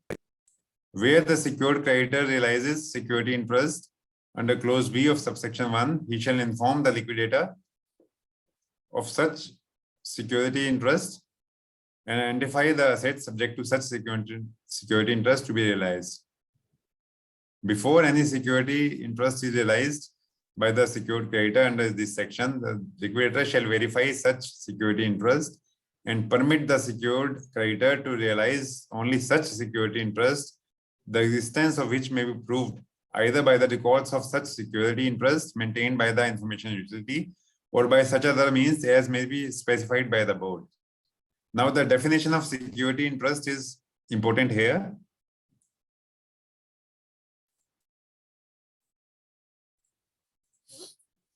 Because in the verdict, given by the SC in the Rainbow Papers Limited, contains again the security interest and the definition of security interest and the GST dues as secured creditors. A secured creditor may enforce, realize, settle, compromise, or deal with the secured assets in accordance with such law as applicable to the security interest being realized and to the secured creditor and apply to the proceeds to recover the debts due to it. If in the course of realizing a secured asset, any secured creditor faces resistance from the CD or any person connected therewith in taking possession of, selling, or otherwise disposing of the security, the secured creditor may make an application to the adjudicating authority to facilitate the secured creditor to realize such security interest in accordance with the law for the timing in force. The adjudicating authority on the receipt of an application from a secured creditor under subsection 5 may pass such order as may be necessary to permit a secured creditor to realize security interest in accordance with the law for the timing in force. Where the enforcement of the security interest under subsection 4 yields an amount by way of proceeds which is in excess of the debts due to that security creditor, the secured creditor shall account to the liquidator for such surplus. He is required to give surplus funds to a liquidator and tender to the liquidator any surplus funds received from the enforcement of such secured assets. The amount of insolvency process cost due from secured creditors who realize their security interest in the manner provided in this section shall be deducted from the proceeds of any realization by such secured creditor, and they shall transfer such amounts to a liquidator to be included in the liquidation estate. Where the proceeds of the realization of the secured assets are not adequate to repay debts or to the secured creditor, of the unpaid debts of such secured creditor shall be paid by the liquidator in the manner specified in clause E of subsection 1 of section 53. Now the waterfall given for the distribution of assets under the Act is under section 53, which I will take up after a break of 20 minutes. Anu ma'am.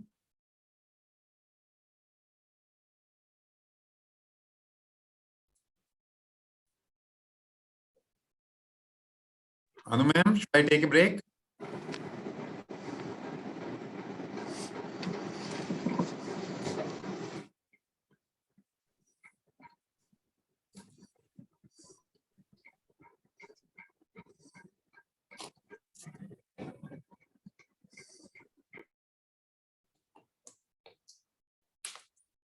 Dear participants, it is 2:40 now. We will meet again at 3 o'clock. Okay, sir.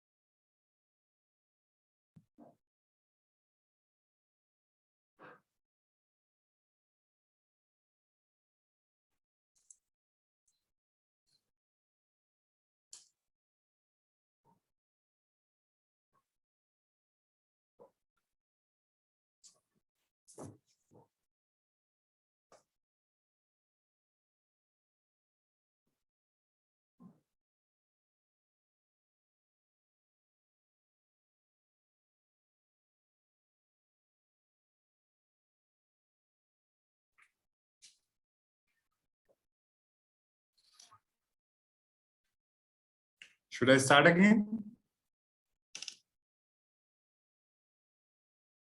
Yes, sir. Yes. Ma'am, my screen is shared? Yes, sir. Please or- start. Okay, my screen is shared.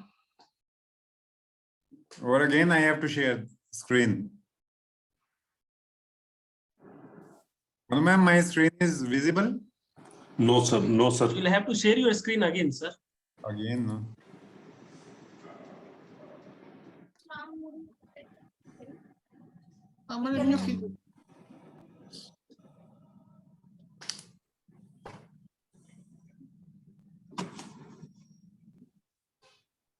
Yeah, it's visible now.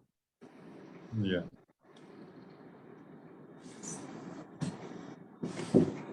We were discussing some of the definitions given under IBC Act.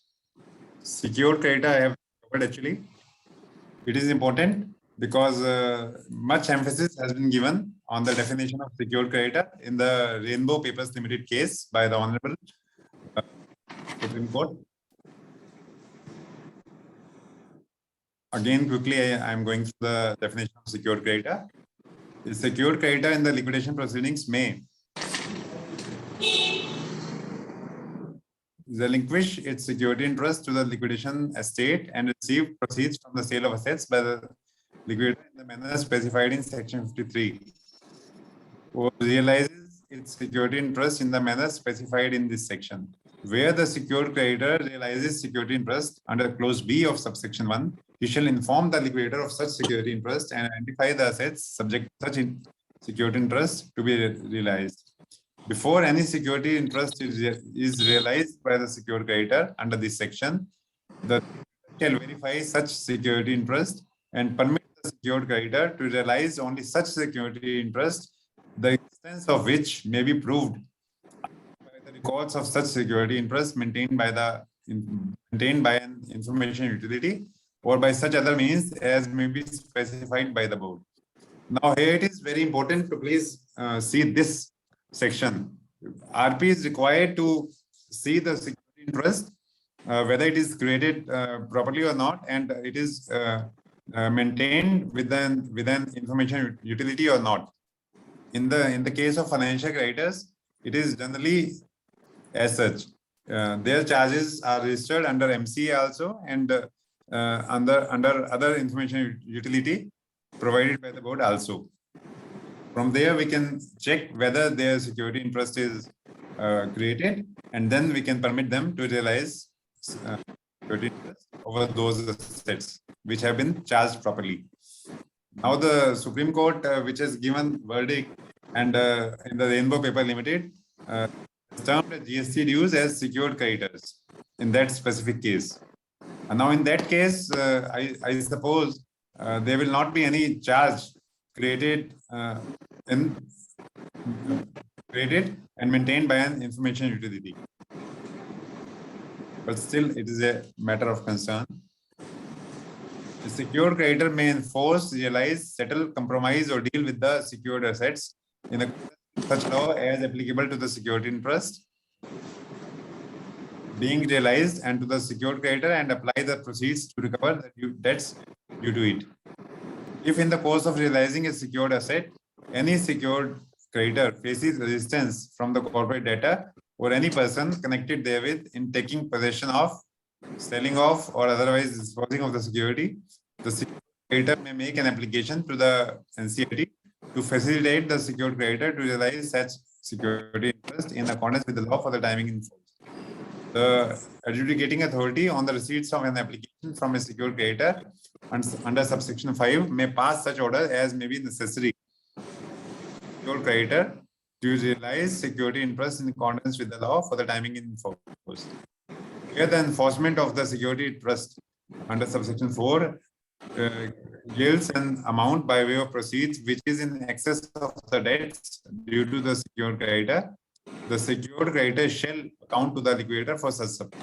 It means required to hand over the surplus to the liquidator after satisfying his claim, and tender to the liquidator any surplus funds received from the enforcement of such secured assets.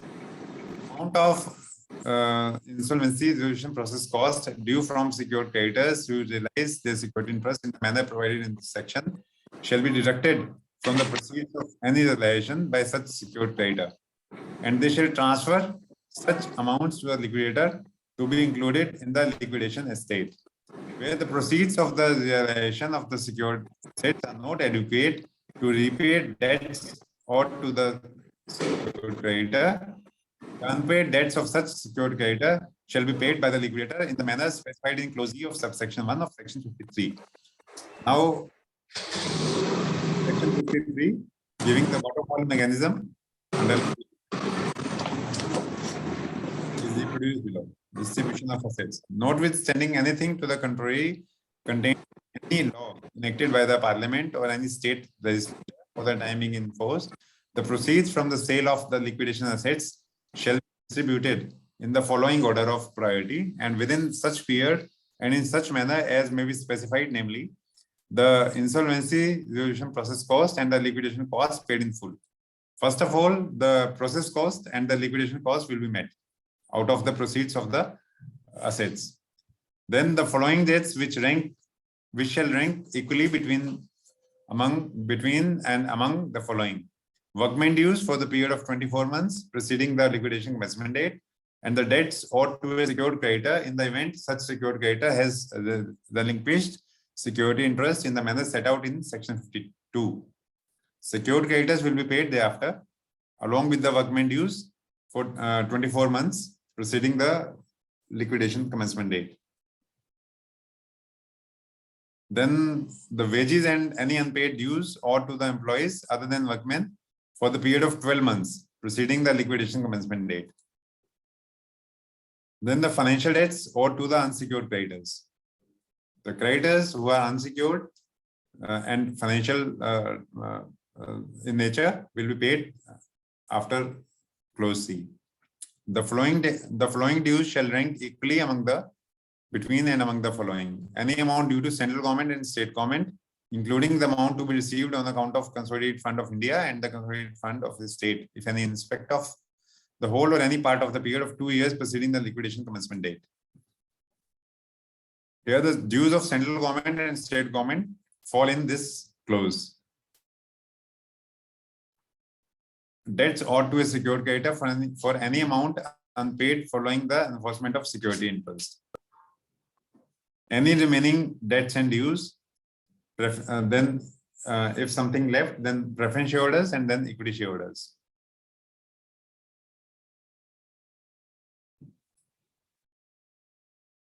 This is the definition given.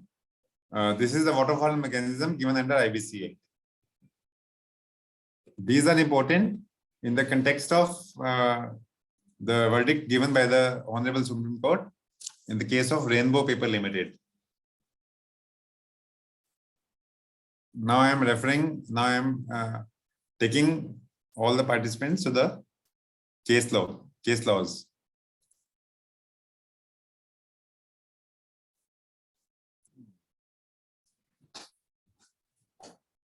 Just a minute.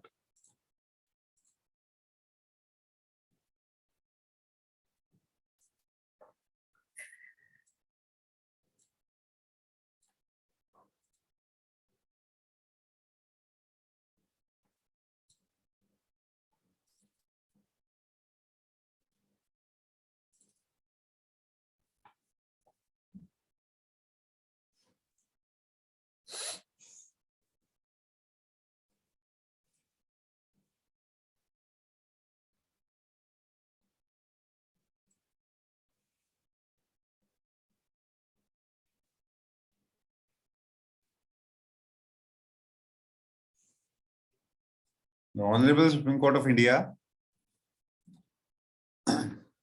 in the matter of sale tax officer versus Rainbow Paper Limited, is given the judgment.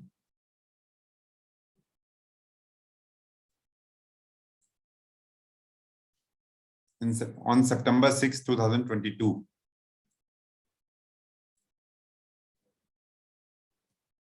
Now the judgment given by the Supreme Court runs as follows.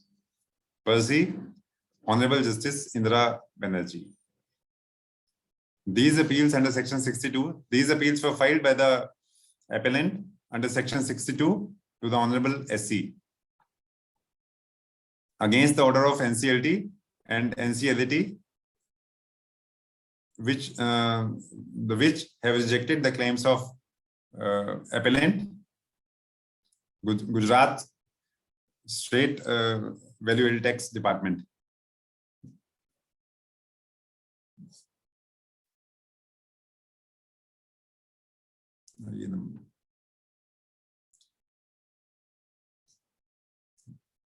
The NCLT and the NCLT has rejected the application filed by the appellant, holding that the government cannot claim first charge over the property of the corporate data, as Section 48 of the Gujarat Value Tax, hereinafter referred as GVAT Act, which provides for the first charge on the property of a dealer in respect of any amount payable by the dealer on account of tax, interest, penalty, etc. under the said GVAT Act, cannot prevail over the Section 53 of the IBC. The NCLT upheld the decision given by the NCLT regarding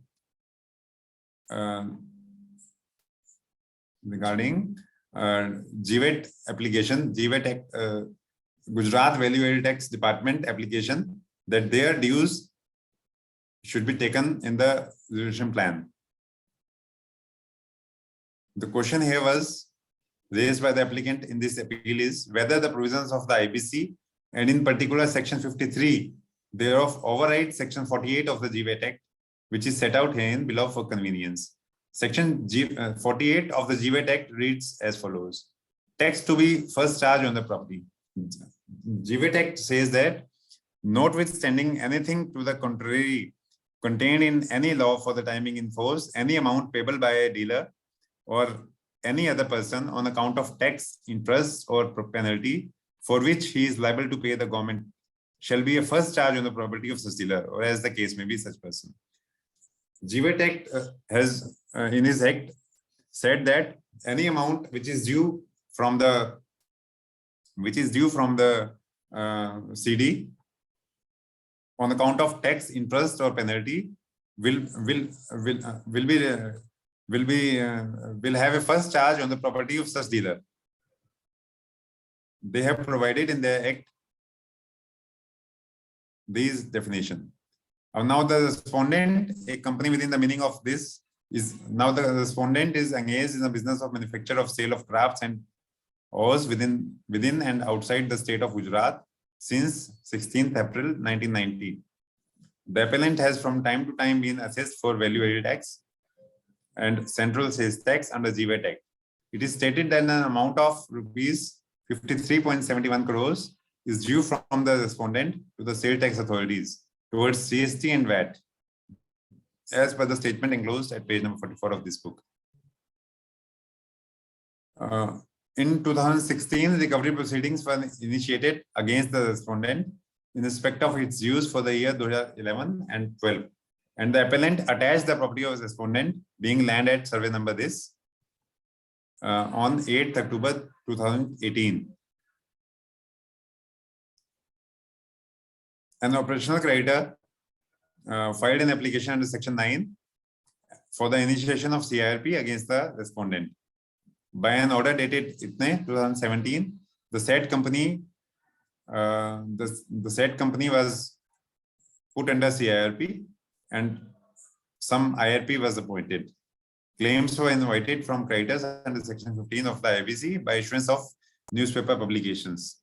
The last date for submission of claims was 5th of October 2017.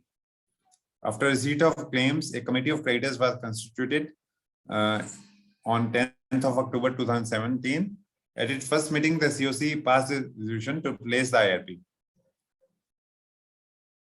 Some other RP has been replaced and was appointed as resolution professional.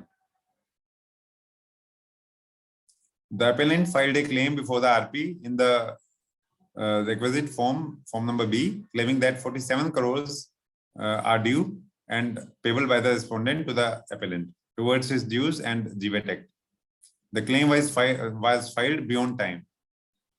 After admission of the CIRP and appointment of RP, one person submitted a resolution plan. Various creditors had objected to the plan.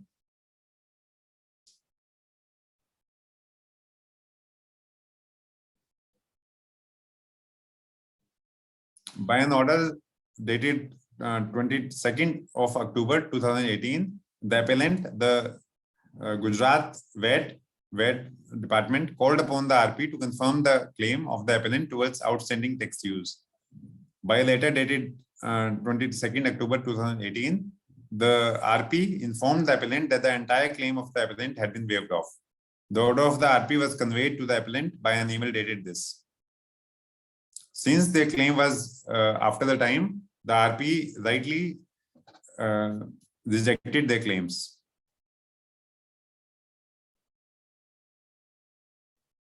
Thereafter, on 20th December 2018, the appellant challenged the resolution plan by making an application before the Ahmedabad bench of NCLT, contending that the government dues could not be waived off. The appellant prayed for the payment of total dues of rupees 47.35 lakhs towards VAT on the ground that the sales tax officer was a secured creditor. By an order dated 27 February 2019, the NCLT rejected the application made by the appellant as not maintainable. Thereafter, an appeal was preferred before NCLT under Section 61 against the orders of NCLT. And further, again, that appeal has also been dismissed by the NCLT by the judgment and order impugned. The NCLT held that the adjudicating authority noticed that the appellant approached the RP on 22nd of October 2018, whereas the plan on dated 26th May 2018 was approved by the Committee of Creditors with voting majority of 72% in favor of the plan. Thus, the claim was made by the appellant at a much belated stage, not only before the RP, but also before the adjudicating authorities. We find that the appellant has not filed claim within the time. It approached the RP at belated stage after approval of the plan by the adjudicating authorities.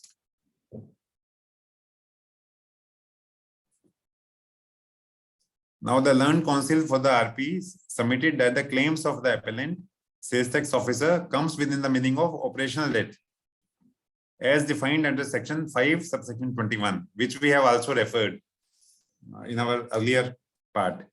The claim of appellants also doesn't fall within the meaning of secured creditors as defined under Section 3, subsection 30, read with Section 3, subsection 31 of the IBC code. The counsel of the RP actually submitted these things. In view of the statements of objects and reasons of the code, read with Section 53 of the IV, the government cannot claim first charge over the property of the corporate debtor. Section 48 cannot prevail over Section 53. It has also been given by the NCLT that Section 48 of the GVAT Act will not prevail over the Section 53 water mechanism of IBC. Therefore, the appellant, sales tax officer do not come within the meaning of secured creditor as defined under Section 3, subsection 30. Read with Section 3, subsection 31 of the INB code. Further, as sales tax department filed its claim at belated stage after the plan had been approved by the Committee of Creditors, the RP had no jurisdiction to entertain the same and rightly not entertained. So NCLT dismissed the appeal filed by the GVAT department in favor of RP.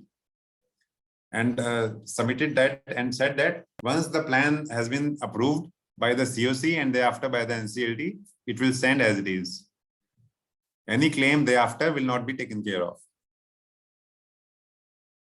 Now for the section 30 and 31 of the IBC are set out here below for convenience. Definition of section 30 and section 31 are also given by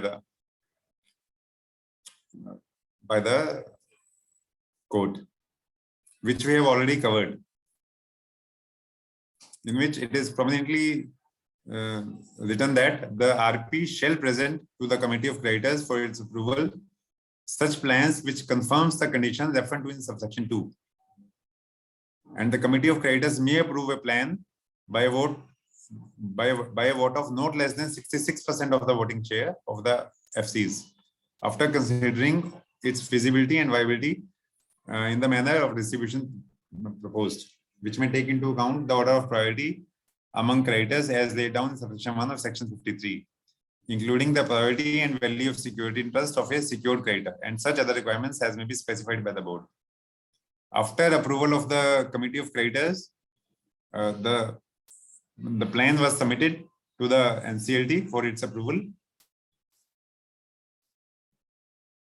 and the NCLT, it is that section has been given in section 31 of the IB Act, approval of plan by the NCLT. If the adjudicating authority is satisfied that the plan as approved by the committee of creditors under subsection 4 of section 30 meets the requirements as referred to in subsection 2 of section 30, it shall by order approve the plan, which shall be binding on the corporate debtor and its employees, members, creditors, including the central government, any state government or any local authority to whom a debt is in respect of the payment of dues arising under any law for the timing in force, such as authorities to whom statutory dues are owed, guarantors and other stakeholders involved in the plan.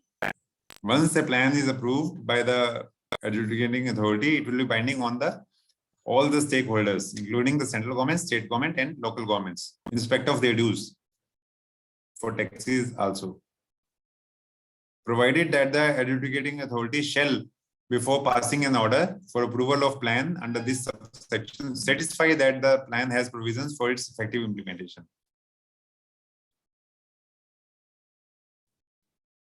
Where the NCLT is satisfied that the plan doesn't conform to the requirements referred to in subsection 1, it may by an order reject the plan. After the order of approval under section 1, the moratorium shall cease to have effect.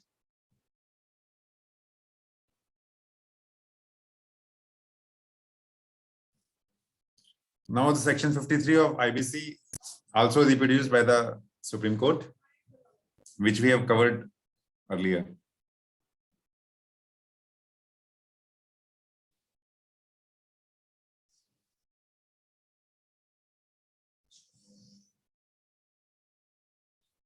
Some other definitions were given by the Honorable Supreme Court, like access to books by RP, choice of authorized representative, public announcement to be given by the professional, claims by operational creditors,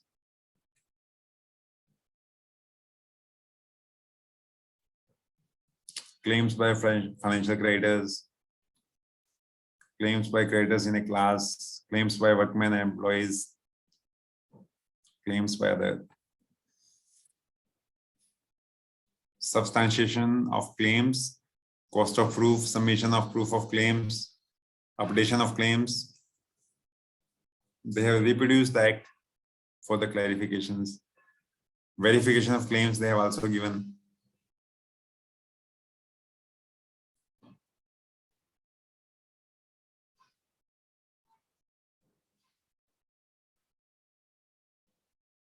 Now the SC has given that the regulations have to be read as a whole and not in a truncated manner and interpreted in the light of statutory provisions of the IBC as interpreted by this court. This court has time and again held that the timelines stipulated in IBC even for completion of proceedings are directory in nature and not mandatory. They have said that even the claims filed by the GWET department are late, but RP has to consider that the timeline is only of the directory in nature and not mandatory. In this case, claims were invited well before 5th of October 2017, which was the last date for submission of claims under the unamended provision of Regulation 12, subsection 1.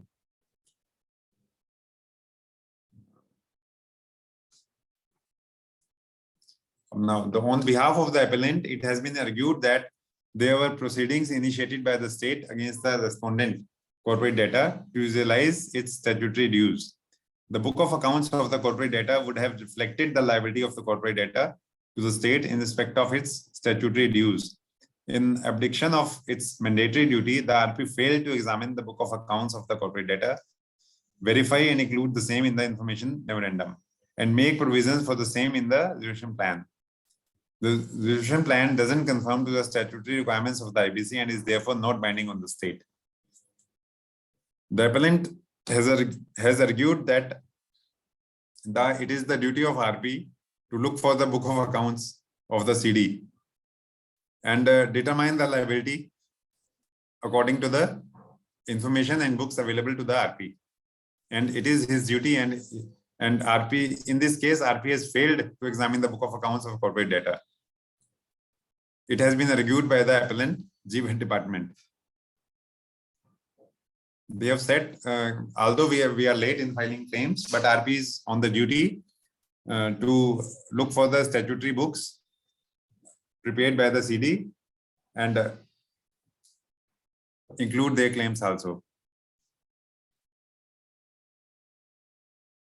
Now, learned Solicitor General of India appearing on behalf of the appellant with Mr. M.K. Natraj, Additional Solicitor General of India, and the learned advocate refer to sections 330 and section 3, subsection 31 of the IBC as below. Secured creditor means a creditor in favor of whom security interest is created. Security interest means right, title, or interest or a claim to property created in favor of or provided for a secured creditor by a transaction which secures payment or performance of an obligation and includes mortgage, charge, hypothecation, assignment, and encumbrance or any other agreement or arrangement securing payment or performance of any obligation of any person, provided that security interest shall not include a performance guarantee. The learned Solicitor General of India submitted that a reading of section 3 and subsection 30 and 31 of the IBC makes it clear that the finding of the NCLAT that the state is not a secured creditor is erroneous and contrary to the clear definition of secured creditor under the IBC. As argued by the learned Solicitor General, the term secured creditor as defined under the IBC is comprehensive and wide enough to cover all types of security interest, namely the right, title, interest, or claim to the property created in favor of or provided for a secured creditor by a transaction which secures payment or performance of an obligation and includes mortgage, charge, hypothecation, assignment, and encumbrance or any other agreement or arrangement securing payment or performance of any obligation of any person. They have argued that they should be included in secured creditors list. The learned Solicitor General rightly argued that in view of the statutory charge in terms of section 48 of GVAT Act, the claim of the tax department squarely falls within the definition of security interest under section 3, subsection 31 of the IBC, and the state becomes a secured creditor under section 3, subsection 30 of the code. Mr. Natraj, Additional Solicitor General, submitted that the appellate authority NCLT has held that the tax department of the state doesn't fall within the meaning of secured creditor. The NCLT has, according to Mr. Natraj, come to such a conclusion on the erroneous premise that section 48 cannot prevail over the section 53 of the IBC.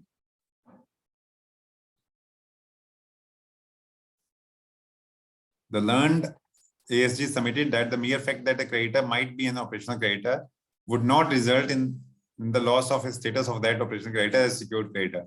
The finding of the appellate authority is contrary to law and cannot be sustained.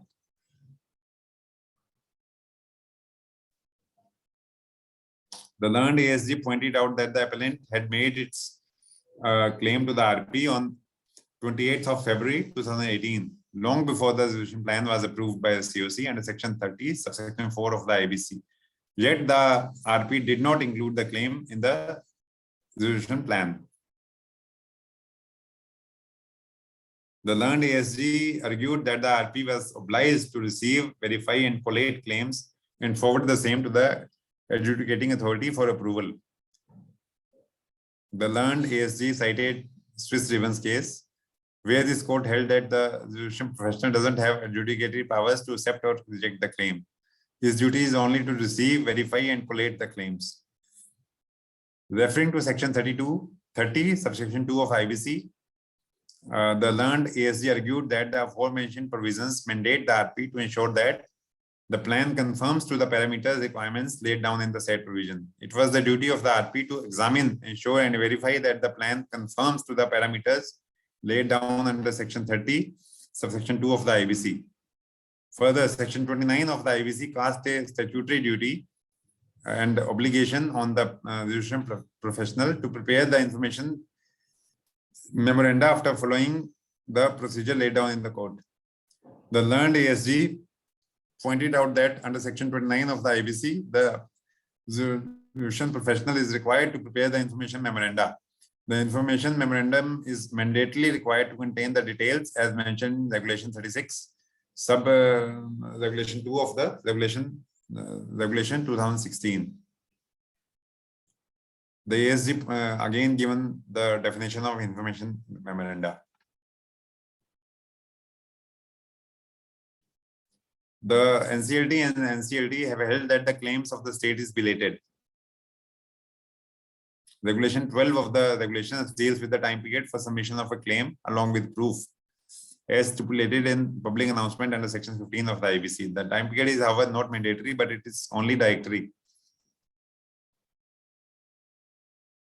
In the case of Vishal Saxena and Swami Deen Gupta, resolution professional, the NCLT took the view that the time stipulation in Regulation 12 for submission of claims is directory only, and it is not mandatory. Similar view was also taken by the NCLT in its judgment and order dated 10th of June 2021 in Assistant Commissioner of Customs and versus Mathur Sabhapati Vishwanathan. The rejection of the claim of the state is unsustainable in law.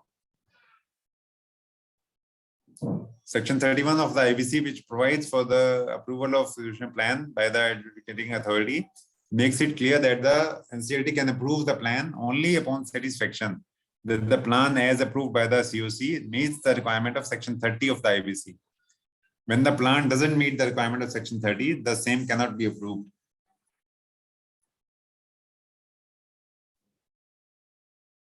They have cited in the case of Gansham Mishra and Sons, Private Limited versus Edelweiss Asset Reconstruction Limited.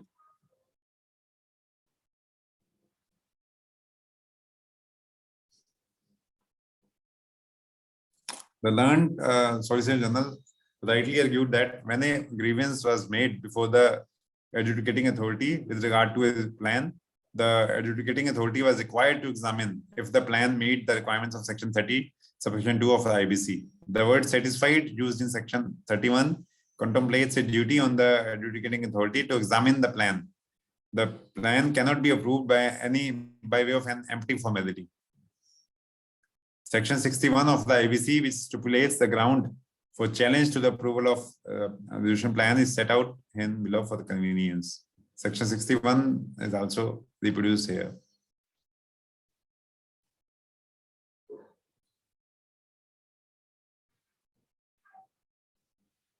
As rightly argued by the learned Solicitor General, there can be no question of acceptance of a plan that is not in conformity with the statutory provisions of Section 31, subsection 2 of the IBC.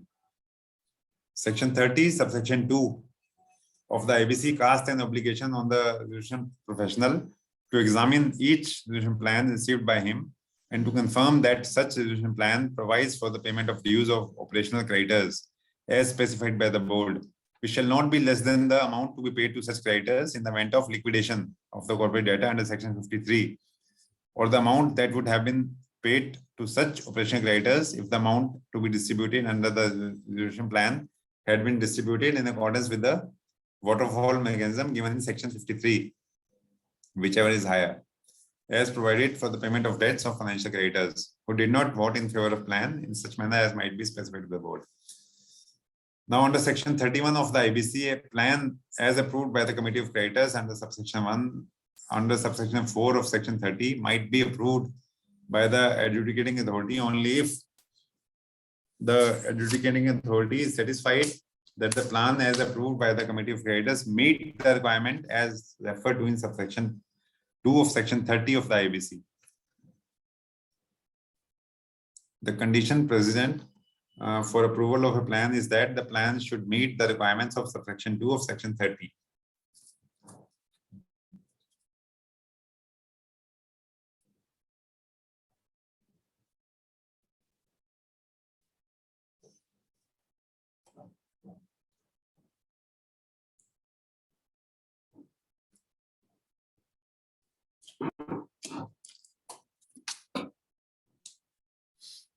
In ABIC Singapore Private Limited versus Committee of Creditors of Educomp Solutions Educomp Solutions Limited and another, this court affirmed the plans.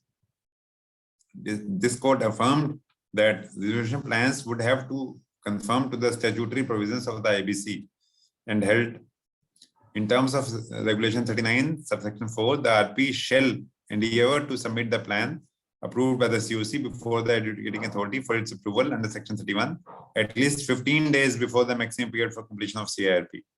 Section 31 provides that the adjudicating authority shall approve the plan if it is satisfied that it complies with the requirements set out under section 30, subsection 2.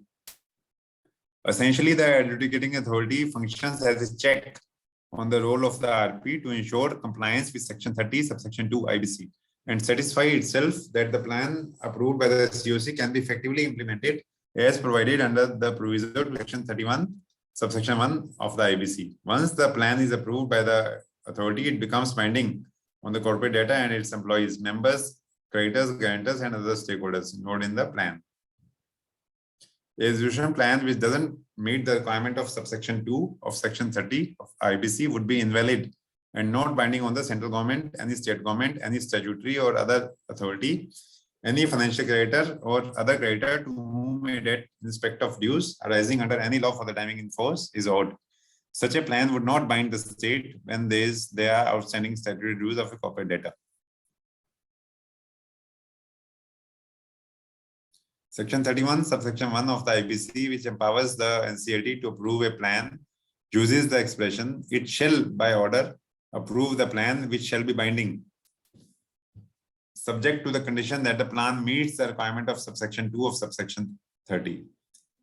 Now the GVET department has challenged this portion. They said that the NCLT doesn't take into consideration that they have not seen that conditions have been met before approval to the resolution plan. If a plan meets the requirement, the adjudicating authority is mandatorily required to approve the plan. On the other hand, subsection 2 of section 31, which enables the adjudicating authority to reject a plan which doesn't conform to the requirements, uses the expression may. Then the use of expression shall and may has been specified.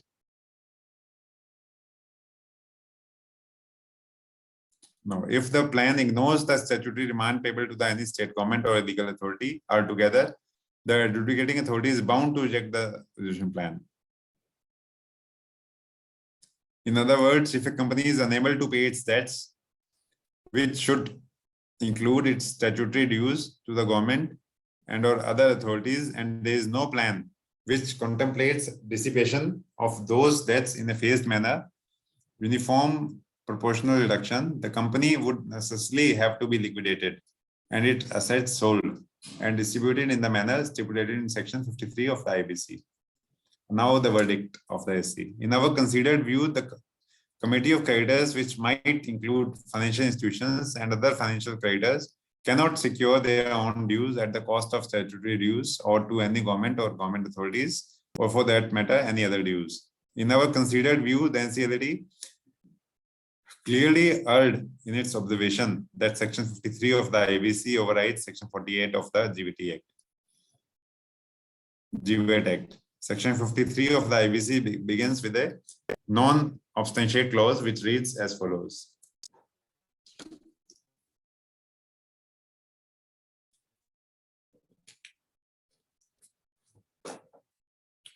Notwithstanding anything to the contrary contained in any law enacted by the Parliament or any state legislature for the timing in force, the proceeds from the sale of liquidation assets shall be distributed in the following order of priority. Notwithstanding anything to the contrary contained in any law enacted by the Parliament. The emphasis has been given to that. Now, the Section 48 of the GWAT Act is not contrary to or inconsistent with the Section 53 or any other provision of the IBC. Under Section 53, subsection 1, clause B, explanation 2, the debts owed to a secured creditor, which would include the state under GWAT Act, are to be ranked equally with other specified debts, including debts on account of workmen dues for a period of 24 months preceding the liquidation commencement date.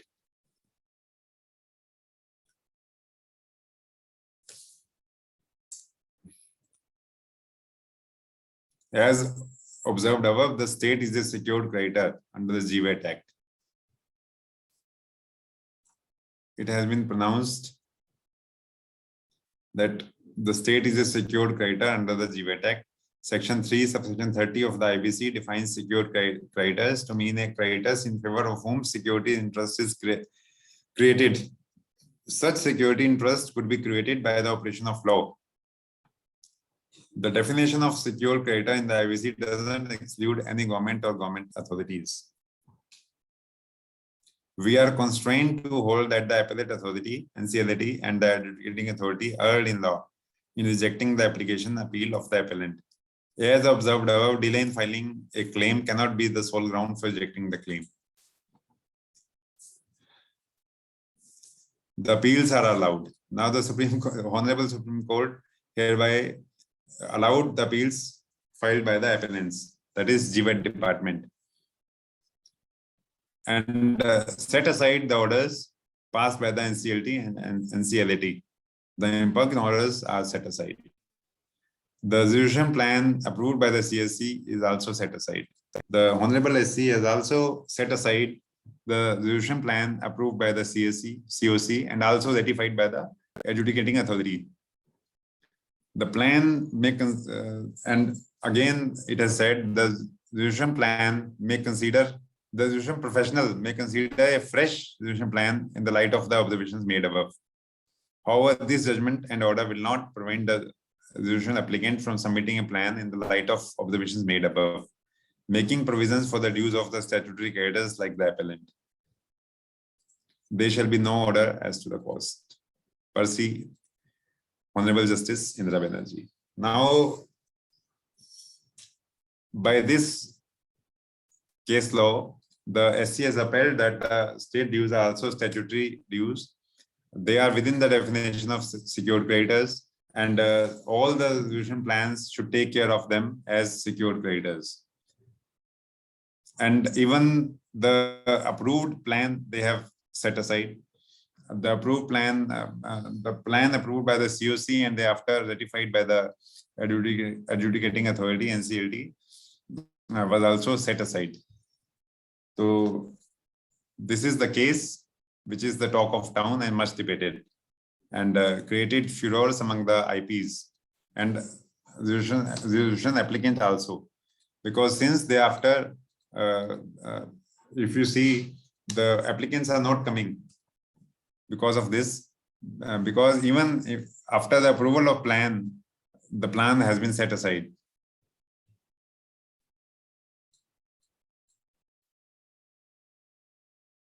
Any amendment will come, I think, that will that will set the tone for the further proceedings. Till now, it is in the dilemma what should be done or what should not be done. Even in the case of Ghanshyam Mishra, just a minute.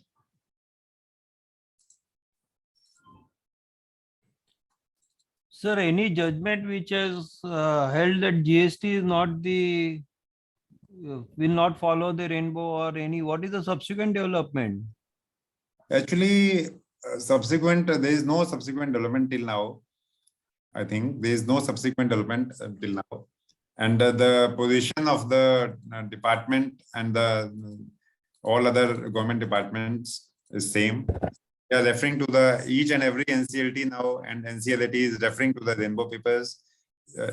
When we filed for the resolution plans for approval before the NCLT, they refer to the Rainbow Papers Limited case. Practically, it is seen by us, and they refer whether you have taken care of the secured creditors, the department, GST department, and the other department use in the manner given in the Rainbow case or not. They are not approving the plans based on this verdict. And so many plans are under approval stage before NCLT. Only further adjournments and other dates are being done by the NCLTs. Even in the Rainbow papers have reversed the position given in the Ghanshyam Mishra case. In the Ghanshyam Mishra and Sons Private Limited versus Adel basis, the court has held that once a plan is approved, it cannot be challenged. It is binding on the all the stakeholders, including the central government, state government, and other statutory authorities. Now, by passing a verdict in this Rainbow, they have reversed the given in the Ghanshyam Mishra case also. It is this is the present scenario, and it is really very difficult to come to any conclusion right now. What an RP can do is that it should verify the claims submitted by the departments very carefully and try to justify their claims by preparing balance sheets by whatever means available to the RP, or the balance sheet which are available to the RP, and through that balance sheet he should verify the claims and make a list of creditors accordingly, and law will take its own course. We cannot do anything on that matter, and discharge his GST liabilities under the CIRP or liquidation by taking a new GSTN number, and the law will take its own course. The resolution plans, naturally, we have to give some importance to the GST department's dues also. We have to cover them, but it is really a difficult position which is being exercised and faced by the RPs and liquidators. Sir, in GST law, it is specially excluded, na? Only in Gujarat VAT it is applicable. In GST law, so section 82 is clear, na, that save as otherwise.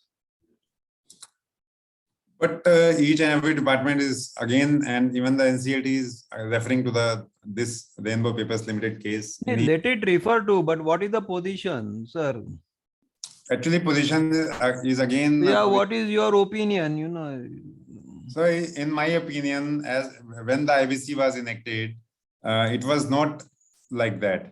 The state dues and central government. Hey, sir, that was there. What is your opinion post Rainbow, whether GST and looking at the GST law, section 82, whether GST is also a secured charge or not charge, or IBC overrules, because the law section 82 is clear. What says section 82? What is? Section 82 of the GST says, notwithstanding anything to the contrary contained in any law for the time being in force, save as otherwise provided in GST and bankruptcy, 2000, any amount payable by the tax person. They create the charge excluding GST, apna IBC. The section 82 is there but still the departments are referring to this verdict given by So the. let them refer now. What is the position? Now we are not actually we are not recognizing them as of now. We are not taking them as secured creditor. We are putting them in the operational creditors list only. It is only up to the court, which honorable courts, which how they deal with the matter. We as a RP and IRP are taking them under operational creditors list only. And So even that is not wrong. Whether if it is a suppose VAT liability, can you consider this as a unsecured now? then they will be taken in the operational creditors list, na? And they are unsecured. But operational or secured or they unsecured? are not secured. It is given in the definition of secured creditor. They are not secured as per our opinion and as per the opinion your opinion also. They will not come under secured creditor. No. If it is a Gujarat VAT liability, I will have to consider them as a secured. No. How can I consider today as unsecured? It is only by the operation of law. You have not created. In that case, but then when their law of the security land interest is not created in their favor. Even in that case, a specific security interest is not created in their favor. It is only by the operation of law that the Supreme Court has held that. As on today, can I say that it is not, after reading this rainbow paper, can I say Gujarat VAT liability is still not secured? Actually, again, it is a matter of conflict. Once the SC has upheld, we cannot do anything. We can't do anything. If a state like GVAT, the same situation arises, we have to take care of that. According to the SC. My point blank question is whether it is RP should consider it as secured or unsecured. If it is given in the GVAT Act, like GVAT Act, you have to consider it based on the SC judgment, but otherwise not. Because no specific security interest has been created in favor of departments. It is only by operation. The specific security interest is not created in Gujarat VAT also. It is by operation of law only. Still they have upheld that they will be taken in the secured creditors list. We are also of the view that it should not be like that. Otherwise, no. It should not be like that. See, view is your view or my view is not important. What is the today position? Actually, the position. Suppose if I am a RP in a Gujarat case, and Gujarat Siltex VAT department files a claim of 5 crore rupees, I should consider it as a secured or unsecured. What you want to do? What you are thinking? What you want to do in the light of SC judgment, Supreme Court judgment? What is your opinion? What do you want? Yeah, I'm asking you, sir. What do you do? Sir, my view is not important. Sir, as a faculty, I am asking you. In this specific case, when the verdict has come, then RP has to necessarily take the view given by the SC. But in other cases, when a security interest is not created in favor, specific interest is not created in favor of departments, how you can take them as secured creditors? In particular, this similar case as Rainbow, if it is in Gujarat and if the VAT department files the claim, I should consider it as secured or unsecured. And if I consider it as a secured, so somebody submitting a plan in the said company has to follow Rainbow and allocate the money to Gujarat VAT department or not. If the situation is same, then you have to follow the instructions given by the SC. There is no other option available. Otherwise, again the same appeals will follow to the NCLT, to NCLT, and to again the Supreme Court. Okay.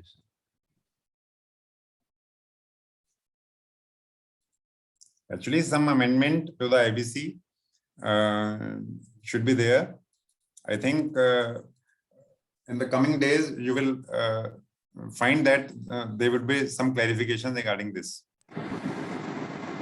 by specific amendment to the sections. Sir, otherwise, the crux of all IBC will. Sir, in MCA paper dated 18th January 2023, point number 14, they have proposed this amendment and they have invited public comment on the same. Yeah. The amendment is in initial stages. Actually, it is not given assent by the parliament. No, amendment is just proposed and they have, it is not parliament, it is still in the proposed stage and they have It is still in the invited proposed. comment. They have invited public comment on the same. So it is still at the nuisance stage. We can refer to those up till these are confirmed and confirmed by our parliament. Yes, sir. There are few judgment I am not aware of. Their enclave has held for GST liability. This rainbow paper is not applicable. I am not aware of this. Actually, on the case-to-case basis, they are doing decisions. But in our view and your view also, when a security interest has not been created specifically to the department, how you can take them to the list of security? It is the operation of law, sir. By operation of law, they have treated them as secured creditors. It is again a much debated issue and there is no clarification till now. You have to bear with it till some amendments come in this regard and clarify the situation.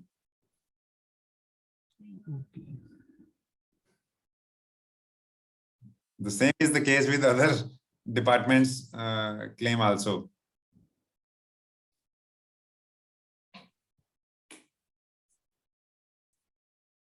Even in this case, they have reversed the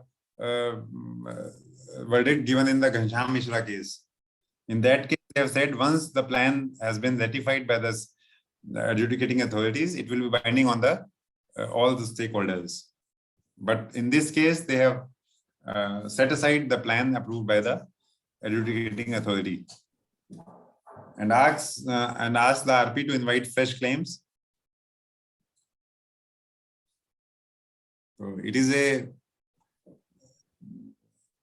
a matter of concern till now, up till some clear judgments, some clear amendments come in our way.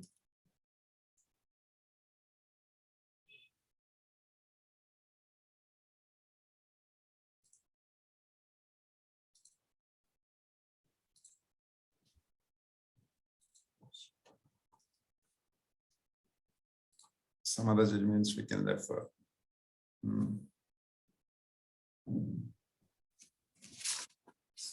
Even in Vidarbha case,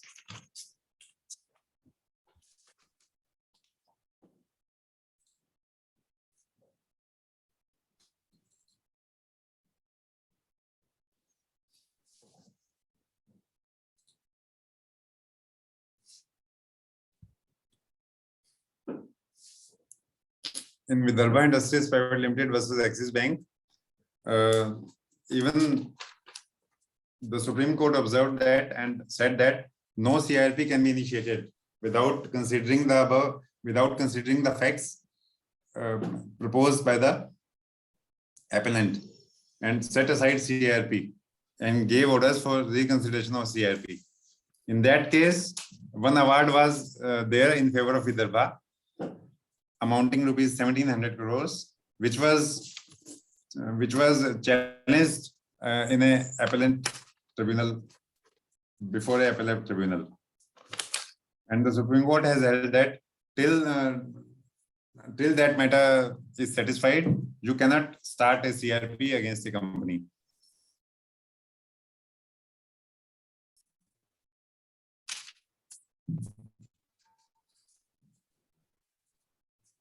Actually, it is case-to-case basis. They have given verdict. But on the GST matter, that is a direct, Rainbow Papers Limited is a direct judgment, which is given by the Supreme Court.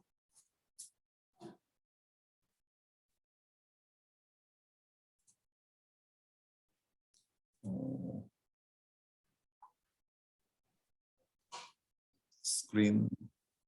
Sorry.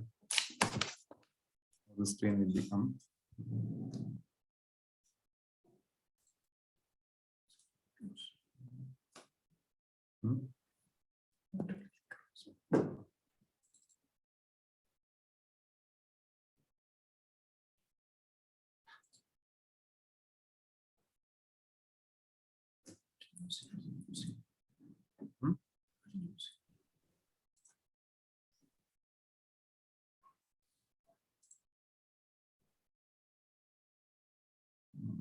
How the screen will come.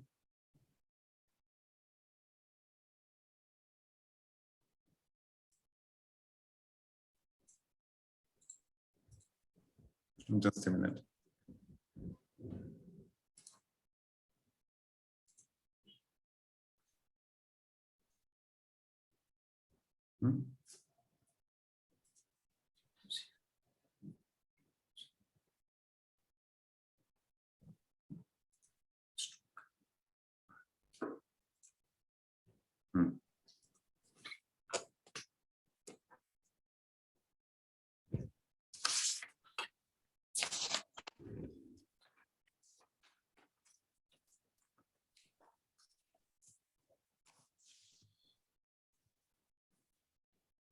You have to live with it till some amendment comes.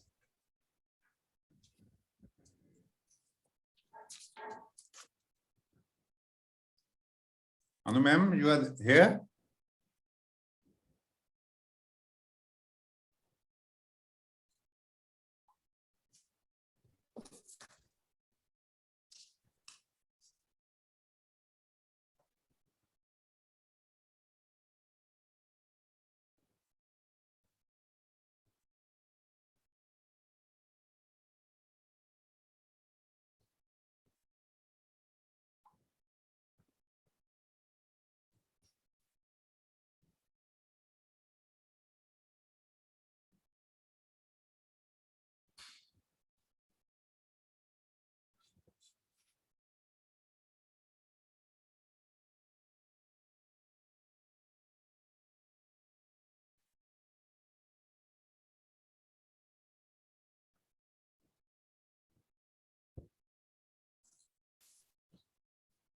Now with this, I am concluding this session. Thank you very much for your patient listening. Thank you, all of you. Thank you, sir. Thank you so much for the wonderful session. It was very good. And thank you, sir. Thank you to all the participants also for taking the session. Thank you, everyone. Can we log out? Yes, sir. Yes.